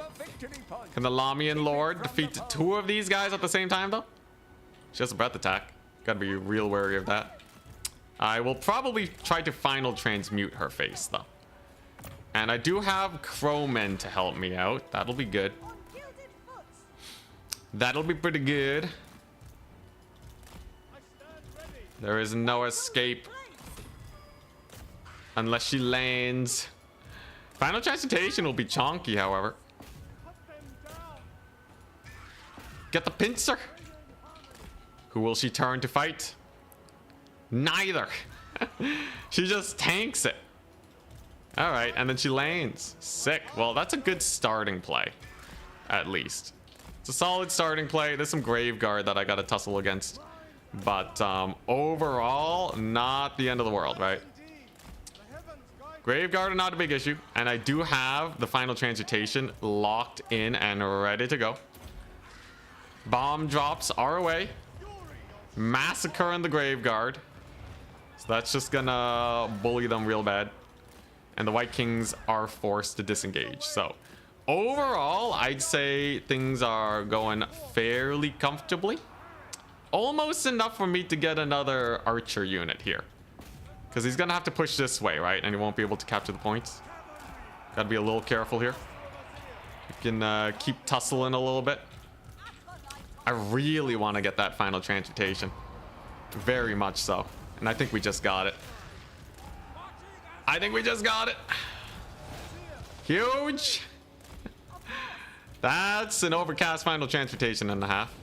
Unfortunately, we did not get the White Kings with the full brunt of it.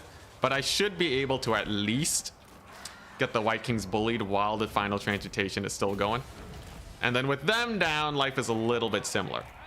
Now, he does have some cavalry over here. And those are Blood Knights. So I'm gonna need something to kill them. Sadly. I do have Croman. I do have a big Croman charge, mayhaps. I can pull over here. Lord has to disengage. And then we're going to go for this.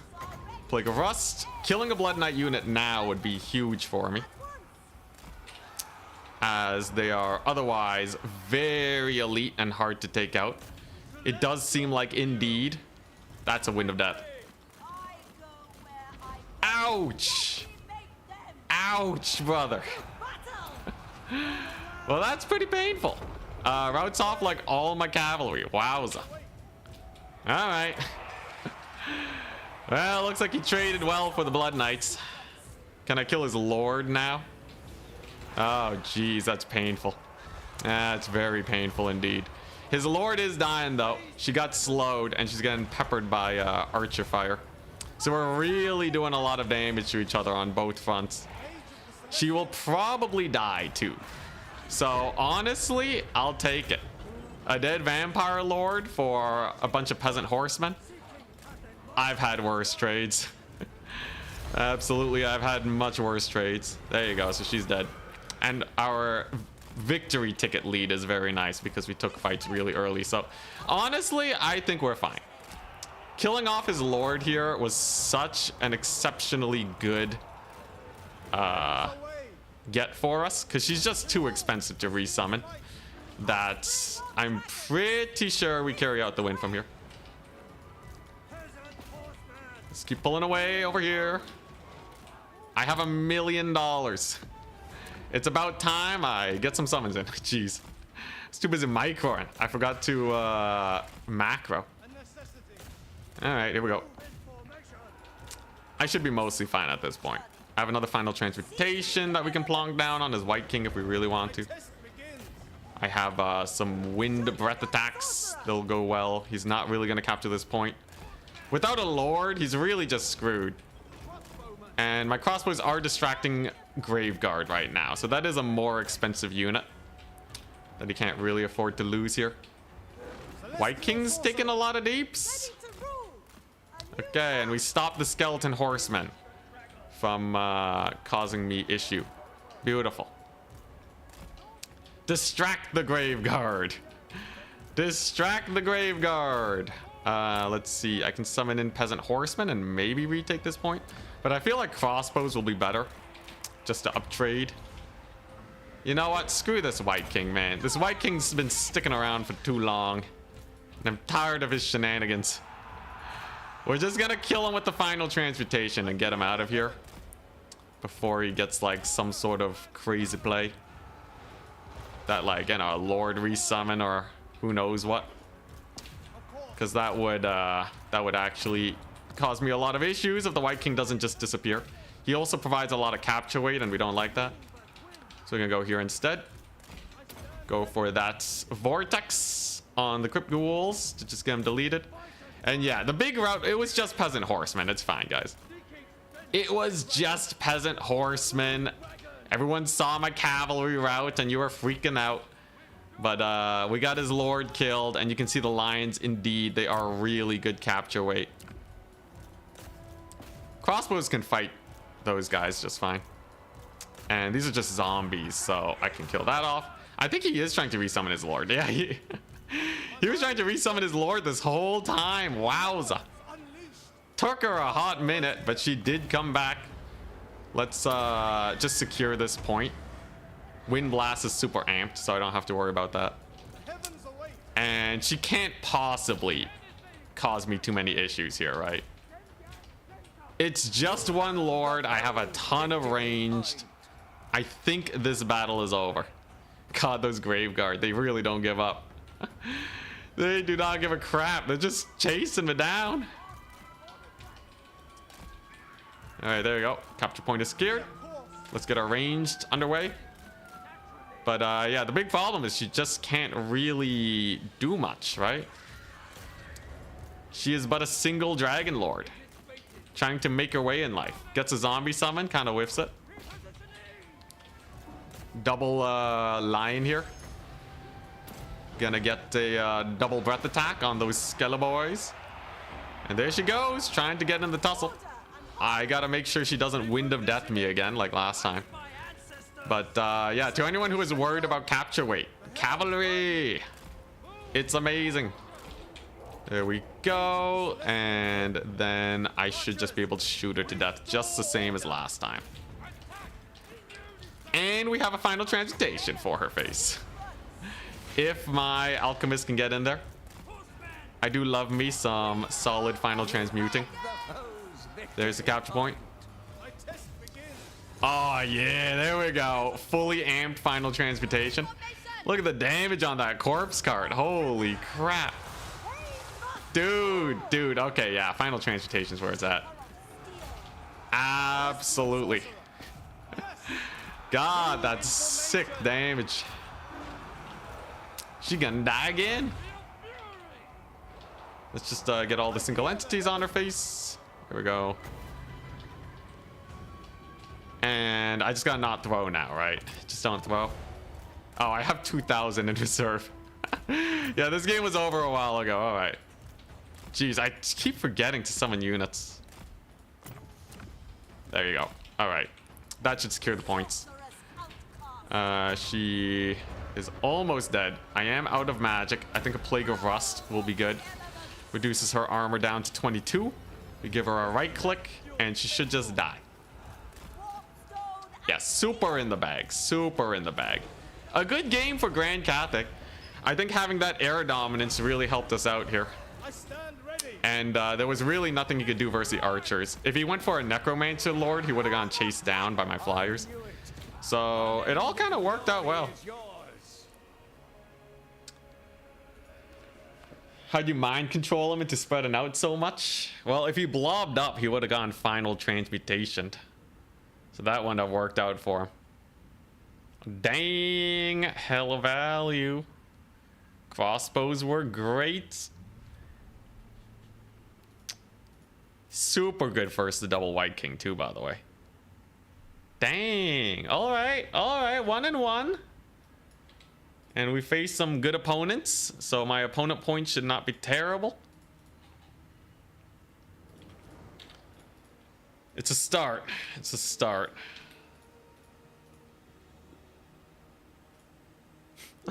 When people say GG, it means get good. No, man. No, not like this. He's gonna think people are BMing him for the rest of his competitive career. Oh my gosh. GG. Good start. Very, very good start. Okay, come on. More good opponents. More good opponents.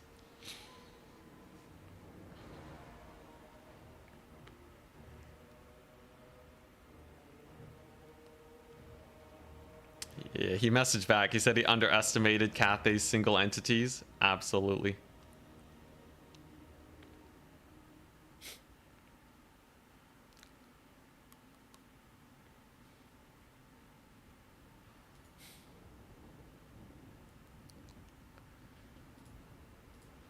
Alrighty.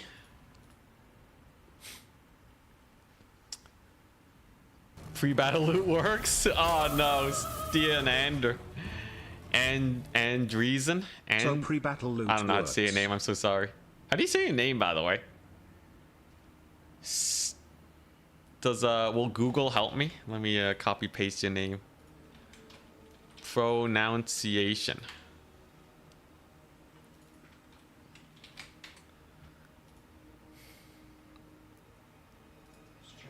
Stein. Okay. Stein. And then Perfectly smoked. Irresistible Schneider's hot dogs. Can only mean one. Stein. And then Well, is this word? So to begin, you can say, and reason. Andreessen. Stein as Andreessen. All right. Good enough, probably. Stein. Thank you very much. Is there any spell that you would use here to punish blobbing with spell amp? You can bring final transmutation yourself. We saw Zinch cook really well with that. Most of these single entities don't have a lot of HP. Even the Astromancer is only 7,000. So if you final transmutation these guys, even without spell amp, you'll probably get your values worth. Stein and irresistible hot dogs. Crap, you guys heard the ad? Dang it. Dang it.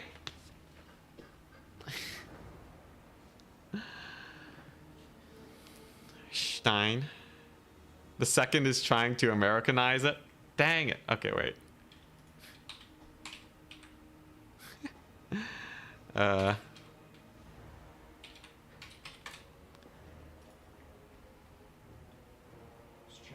Oh, Stein. Oh, it's Stein.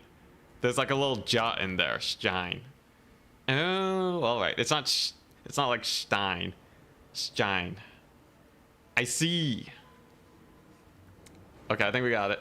I just gotta keep playing that video every time I get confused. In the meantime, how's the tournament going? Looks like most people are finished. We have like 5 more. I'm gonna get a quick snack. Gonna get me some cashews.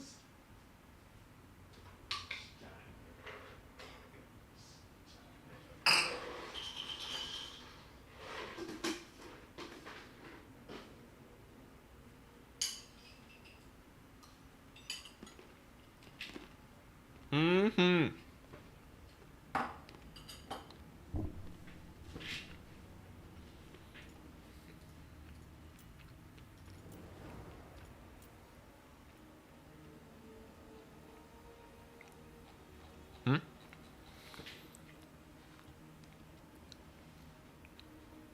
Yo, where'd my other Grand Cathay build go? I'm getting ripped off.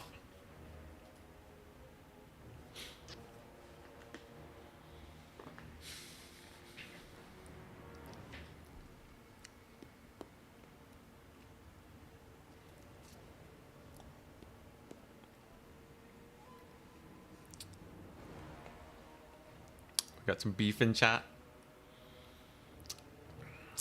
Simmer down, people. Simmer down, chat. Got some beef between 2 people. Seems like they resolved it, so we should be fine though. Only 2 games played and I'm already going nuts. Man, chat's good with the puns. Okay, so I'm really hoping I get like a really strong opponent. Martin lost his first game. So I'd be down to face Martin in the next one. Winterwind is a good one.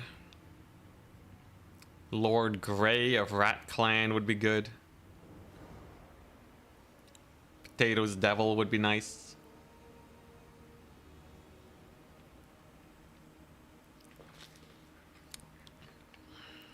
I will say though, DB, in the future, just to make sure we keep chat friendly, if people are getting frustrated, just leave them alone.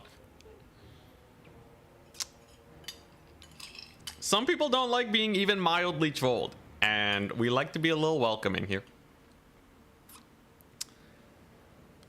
You know? It's not about the action, it's about the result. Usually.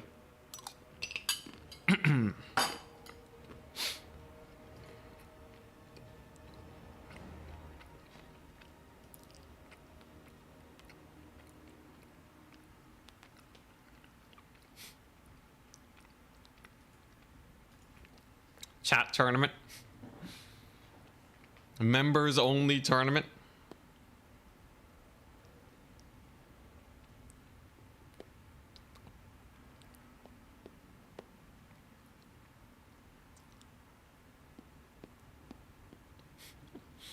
All right, regardless, DB, just whatever's going on, all right? You know, if a discussion becomes unproductive in chat, the best thing to do is to just stop messaging, all right? Just stop messaging, because I'm not about that life.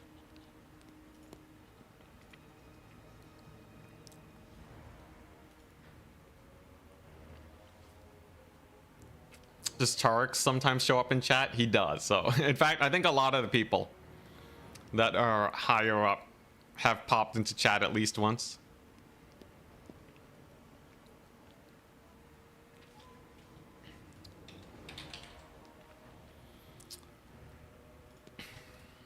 All right, 3 more matches? No, 2 more matches. Oh, it's literally only Turin. Ah, hell yeah. Yo, let's see what Turin's doing. Is he winning? Turin as the Dread Skaven. Let's see this.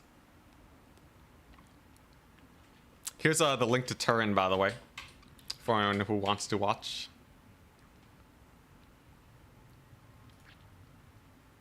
Let's see. Oh, okay, he did finish. Did he win? I see people typing yes in his chat. But the next round should be starting as soon as he's done talking post game.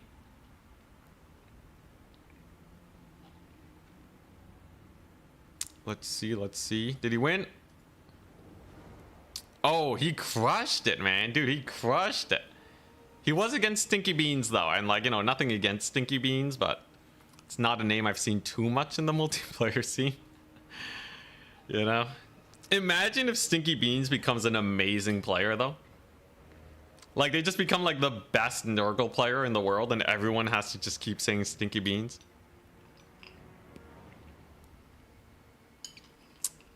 Turin likes the underdog. And Nurgle, Rats, and Empire were all underdogs for a good amount of time.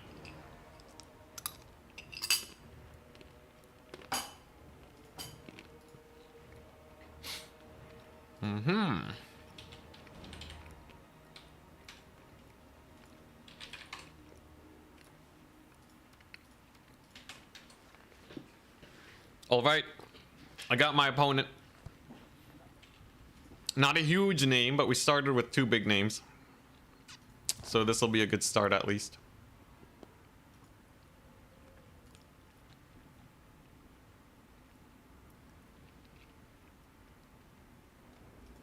Hopefully I can still make it to top 4. There's a lot of signups. Sometimes not everyone goes 5-0 too. So if no one goes 5-0 this tournament, and we go 4-1, probably gonna make it.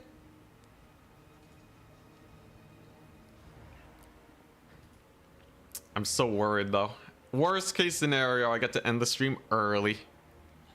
I just want to be free of this this Grand Cathay curse.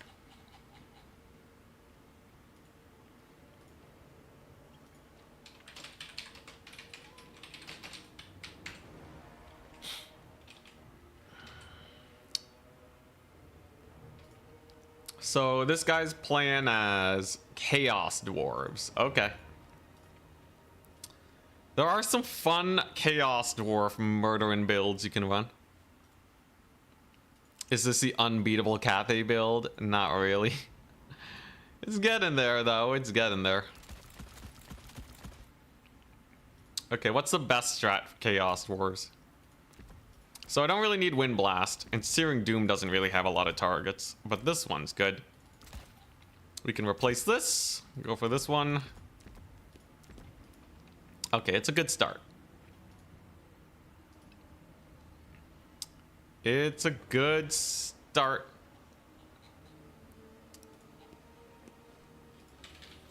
So it seems like this guy's a newer player. So this one should be a pretty easy win, but that doesn't mean I should hold back. Bordelot.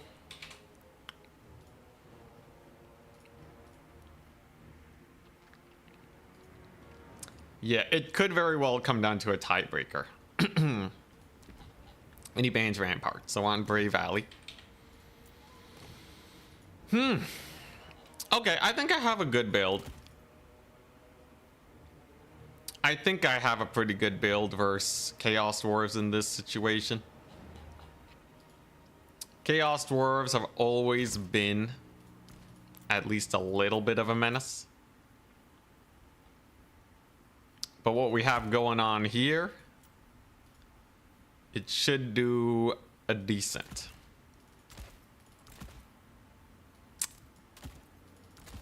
Just decent though. Kind of looking at it, it's not the most impressive thing I've ever seen. But it should be able to get some work done, I think.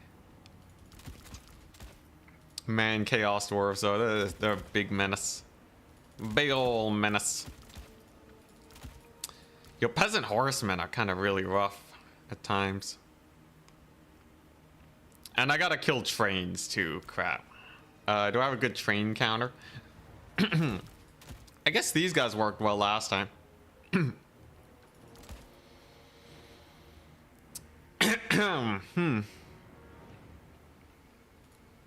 Do I have something versus Kadai?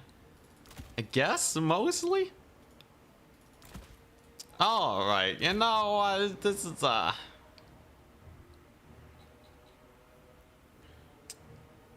this is a build. Truly, this is a build.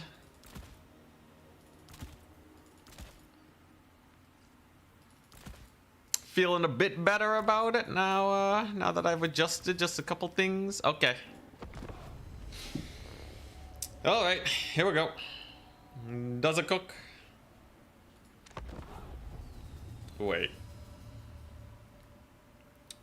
Yeah, okay, let's just try it. Let's just try it. Fingers crossed, I guess. Fresh blood. Yo, there's always a chance that new blood just annihilates.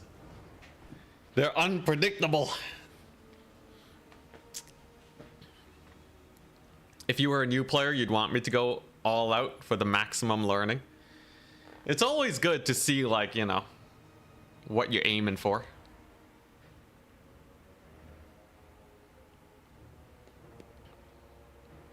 And he's ready. Oh boy. Oh boy, here we go. Big money, guys. Big money. Will it be double train? I feel like double train is likely. Trains are just good in general. Ah, Nelly.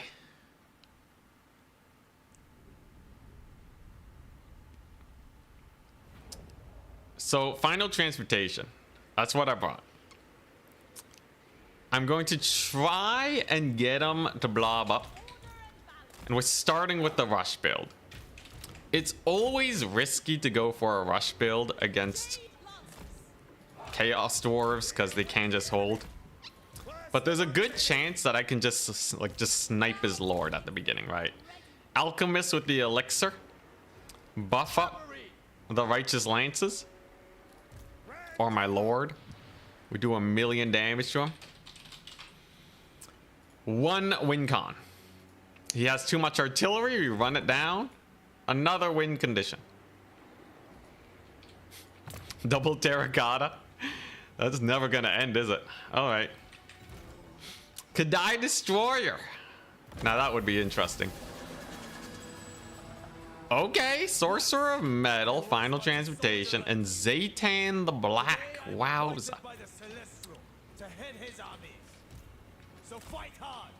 Honestly, pretty interesting army. I like it. So, he doesn't have a lot of ranged. So I think I can get one crane gunner here and just start plonking away at him. I'm gonna park here for a little bit of safety on the crane gunner. These cashews are choking me up. There we go. So that's gonna be a decent start, right? Get that range superiority going. Shoot at all of his units. This guy only has 3,700 HP. So there's reason to believe that a final transmutation just kills him. And that would be mega value, because these guys are quite expensive. He has 2 spells. That would be at least 700 gold for one overcast final transmutation, plus a little bit of extra damage possibly. Definitely worth considering. Here he goes. So he's trying to get into position. But my ranged units are here. And they are ready to get a little bit of work in. 26 winds of magic is what we're looking for the final transmutation. Gonna have to be real careful about the nets. Good little bit of damage. Unfortunately, that spell just doesn't hit very hard. And of course, we don't want to get final transmutation ourselves. However, maybe we can do a little bit of damage to his character here. I'm just trying to bait out a little bit. We're just trying to bait him out. I'm trying to get him to like hang around this caster so I can cast a final transmutation and just kill him. So if Zaytan decides to go in, he's going to get blasted here. But he doesn't. But he does. Okay, here we go. So that's hopefully just gonna kill him. That's all I'm really hoping for. That's an overcast final transmutation. Gets a lot of damage. My lord is netted though. So will it pay off is the big question. My lord's taking a lot of damage too. It's not the prettiest thing I've ever seen. And his caster lives. Oh, that's real bad. So now I'm gonna have to commit some forces to save my lord. He also got a huge volley on my long marauders, so could be real bad. Does get the overcast final transmutation himself too. Oh, that's a terrible trade. That's just a terrible trade. Wowza. Wowza. Lord down, baby. Lord is down. Jeez Louise. Long was dead too. All right. Now a minor, just being slightly behind is not a big issue. Currently, the amount that we are behind is rather high, though. It is rather high for someone just trying to kill off a random caster. That's no bueno. That's very no bueno. Very, very bad. Hopefully the long must come back. And hopefully we get him to overextend here, mayhaps. Zaytan's pretty low too, and I can probably kill off that guy. So it ain't over just yet. We can make some big plays. Jade Lancer charge was good, and I can probably resecure this point. Plus we have some more crowmen over here. And yeah, okay, he is going to rout off before he gets a second cast. If I resummon my lord and kill Zaytan, it's pretty bad news bears for my opponent. So I think that's the play we're gonna go for. I do catch his bull centaurs, which is nice. And yeah, I'm just gonna save up for my lord. We're just gonna save up for him and bring him back. And then hopefully he overextends with the bull centaurs, and then we're good. Already overextending with the one bull centaur unit is a nice plus. There goes his little caster, nice. Another bull centaur potentially could go down here, as we do have some double jade lion action on him. He does have some guns ready to fire, but I don't think there'll be enough here. Long was a cooking. And I will have my lord back soon.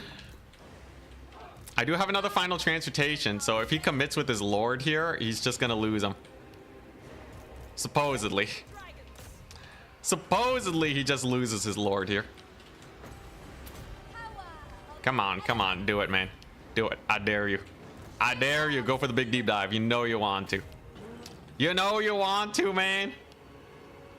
Let's see if I can bait it out. He's playing it smart. He's playing it very smart. Come on. Big boy Zaytan. All right, that'll do. Pretty good final transportation over there.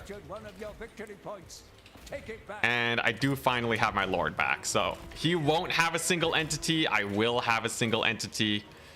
That final transportation is going to hurt him a lot. I think we should be okay. Though definitely things are a little sus, right? He did save up for another bull centaur unit. And I might lose this far point. But having my lord back at all is huge. Just having him back in action is very, very big. Come on, don't lose the point. I think we might lose that point. Zaytan does live. But he's on his last breath. He's on his last breath. He should go down fairly easily. This is a good harmony charge that we got going. Plus Lion's Roar should do well. Zaytan does get murdered. Okay, huge. Huge, huge, huge. And then there's the big old charge. I gotta get that big Lion's Roar on them. Remove any ITP they might have and just terror out them. Very nice. Zaytan's running for the hills too. So all I gotta do is clean up now and then we're good. ITP's gone, man. So they should just terror out. Let's go. Let's go. All right. And it's just a matter of capturing points. That's all it is. And killing off Zaytan at some point. Because boy, does he need to die. He really, really needs to die. Oh my gosh. All right, here we go. Point number 1 is a go. All right. He's so close. He's so close. I think I can get some crowmen on him. That should finish the job. Point number 1 is secured. Big routes. There's the big sweep. So peasant horsemen are my capture weight. Just mass peasant horsemen.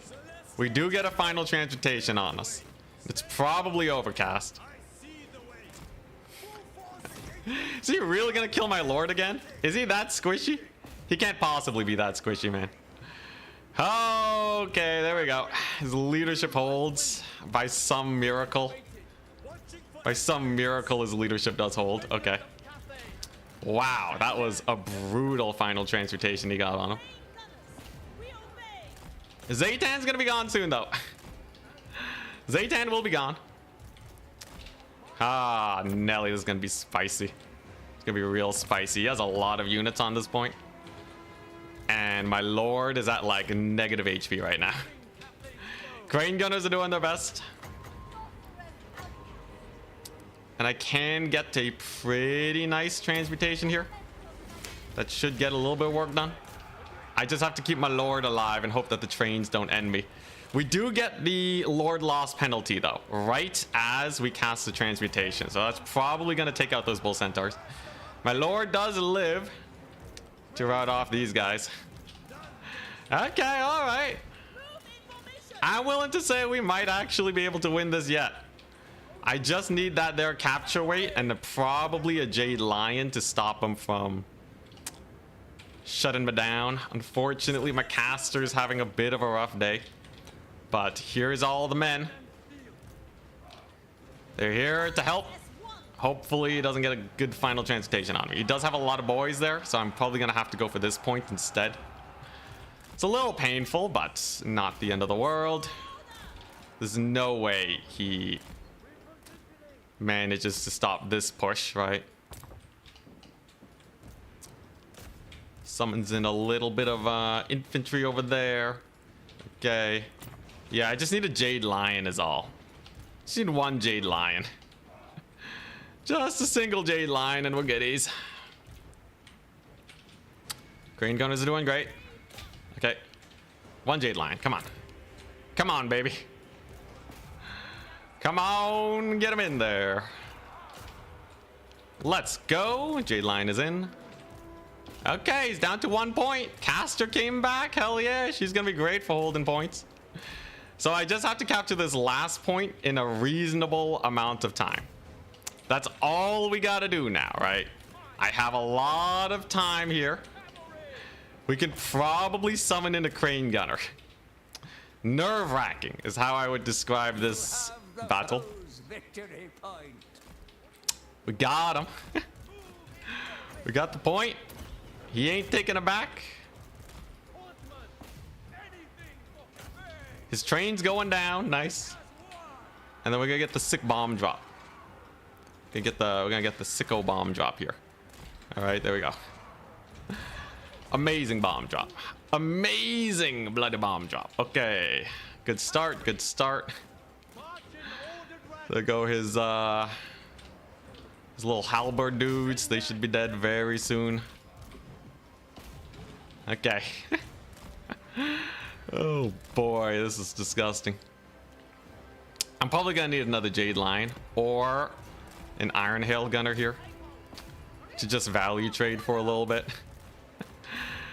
He's hunkering down. He's hunkering down. It's surprising that I was able to pull it back at all. Lots of damage on his train. That's good. Okay, and he's actually going for maybe this far point now. That should be manageable. No, he's not. Okay. Looks like he's chilling over here. If we kill off his Centaurs, it's a plus. And there's no way he's ever taken this. Not with this much support. Chilling nearby. I have cavalry summons. Time is of the essence though, right? We gotta really hunker down here. We gotta really hunker down. I have time at least. I have a decent amount of time with these crane gunners. But we must be wary.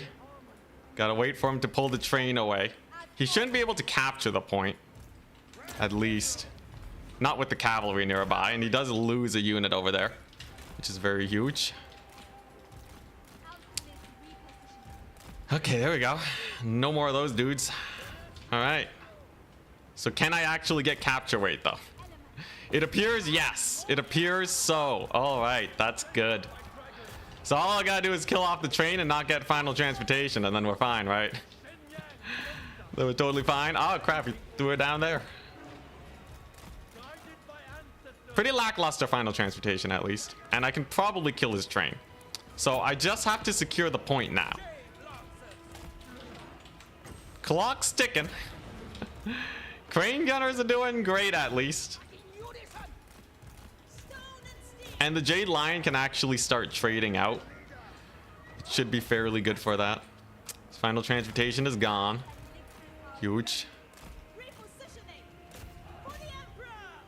Maybe I can get a big charge. He did just cast the transmutation.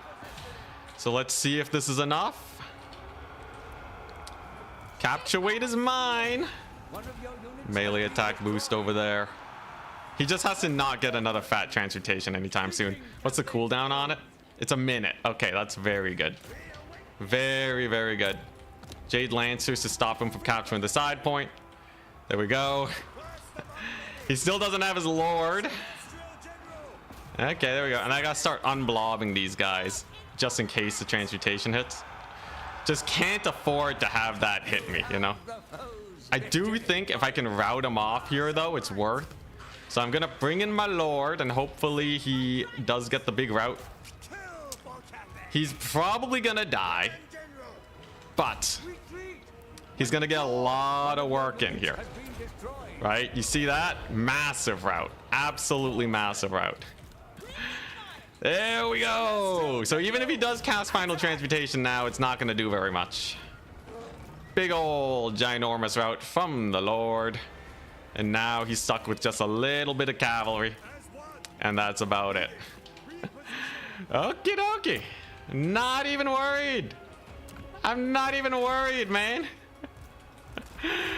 Oh, God. That was close. That was very close. Is my Lord gonna die to a train? He might. So he's going for this point. Back over here. I got some time at least. I got some time and my alchemist. You can get a lot of work done. As soon as the train goes down, we're set to. Cav core is looking okay. Let's leave one beat up unit over there just to preserve it. He didn't kill my Lord too, by the by. Huge.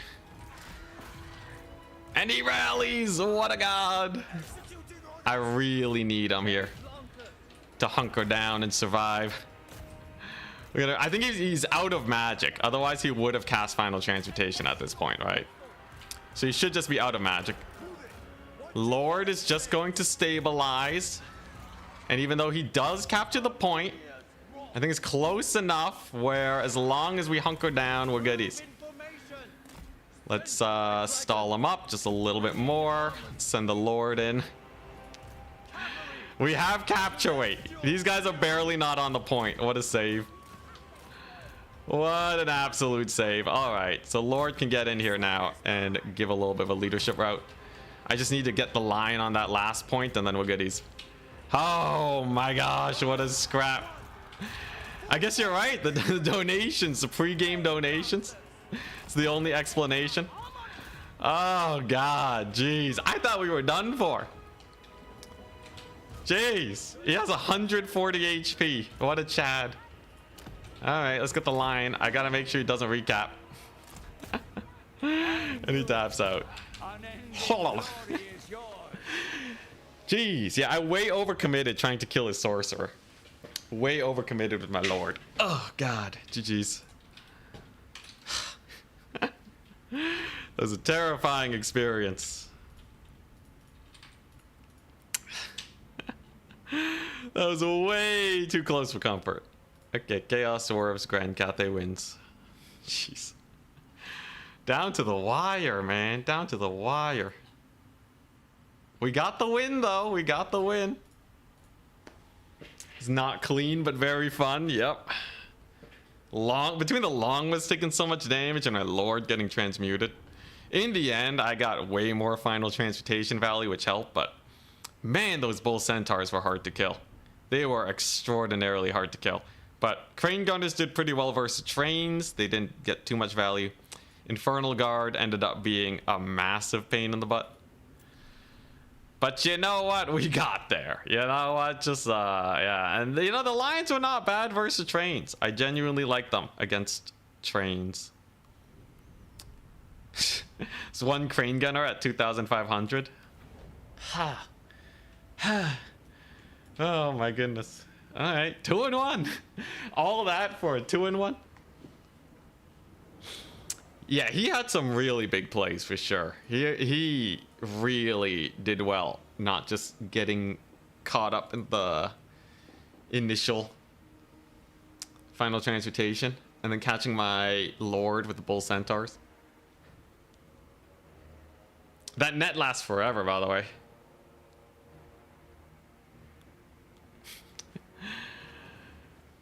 We did kill Zaytan at least. The Zaytan route was huge. He did a really good job keeping him away. Like flying away with Zaytan, like honestly. I think my opponent will likely give me many more opponent points to come. Still though, the competition is rough. Will I have enough opponent points? As it stands, I'm still pretty far down, right? With my 2 wins. With my measly 2 wins. As far as opponent points are concerned, Boss Toss also. Okay, Boss Toss is also in the 2-win range. Crazy. And we only have 4 people in the 3-win range. So if that continues, as long as I get my 4 wins, we're probably going to get there, right? I don't think a lot of people will be able to get to the 4-win range. So that's all we got to do. Just keep winning. Free game loot again. Thank you, Stan. Free game loot again solidifies the timeline. Stan. I think I'm getting it wrong, right?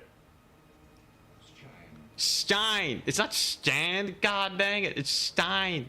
How could I have messed it up so bad? All right, there you go. Stein. Thank you very much for the Bulgarian Lev. Bulgarian. I am going insane. This stream has gone for too long. Clearly. God. All right. All right. Just win. I'm just gonna follow the age-old adage of just win. Hello, Stain. All right. Stein. Let's see here. It's only a handful of players at 3 wins. Only a handful. It's about 5, it seems. It's about 5. Unless Martin. No, Martin lost one, right? Yeah, Martin lost one, so he's not making it. So, yeah, it's 5 people at 3 wins. This should get lower as time goes on, right? So the people at 4 wins will only be 3. You see that? Turn 3-0 on Skaven? Yeah, that's insane. So only 3 people will progress after. And then... at most, we'll have like 1 at 5 wins, 1 at 4 wins. And then it's the fight for 3 wins, I guess. So I gotta be the one that gets 4. Well, actually, some people will catch up to 4 though, right? With 2 more rounds. Yeah, we might get a decent number at 4. I don't know how this actually plays out.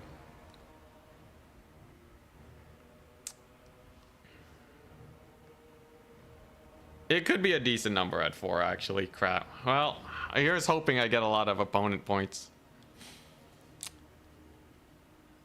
But yeah, it's Boss Toss, Danican. Boss Toss versus Danican. Turn versus Counts games. Spicy indeed. Very, very spicy. My opponent points aren't cooking too hard either. We're about middle ground for opponent points. There's a good chance, though. There's a good chance. I have faith. I'm not worried. Worst case, we just end early, right? We just end early. Not like this. God. Oh, man. God, the round 1 loss. I should have played better, though. How am I even going to win Samais if we're losing? Losing such a big lead against Gislev. Are you planning on cooking Skaven? Well, I beat Turin Skaven earlier, actually. With Grand Cathay. Using a mobility build. So, we could just do that. Pull them apart.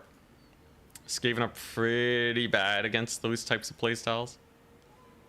Just pretend every player is Charix. That doesn't help. Doesn't help. Maybe it'll make me play slightly better, but...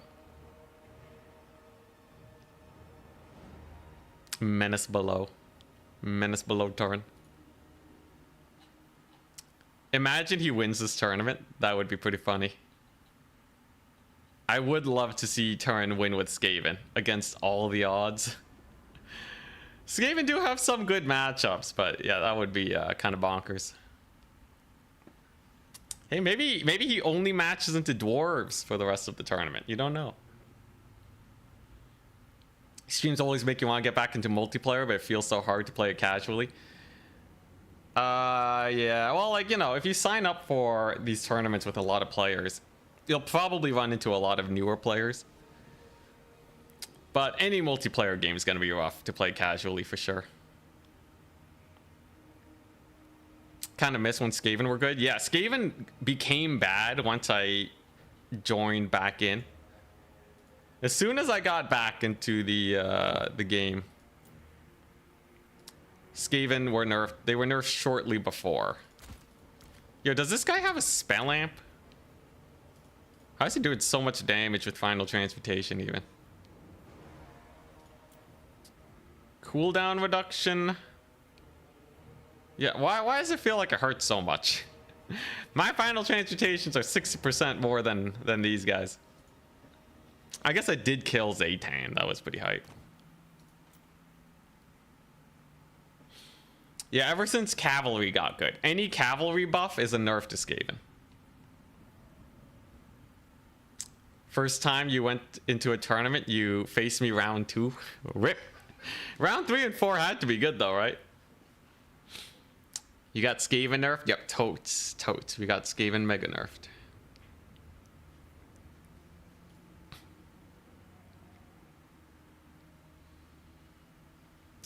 Have you tried feeding Cathay roster to an LLM and ask for a good build? Dude, those suck at high level, at specialist problems.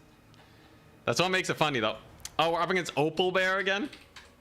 Dang it, that ruins my tiebreaker. Although it's not the end of the world. Sorry, Creeper. I gotta invite my opponent. Okay, so it's again. Oh God.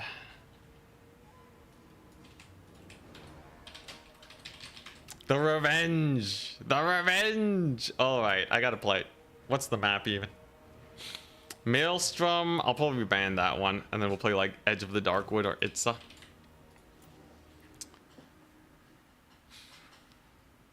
All right, how do you beat Cathay? Give me a second. I did goof up going for the infantry and the war drum. That was not very smart.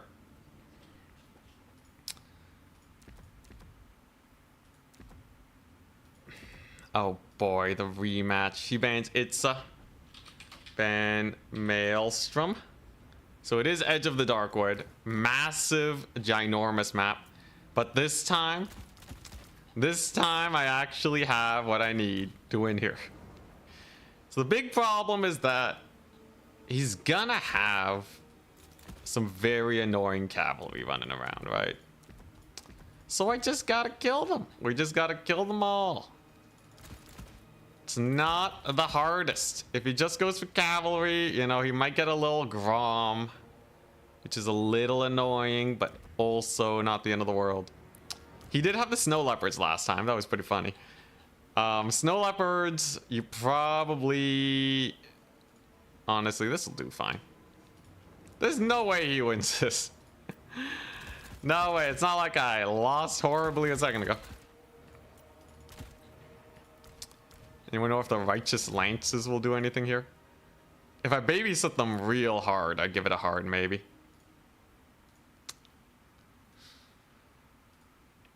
The thing is, though, he is not obligated to cav max me. So if he doesn't just spam a ludicrous number of cavalry, suddenly, I don't really know what I'm supposed to do. He might just have a bunch of infantry, right?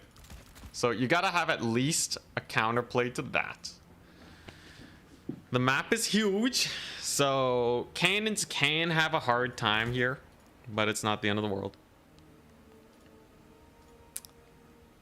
And I guess... How do I round out this army? Okay, I need crowmen. I definitely need crowmen. This is the worst. This is the worst. I don't like this at all, guys.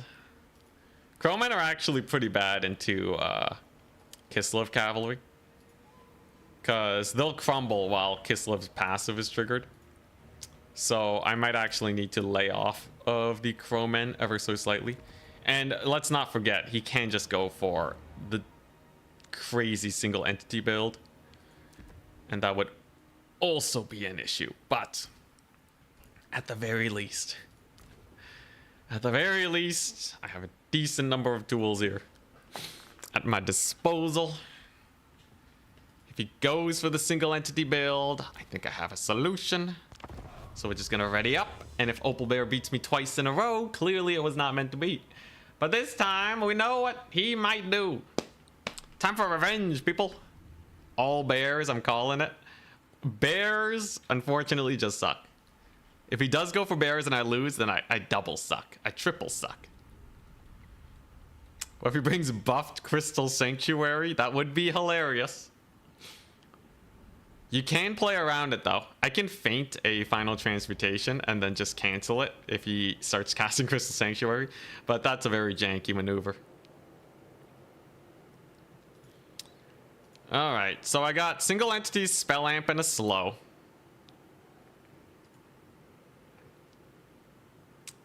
Would be funny if he took a single entity blob.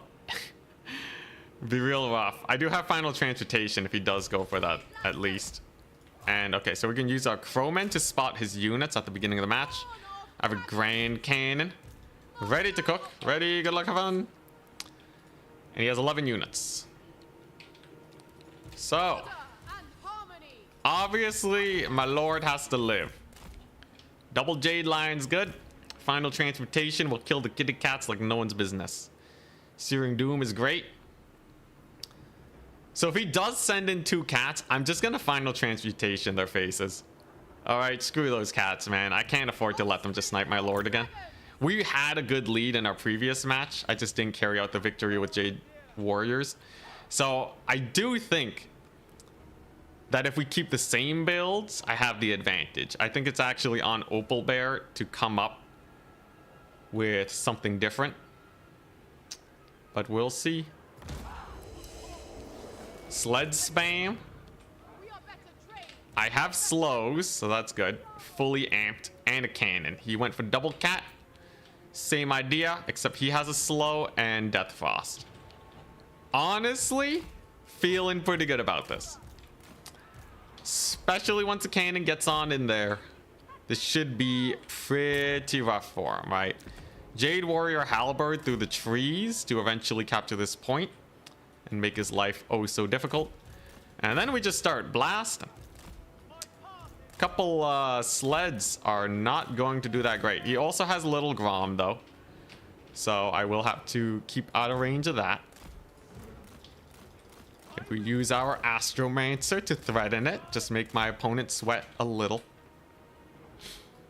Cannons plonking away. They're doing their best. Catches my lion. Well played, well played. Okay, I can't leave my artillery piece undefended, but anyways, double Jade Warrior plays here will be good. I can maybe get a hit here at some point. Gotta be real careful, right? Those are a lot of dervishes.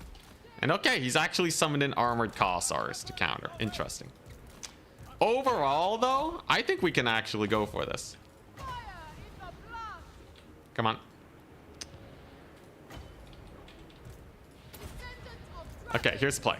So we slow one sled down, and then we're gonna bait him into sending in his single entities. Then I get the final transmutation, and then everything dies. So I'm just gonna blob up. He doesn't have any blobbing tools, realistically, to stop this. So I can just go for it and kill off the sled. I almost have the sickest final transmutation plays. And we're gonna summon in some Jade Lancers to deal with the dervishes. Okay, here we go. 2 more winds of magic is all I need. The cannon's cooking. Come on, come on. And come on. Okay. Both of his cats are now dead.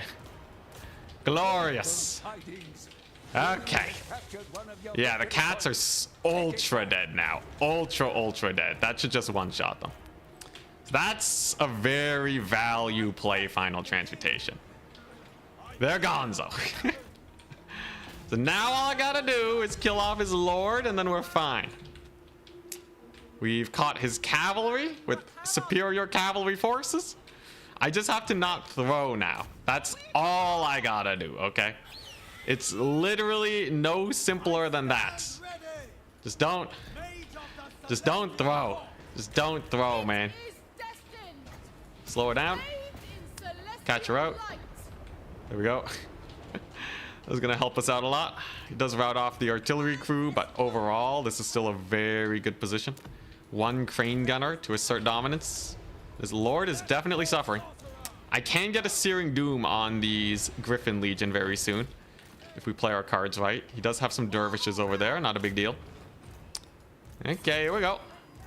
His lord's certainly taking a lot of damage. Big old kitty cats getting some work done. All right. Yeah, you know, not the worst. Not the worst. This is a great lead. This is an amazing lead.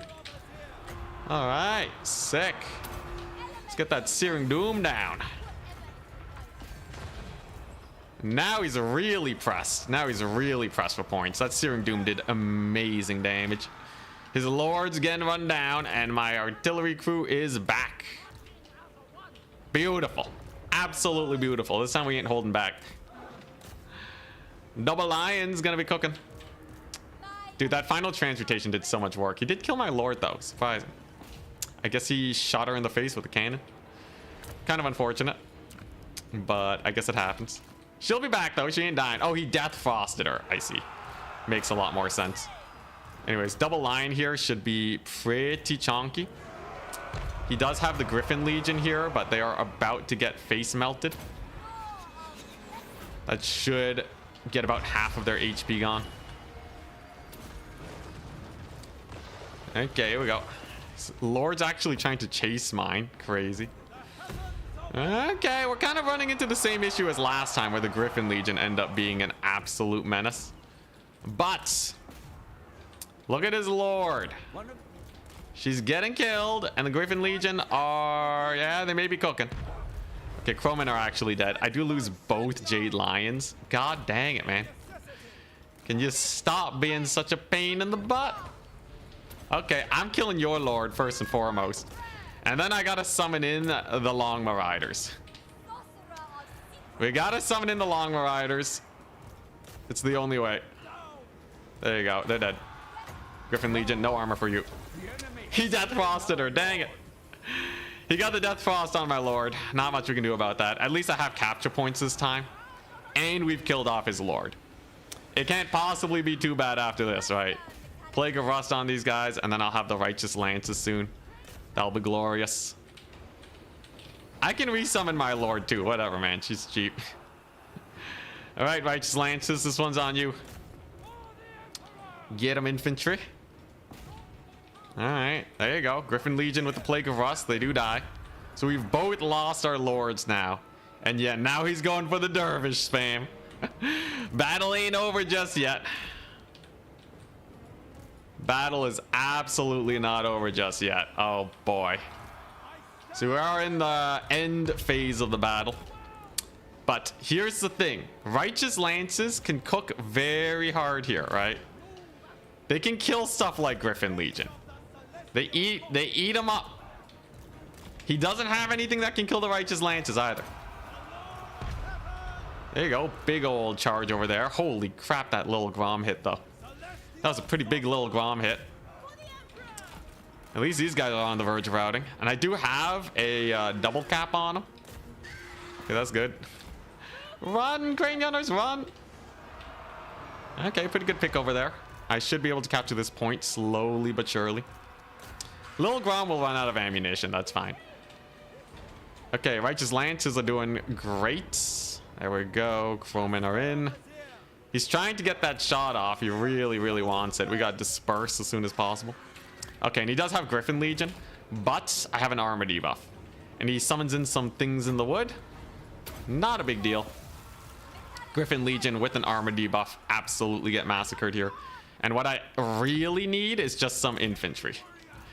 Because he's going to only be summoning cavalry at this point. That's the only thing that he knows about. And we must get them killed. Unfortunately, his Griffin Legion are Chads. Brutal. Absolutely brutal. That's just a Dervish unit. I should save my magic. Then again, they're pretty blobbed up right now. Sure, let's do it. Pretty good Searing Doom. Half HP off. Oh, geez. 75% HP off the Dervishes. Holy crap. All right, I'll take that. Thing in the woods are going over there. And yeah, you can't really kill the Long Marauders. Okay. All right. So all we must do now is probably summon in the Lord, right? Get the Lord in there. He routes off the Alchemist just like before. But with the Lord back, she should be able to get a lot of work done. There he goes, capturing my point with some Dervishes. But at least over here, thinking the woods should not be able to do too well. At least I don't think they'll trade immaculately. And then I can just capture this point back. Okay, there we go. She's chilling. Astromancer has no more threat, so he can actually tank some damage from the wagons, and it doesn't matter that much. And we just have to recapture this, right? I have a lot in the way of tickets. Unfortunately, the Jade Warriors did die to the things in the woods. Do I win on a single cap? I think we might barely not. Though Righteous Lances are definitely good. Can we catch his Dervishes is the big question. I can definitely retake this point. Come on. Looks like they're playing keep away here. Looks like he will capture that point. I think we barely don't win on a single cap. That's so sad. It's gonna be a big catch though. Dang it, they didn't get staggered? What a ripoff. All right, so apparently dervishes do not get staggered. Wowza. Alrighty. Ripoffs abound for sure. So now what am I supposed to do? He has another wagon. He has another wagon and he wins on a single cap. But I have a lot of time to potentially just uptrade. What does he realistically have? Some Kislev dervishes? I have halberds. I have another crane gunner, perhaps. Okay, we'll see what we can get done here.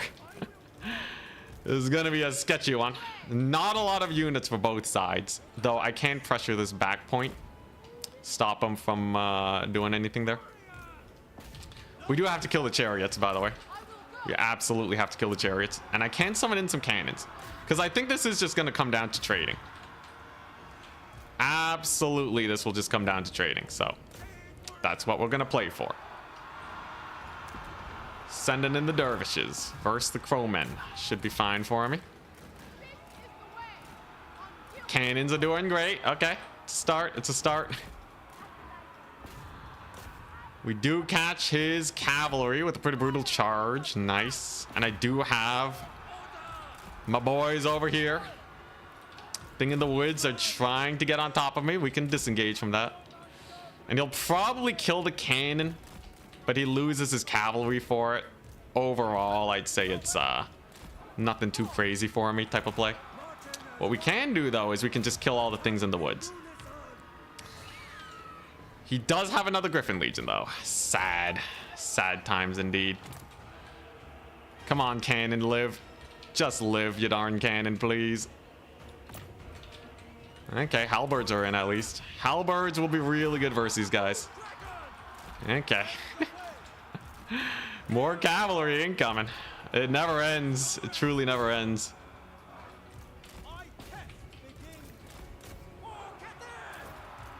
Come on. There you go. Okay, that was a huge brace for me. So they will be able to survive that. And I can get a jet line. Oh, thank goodness. Okay, here we go. Crap. Lost my caster. I really needed that caster. Kind of unfortunate, but not the end of the world. As she can be resummoned, and I do have my artillery piece up and operational again. We are capturing his back point too. That's all I really need to win this. So he's actually going for a backline dive. So if I just stop him from capturing this point and steal this for half a second, we do win. We do absolutely win this if I do that. So we'll see. A big ol' we will see. Okay, so he disengages. Doesn't want any of that. We're gonna get the lion here, and that should offer me just enough, right? It should be just enough. I don't know if he's actually gonna stop this point from getting captured too. This ended up being way harder than I thought it would be, though. Way, way, way harder. There's the point. I only need to hold it for a couple seconds. Lion is in. If I capture this point, it's also a win condition for me. So if we just stall here and then we capture, could be huge. Longbow riders are in. Okay. We have my lord in here. All right, here we go. Big play. I just gotta take this point and then hold it. And then after that, the game is basically done. I have my lord in here. I have a lion. I have basically everything I could possibly want. And his armored cossars are routing. So we just have to hold it for a wee bit. Just a wee bit. Come on, you darn infantry. They're doing their best, man. Cannons plonking away at his forces. That's good. And I do get the capture, so that's another double cap. Okay. The grand hold begins. Can it be done? So righteous lances can stop his dervishes for a little bit. He has basically only dervishes and then the Griffin Legion. I'm going to summon in cavalry because we need to hold this, right? We do win on a single cap, so that's huge. I think he's trying to army wipe me though, although this point is not actually getting secured, which is very nice. You there need to get that AoE down. There we go. And then we bring in the halberds. That's a full cast AoE on these guys. Hopefully that's enough to get them killed. It seems like it actually was. Holy crap. So it's just a couple dervishes left. We win on the single cap, and I have a double. I can actually bring back the alchemist now to use the rest of my Searing Dooms. Holy crap. Sneaky, sneaky Jade Warriors. If he caught that capture earlier, I think he would have won. I think he legitimately would have won on the capture points, because I'm going to have a really hard time getting a double cap right now. But that one Jade Warrior sticking around and getting that win, they did it for us today. They were Chads this day. So he's going to go in for a big charge. We're going to counter charge. Hopefully get these guys routed off. It's just dervishes. It's just dervishes left. I need some peasant horsemen. Go for the middle point. It's all in on the middle point now. And then caster is in. Nice. I have a final transmutation. No, I don't. I actually don't have the winds of magic for a final transmutation. I have to get a sick Searing Doom on his Griffin Legion. Oh boy, here we go. Here we go. This has to be an amazing Searing Doom. Big money, big money. And kerblamo. Half HP down. I'll take it. 3 more seconds. It's over. We won. Oh. Disgusting. Absolutely disgusting. We did it though. We've defeated Opal Bear. That late game against Kislev sucks, man. Kislev cavalry summons in the late game suck to deal with. 3,100 value on my caster and it was that close. Oh my god. He played a really good game. Opal Bear is a spooky player. In the end, we just had a little bit more capture weight. The Jade Lions did great. The Halberd back cap. Oh man, and yeah, the Righteous Lances were a good call. 1,500 gold value. So they were really good for just mopping up cavalry for the rest of the game. It's crazy how easily he can kill my artillery crew though by just YOLOing a random dervish at them. It's so annoying, man, but a win's a win.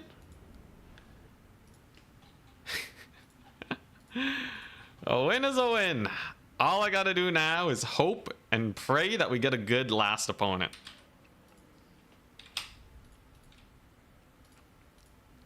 I need a good last opponent, and then we take the win, and then hopefully I have enough opponent points. If we take a look at the standings right now, Turn's doing a 5-round tournament. If we take a look at the standings, I am in 8th place. So we're pretty low when it comes to opponent points, but we're only slightly behind. Dark Age Rush has 1 over me, Count Games has 1 over me, Winter Wind has 1 over me, and Iceman has 2 over me. I mean, no, Iceman has 3 over me, and Winter Wind has 2 over me. But only a few of these guys will actually get a win, right? I can't believe it. Turns 4-0. Turns 4-0? That's crazy. Oh, Boss Toss is still playing too. I think we might barely lose because of opponent points. Double screening Anticity and Turn was very stressful. He also had a really close one. Oh, God. Yeah, we'll have to see how this one plays out. Worst case scenario, I'll take a 4-1 victory as Grand Cathay. That's not a terrible situation to be in. Turn is a Void Lol's ult. Oh my gosh. I can't believe he started beef with himself. Let's see here. It's going to be a close one. It's going to be a close one. There's a very high chance I get outpaced by like 1 opponent point with Dark Age Rush and Counts games. If Turn goes for a 6-rounder, I think we will make it if we do 5-1. But a 4-1 is very sus. Danican and Boss Toss are also at 3 wins too, mind you. Holy crap. So Boss Toss might make it for the 2 winner.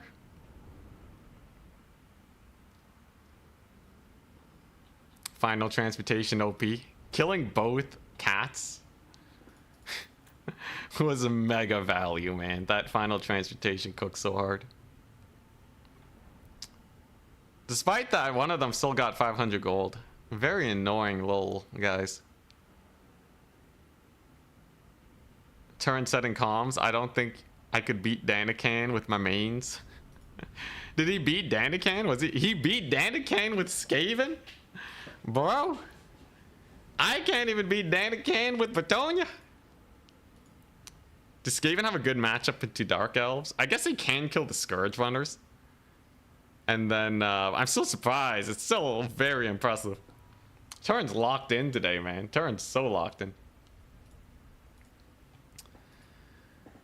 But yeah, I'm gonna need a matchup into someone that's well above me, I think. These opponent points are not it.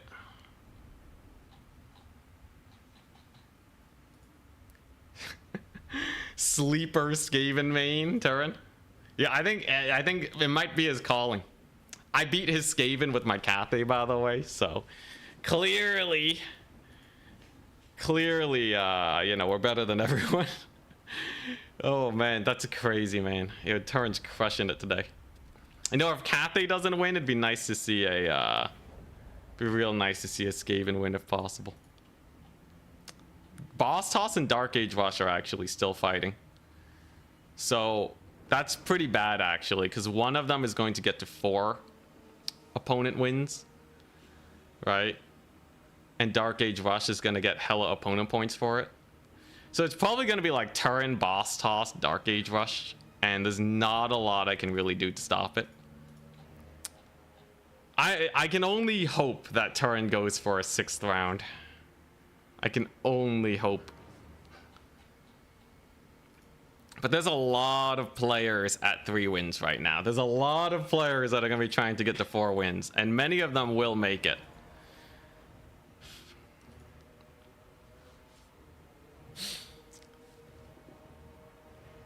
Man, if I had won against Opal Bear round 1, it would have been hard though, because like there was no predicting that the Kislev late game would be that painful. Turin Skaven build is kind of insane versus Dark Elves. It's a Skaven Moby Max? What? What do you mean it's a Skaven Moby Max? No way, man. Dude, what is this guy doing? Has he unlocked the unholy Skaven? Turin the goat?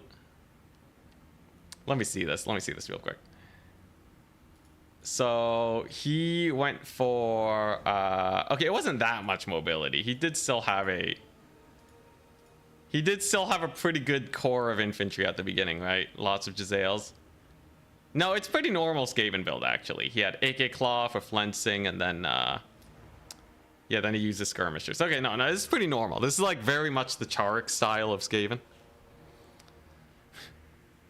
You had to fight Zarkan. Yo, Zarkan kind of got surrounded by Rat Ogres, though.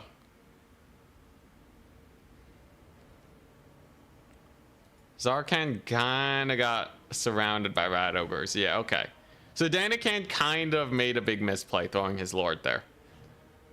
Still, though, Turin had a 4,000 gold lead at one point. Oh, my goodness. Oh, my goodness. That said, mobility max Skaven sounds fun. Unfortunately, there's a reason why we do not see it. So it looks like almost everyone's done except for 1 game. So if we refresh the bracket, let's see what the standings are. It's gonna be tough. It's gonna be a tough one, guys. So even if we win the next round, just take a look, right? I'm all the way down in like 12th place right now. I'm in 11th place. I gotta jump from 11th place to 4th place. Take a look at the competition. There's 4 people that already have 4 Swiss points.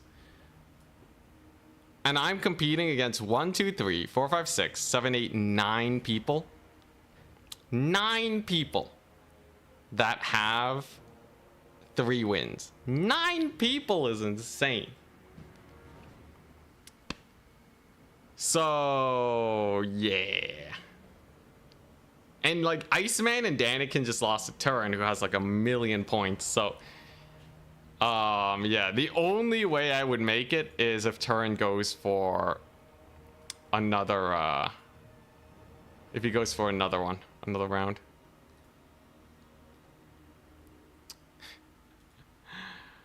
Or if everyone starts dropping out. That's the alternative. I honestly don't think I'd be able to win it, though. Playing another round. These players are getting spicy. Tell them to bring it to 7 rounds. Just enough rounds where I qualify. That's all I need, you know? Yeah, he needs to go another round, and we have to win the next 2 games. It's a big ask. He said it would be 5 rounds. We've already played 4. So, like, I need another round. Like, he needs to go to 6 rounds is what I'm saying, Potato. Potato's a devil. And I don't think he will. Because I think the top 4 will be pretty well decided. But there's going to be so many people with 4 wins. There's going to be, like... There's going to be, like, what? 5 people with 4 wins?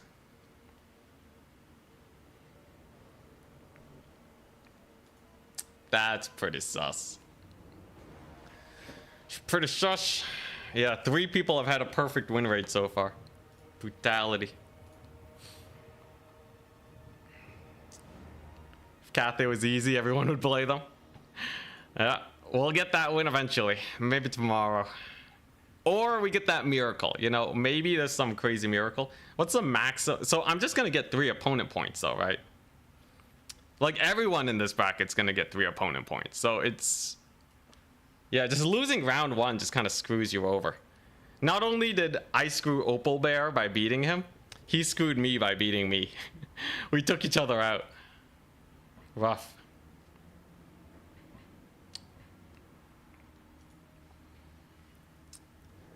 Love how you sit in 2nd place in Total Tavern with the win rate lower than pretty much everyone else. Yeah. Yep. I swear though, playing these garbage factions helps me win when it really counts. Because then we play like the real factions, right? And then it's just like wins for days. You know? And like all these faction mains will get their faction mains banned. So that's a plus. Although if Turin does a format where you can't just perma-ban people's faction mains, then we get screwed over. Like, ban Daniken's Dark Elves. Easy peasy. Easy peasy. 2-1 victory. I don't know, though. We'll see.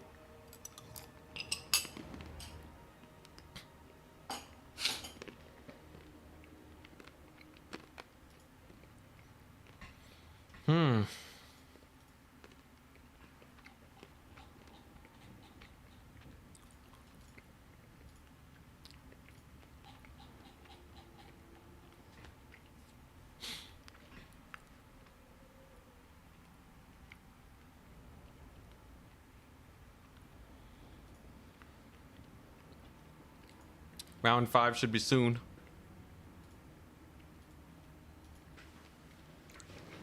Yeah, Chargs has an insane win rate. I'm surprised he lost the last tournament. I really thought Chargs was gonna cook hard. But he died to the trained single entity strat.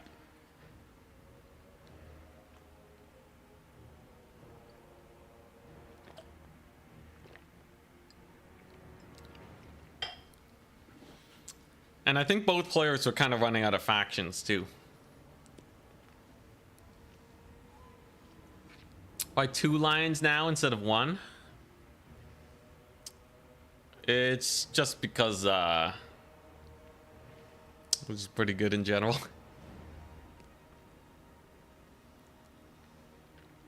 You have more games than everyone else except for Charix. It's really we play so many different factions. Every time I try to learn a new faction, we gotta lose a few tournaments first. And then we get a tournament win with them, and then we move on to the next one. One big benefit I have is that Warhammer is my full-time job, so we have a lot of time to just grind out tournaments every day. Playing Cathay is not helping my win rate, that's for sure. That is for sure.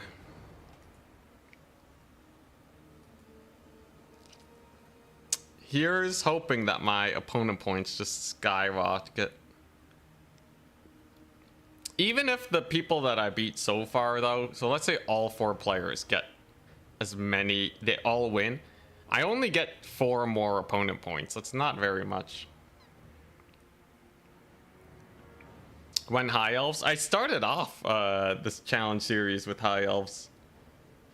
Or I think High Elves showed up at like the 33% mark. But High Elves were not too hard to get a win with. I just copied Charix. Love how Turn can scrap with the best. Yeah, man. I think, like, you know, sometimes he'll bring like a weird pick, right? But he is spooky. There's always a risk that I can lose to Turn. There's never like a 100% win rate. You'll just bash Turn in, even if you're the best player in the world. If I beat Turn right now, I will climb in opponent points a lot. But am I really gonna beat Turn? Am I really gonna get matched into him? I think the odds of me getting matched into him is close to 0. I think it's sub 10% because he'll way more likely match into Boss Toss or Potatoes Devil. I would like to match against Potatoes Devil though. That is 4 opponent points.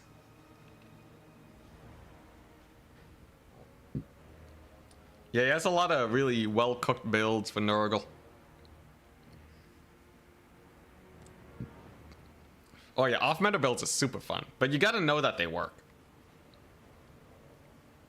It's hard to get a lot of testing in with off-meta builds. I don't want to lose horribly. Okay, sometimes it's funny, but it's not 4, it's lag. Oh, Potatoes Devil, you're not even at 4 wins. I see. Well, round 5 is up.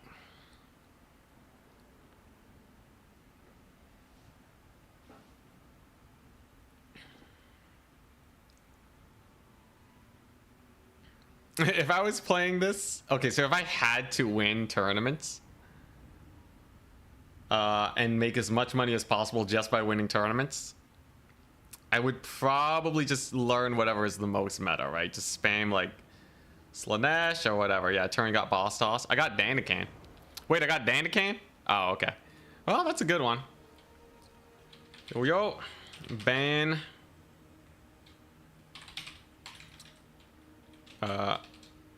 I'm Grand Cathay, by the way. Dark Elves, question mark? I'm pretty sure he's Dark Elves. I'll ban Imp Ambush. Alright. He's in. If I lose to Danican, it'll be an honorable loss. It means that it was not meant to be anyways. Danican has a lot more points than me, so if we win here, that's one person that's not going to be contesting against me.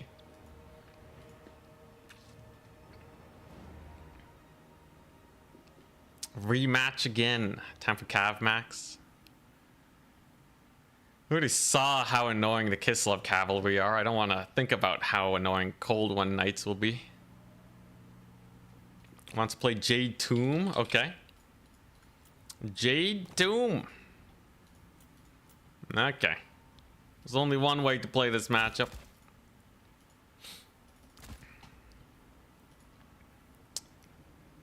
And yeah, I'm just gonna have to hope this works, I guess. Revenge time, we believe.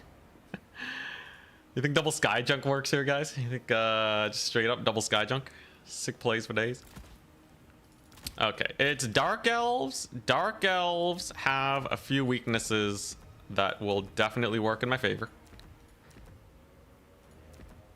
Surely he can't beat you for a 6th time in a row. Surely not. Surely not. So I got my fancy tech going. Let's see here.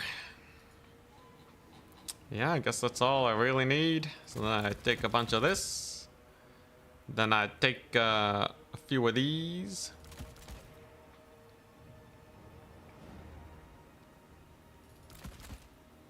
Yeah, a couple of these. And I gotta want one of those and one of these in there. Dark Elves is a spooky faction, man. Dark Elves. They have a lot of different strategies right now. They really are one of the more meta factions.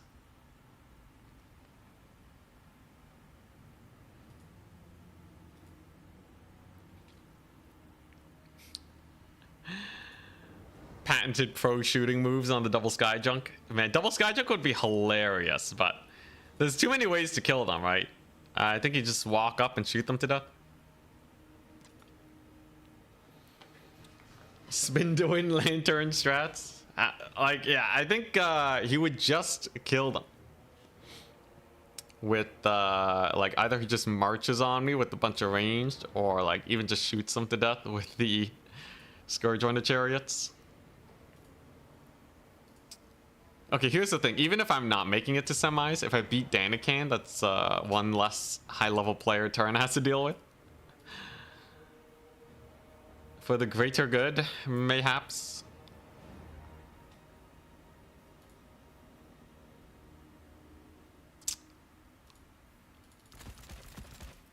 How's this build look? It's a janky one for sure. Very janky build. Oh, it's a janky build. This'll be okay. This is half decent. Okay, jankalicious time. I'm really worried about like what he might bring, but like I said, I feel like in general, I have more options here than Danican. So that's gotta be worth something, right? His front line will probably massacre mine though, which I do not very much look forward to. This is also another matchup where Chroman can be kind of janky, but let's see it. Let's see what the Master of the Dark Elves has in store for us.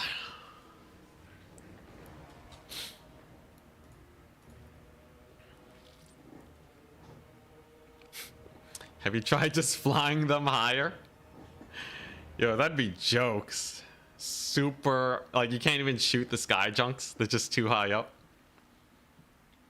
You know, that would actually make sky lanterns so funny.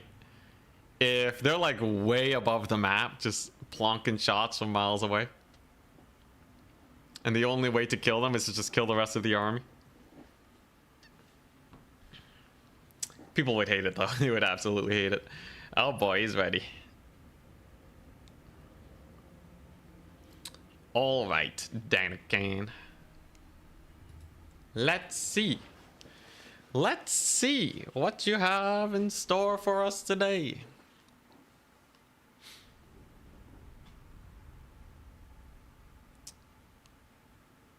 You think he's gonna run Hydras? You think he's gonna run Hydras into us? I have guns. We can. Big old cannon over here. We have double cav core. If he deploys here, they're getting shot at the beginning. And then it's just big ol' blobber units with the most defended crossbows you've ever seen. It's pretty normal build.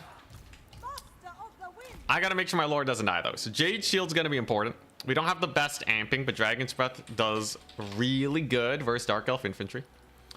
So I'm going to try to use that to make some plays here. I do have to be very wary about Doombolt, but Jade Shield, it's 4 winds of magic and it will negate most of the Doombolt.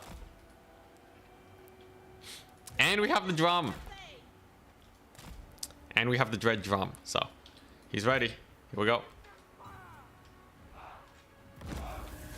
Nice. He's gonna get shot up at the beginning. Only Melkoths. This guy loves Melkoths, man. He loves Melkoths. So given that he's gone for a pretty big ranged core here. Wow, he dodges that. Okay. It's a pretty sick dodge, I must say. Impressive. Keep it from the foe. It's a ranged core. He has some infantry. It's actually all Corsairs. Cold One Knights 5, 3, 5. Okay. Not too many stealth units. This time around, the cannons do land their hit. But what do you get? You don't have anything to Melkoths, really, right? Doesn't really have too much there, so that's definitely a plus. We can force them to advance towards me, I guess. So Corsairs have 80 armor. It's gonna be rather painful. Celestial Line's not the worst here. I will actually just get him out. And wow, okay, he's actually just using his Lord to capture this point. That's kind of funny. Funny man, all right. Double assassin. I see, okay. So there they are. He really does like those assassins. Cannon's gonna force some forwards eventually, though. The trading is quite nice on it. I won't have a lot of magic, so I might as well just chuck a couple Dragon's Breaths out here. Just get a little bit of damage. In the end, it's not really that worth it, though. Gotta make sure those assassins don't get too much work on me either. Okay. Cannon's still firing. It's still up trading. It's very hard to not take a big amount of damage from that. But double assassin, double K-Knight assassin. What do we do there? I guess I can push up and make sure this doesn't get taken. So these guys will hinder a rush from him quite a lot. That's definitely a big plus that we have going for ourselves here. But it looks like he wants to rush anyways. So he'll probably be able to take the point. My cavalry, unfortunately, are very battered. But I do have some crowmen here. And they should do quite well. Let's get that expert charge defense going. We'll just let our cannon continuously shoot his Cold One Knights, I guess. Yeah, he wants to go for that triple cap. Pretty standard fare. Gets the Melkoths on my birds. I'm just gonna Jade Shield that, actually. We're just gonna Jade Shield it. Get a little bit of a bomb drop going. Celestial Line's not taking too much damage, thankfully. And he's now going to go for a backline dive. Now, what is the best solution to a fat backline dive? What is the solution? Probably get some Jade Lancers. How's the Lion doing? Yeah, I'm kind of screwing up with the Lion a little bit. But I can catch his cavalry. It's plus. I can maybe bully his Lord a bit. It's another Melkoths, but Jade Shield is great for this situation. Frontline engagement is away.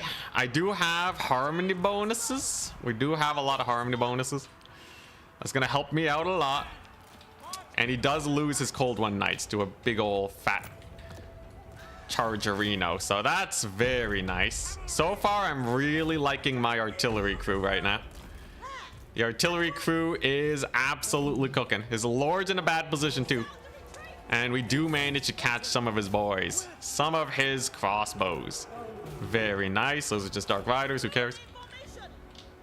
And then I gotta get the Crowmen here to give harmony to my Jade Warriors. Absolutely, we must.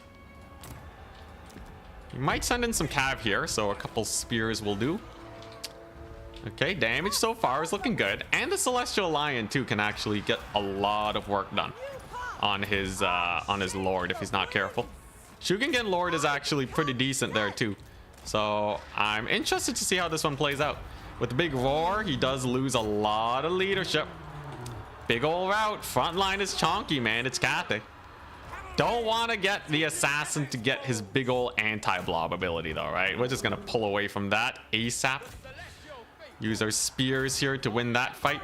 And then we're gonna keep spamming spears because I foresee a cavalry spam situation. There you go. There goes his lord. So I can escort her off with my lord. It's totally fine. Looks like Crowmen fighting with Jade Lancers. Beautiful. And value trading wise, we are actually up. Okay, that's a good sign. I do still have this capture point. Huge. And his lord is getting escorted. She ain't getting out of here today. There goes his cavalry. Very nice. Okay. So all we really got to do now is just make sure that we win the late game. Because it's not over yet. It's never over till it's over. Alright. There's always a chance. There's always a chance that he comes back in the late game. Because that's just kind of how it be when you're playing as Cathay. So we just got to be careful. Lion's got to stay safe. Cannon is still alive. This map is massive, by the way. So it does really help us out that he is on the offensive. You can see just how pushed up he has to be to get work done here. A little bit of a bomb drop. Drum's doing great. And I can probably bully these guys. Looks like the cannon does get caught a little bit, but not the end of the world. Let's actually get the drum in there. Get a second bomb drop on these Corsairs, I guess. Okay, there we go. A decent bomb drop. Here's an okay bomb drop. Kill off the Cold One Knights. Get my lord to safety. Nice. Okay, cannon lived. Huge, huge. Those are Dark Riders. Oh, huge cannon shot. Okay. He's slowly running out of units. I'm feeling it. The Celestial Lion over here, too. With the leadership debuff, can probably rout those guys off. I still have that point too. Let's make sure the Celestial Line doesn't die. Oh my gosh, are we gonna beat Danican's Dark Elves with Cathay of all things? You're kidding me. Oh, he left. He left. 4-1. Let it be known, we have defeated Danican. Grand Cathay's OP. Did you upload? Oh man, he had me sweating though. Okay, alright, I'll take it. It's a world champion for you. Cannon was unperturbed. He really got screwed over by having double crossbow at the beginning. And Jade Warriors held really well versus the Corsairs. Assassins were caught up in infantry, which is good. And then we just got the Lord Snipe, right? This game mostly came down to the fact that we just got a Lord Snipe. The map was also really favorable for me, but win's the win. A win's a win.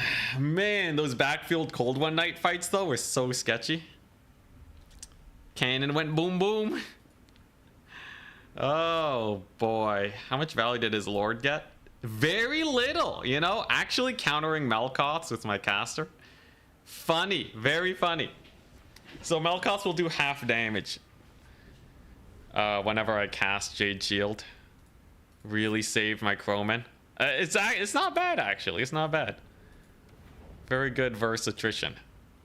And we had backup spells for if you brought light infantry. So he couldn't have gone for that without just getting taken to Pound Town. Yeah, high armor front line, 70 armor, and then they get more armor, plus 10. And then we had this thing, giving them even more. So the Corsairs just really couldn't cook. Unfortunately, though, I still might not make it. If we refresh it right now, literally, I am in 3rd place. But the odds that I stay in 3rd place are very slim, okay? My opponent points is at 9. I don't even know how it's so low. How's my opponent points so low, man? If Dark Age Rush wins or Iceman wins, we're screwed. Let's see. Dark Age Rush is against Iceman. So literally one of them is going to win and have more opponent points than me. There's nothing I can do to stop that. Though, Danican is gone. Hillidan has 12 Swiss points. And Winterwind is also at 12, right? So that means that, let's see here. Winterwind is up against Scrambled Egg Special. Okay. And Halidin is against Lemur's Bane. Okay. So if Lemur's Bane beats Halidin, we'll have more points, right? We will have more points. Dark Age Rush or Iceman, only one of them will progress past us. Turn and Boss Toss will definitely be in the top tier. But if you look at it and you really squint, there's actually a non-zero chance we make it. You gotta squint really hard though. You gotta squint exceptionally hard. I still need my other, like, I need Opal Bear to like win his game and like all that. I need everyone I face, I just need them to start winning, okay? Dang it, Opal lost to Pizu. God dang it. No. That's not good. That's not good. Opal did not win his game. Who else is there? Killian. Surely Killian wins. Killian has one. He has one win and he dropped out. Not like this. Killian has one win and he dropped out. What a ripoff. Okay, so if not Killian, what about Creepero? So Creepero got one win and he's up against Blake. Okay, so you could win against Blake, I'm sure of it. Dude, my opponent points are gonna suck. Oh, we'll see. You never know. Maybe everyone drops out. I'm gonna stick with it. Worst case scenario, I'll send all you guys a turn. I might as well already get it set up. Just get the raid started early, man. It's over. I don't know. Maybe. My opponent points is 9 though. Can your opponent points go down, or did my opponent points just go up by so little that it is actually just that bad? I've had more opponent points playing a 4-round tournament. I've had more opponent points playing a 3-round tournament. This is not good. World champion Diff doesn't even need to get to top 4. That's such a ripoff, man. Come on. Cathay again tomorrow. I feel like I could beat Turnskaven. We just beat Danican. Danican's Dark Elves. Man, the round 1 against Kislev. That's so bad. I know it's so close though. I'm like slowly getting better as Cathay as time goes on. Slowly but surely. Are they just a worse empire? Absolutely. Abso-freaking-lutely, they're just a worse empire, let's be real. But man, my empire will be so good after this. Can you imagine me playing empire after this? Holy crap. Let's just take a look, right? Oh man, yeah. You have the skirmish wagons as an option. You still have the cannons. You still have amazing cavalry. But this time you can actually summon way better cavalry if you want to, or armor piercing. Your infantry are best in class. Literally the best infantry in the game. Some of the best cheap ranged in the game. And then you get to play the same defensive playstyle, but you just have infinitely more units. Marcus Wolfhart, the Chad of snares and nets. Screw Yuan Bo. Marcus is insane. And then, yeah, you can do whatever you want. You got cheaper crane gunners that you can run. You can run better Iron Hail gunners. Way better Iron Hail gunners. We're beating Khorne consistently with Empire now, too. Let's see here. And you got the skirmishers, which Cathay also doesn't have. God, Cathay doesn't have a lot, do they? You have high DPS infantry, which Cathay also doesn't have.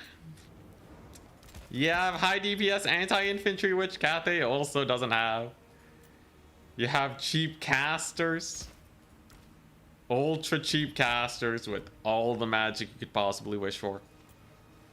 Hell, go Lore of Beasts. Spam the brand new Amber Spear, why don't you? They have a War Drum, yeah. They have Terracotta Sentinels. They got Terracottas. The front line stays in place longer. Only in the best of situations. In the most optimal situation, a Cathay frontline will last longer. Turn lost to boss toss, dang. But yeah, the big issue is doesn't really work out. Wow, I'm already out. I'm already in 6th place. Dang it, man. These opponent points. Brutality. After beating Danican too. Well, I can at least proudly say that I took Danican out of the tournament.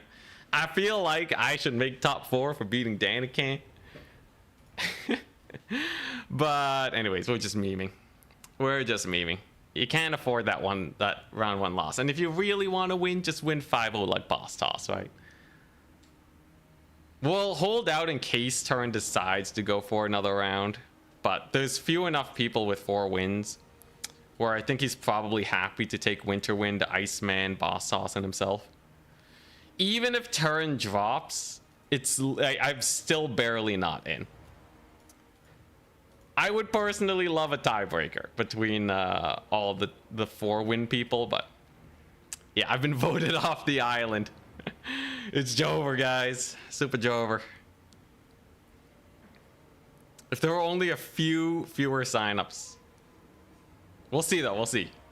Come on. Big money, big money. Yo, what if Turn's incentivized to get me out here? What if he's like, you know, Anticity's gonna raid me if I just knock him out now, and they just boop, lower the opponent points? No one will ever know. Who counts those anyways, right? Okay, no. Turn's a great guy, by the way. For anyone who hasn't watched Turn, if you're like new from like Legend, right, and you don't know who Turn is, he's like one of the most stand-up guys in all of Warhammer. Oh my gosh. Yeah, like actual like best positivity dude. Like, he does not get into drama. Doesn't take a bunch of sketchy sponsorships. Barely takes any sponsorships, actually. It's crazy.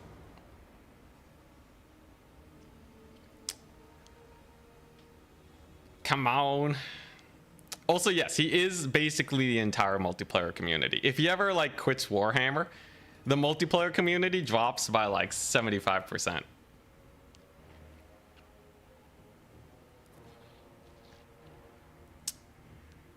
Yeah, like I get frustrated more than Turin, man. He just doesn't get frustrated. I like dwell on games. He loses. He's like, you know, I guess I just gotta change this with my build. Moves on with his life. What is this madness? What is it? How do I master this power?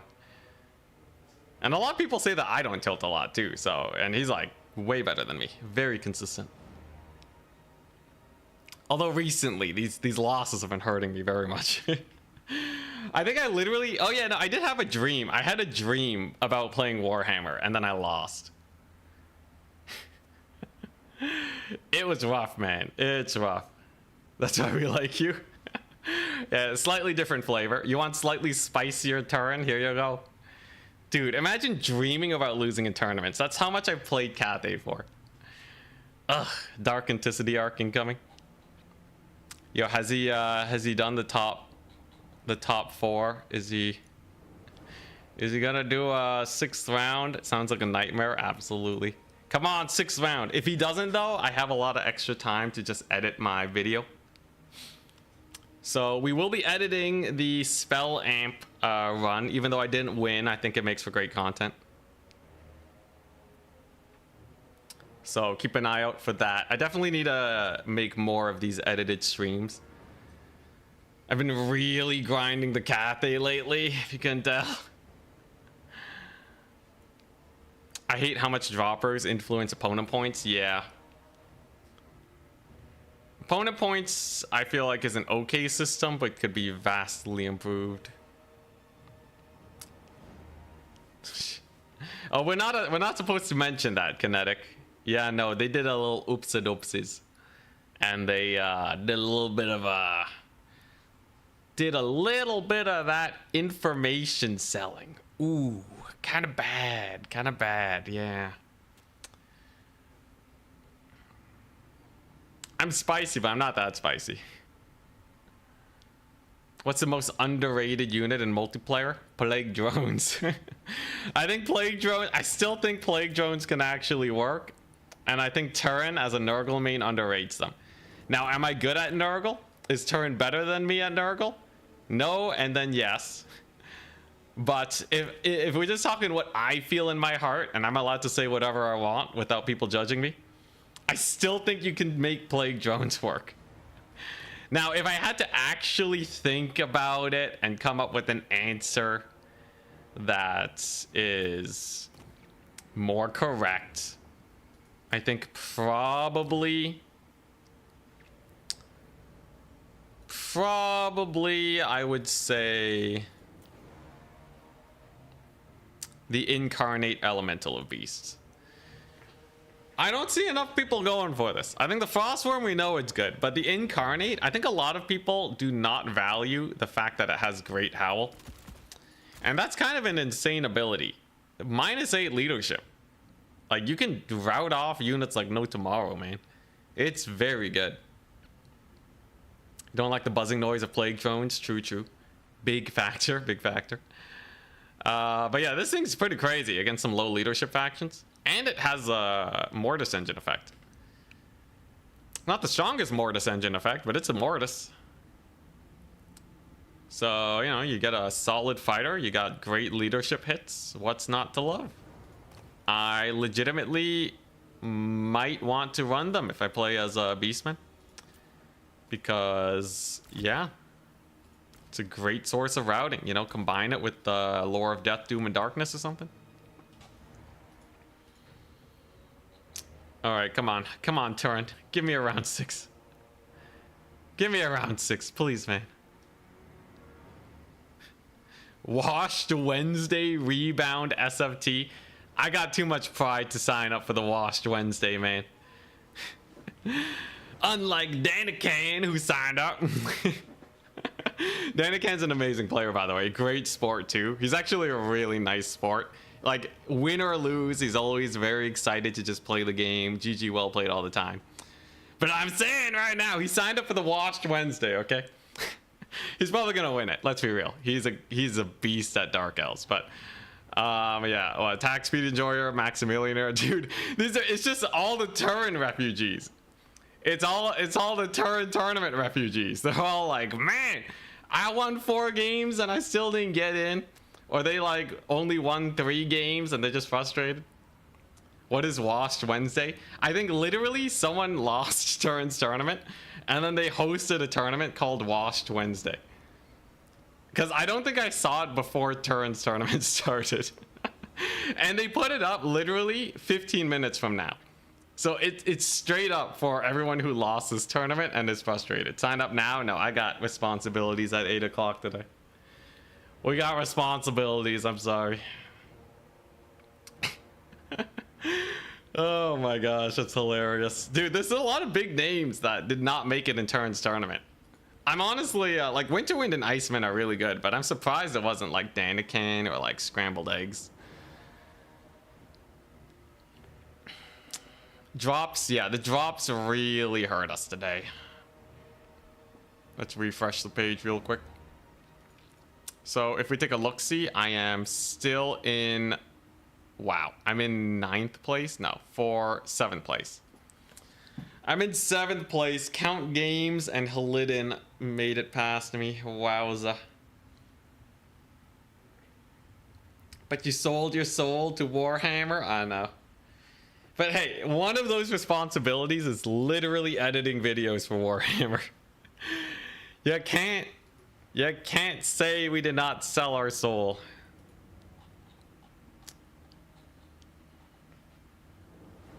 Dang it, yeah. I got a bunch of drops. But losing round 1 is gonna do that to you. You overslept Turin's tournament, so it's time to get washed up. Good luck, attack speed enjoyer. I wish you the best against these mighty players. Own goal, planned it. Nice, nice. Love to see it. Did Own goal even play, or does he just know? Own Goal didn't even play in Turin's tournament. He just knew that people were going to sign up. Now that's a flex. So Own Goal wins the flexing competition for signing up for hosting a tournament called the Washed Up Wednesday Tournament, even though he did not get washed up. What a Chad, man. Look at this guy. 6 people have 4 wins. Maybe he'll drop another round. It's pretty decisive though. If Turin does another round and I win my next match, I am guaranteed though, because there's only 7 people. So as long as I win the next round, we would make it. We would make it.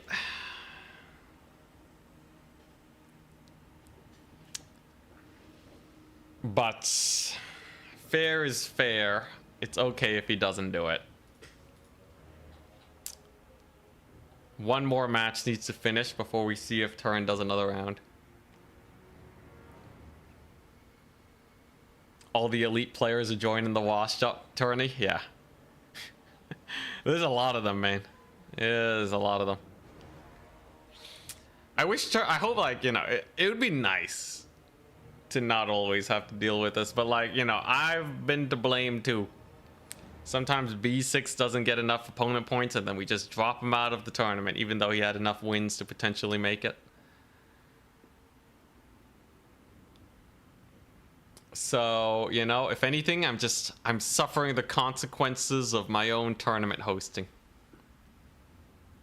Also, the solution is to just get good and win all 5 games. It was feasible that I could have won every game there. Although I would have faced different opponents, but regardless, if I won the first game, I would have been fine. Man, Kislev is a beast though, man. Kislev is the worst to fight against. Unless I'm missing some secret tech. But like, the Griffin Legion delete your Jade Lancers, so even if you do get the bombardment down, it still hurts a lot. You need to like catch the Griffin Legion somehow. But like, I don't know how. If you can get like a surround with Peasant Horsemen or something. Stay loyal to the blessing on the questing nights. I did. It was pretty good actually. We did lose to Danican though. Beast as he is. There's always tomorrow's tournament though. Thursday. Extended map bans. Dom SFT. Very interesting. Searing Doom is good. It's just that like I don't have any holding power, right? So to kill them I need to sacrifice a unit. And that just like they basically pay for themselves at that point. Because they will also get their Unbreakable proc. Searing Doom would usually just insta-route a cavalry. But their Unbreakable sticks around. And then they just finish off whatever they want to finish off.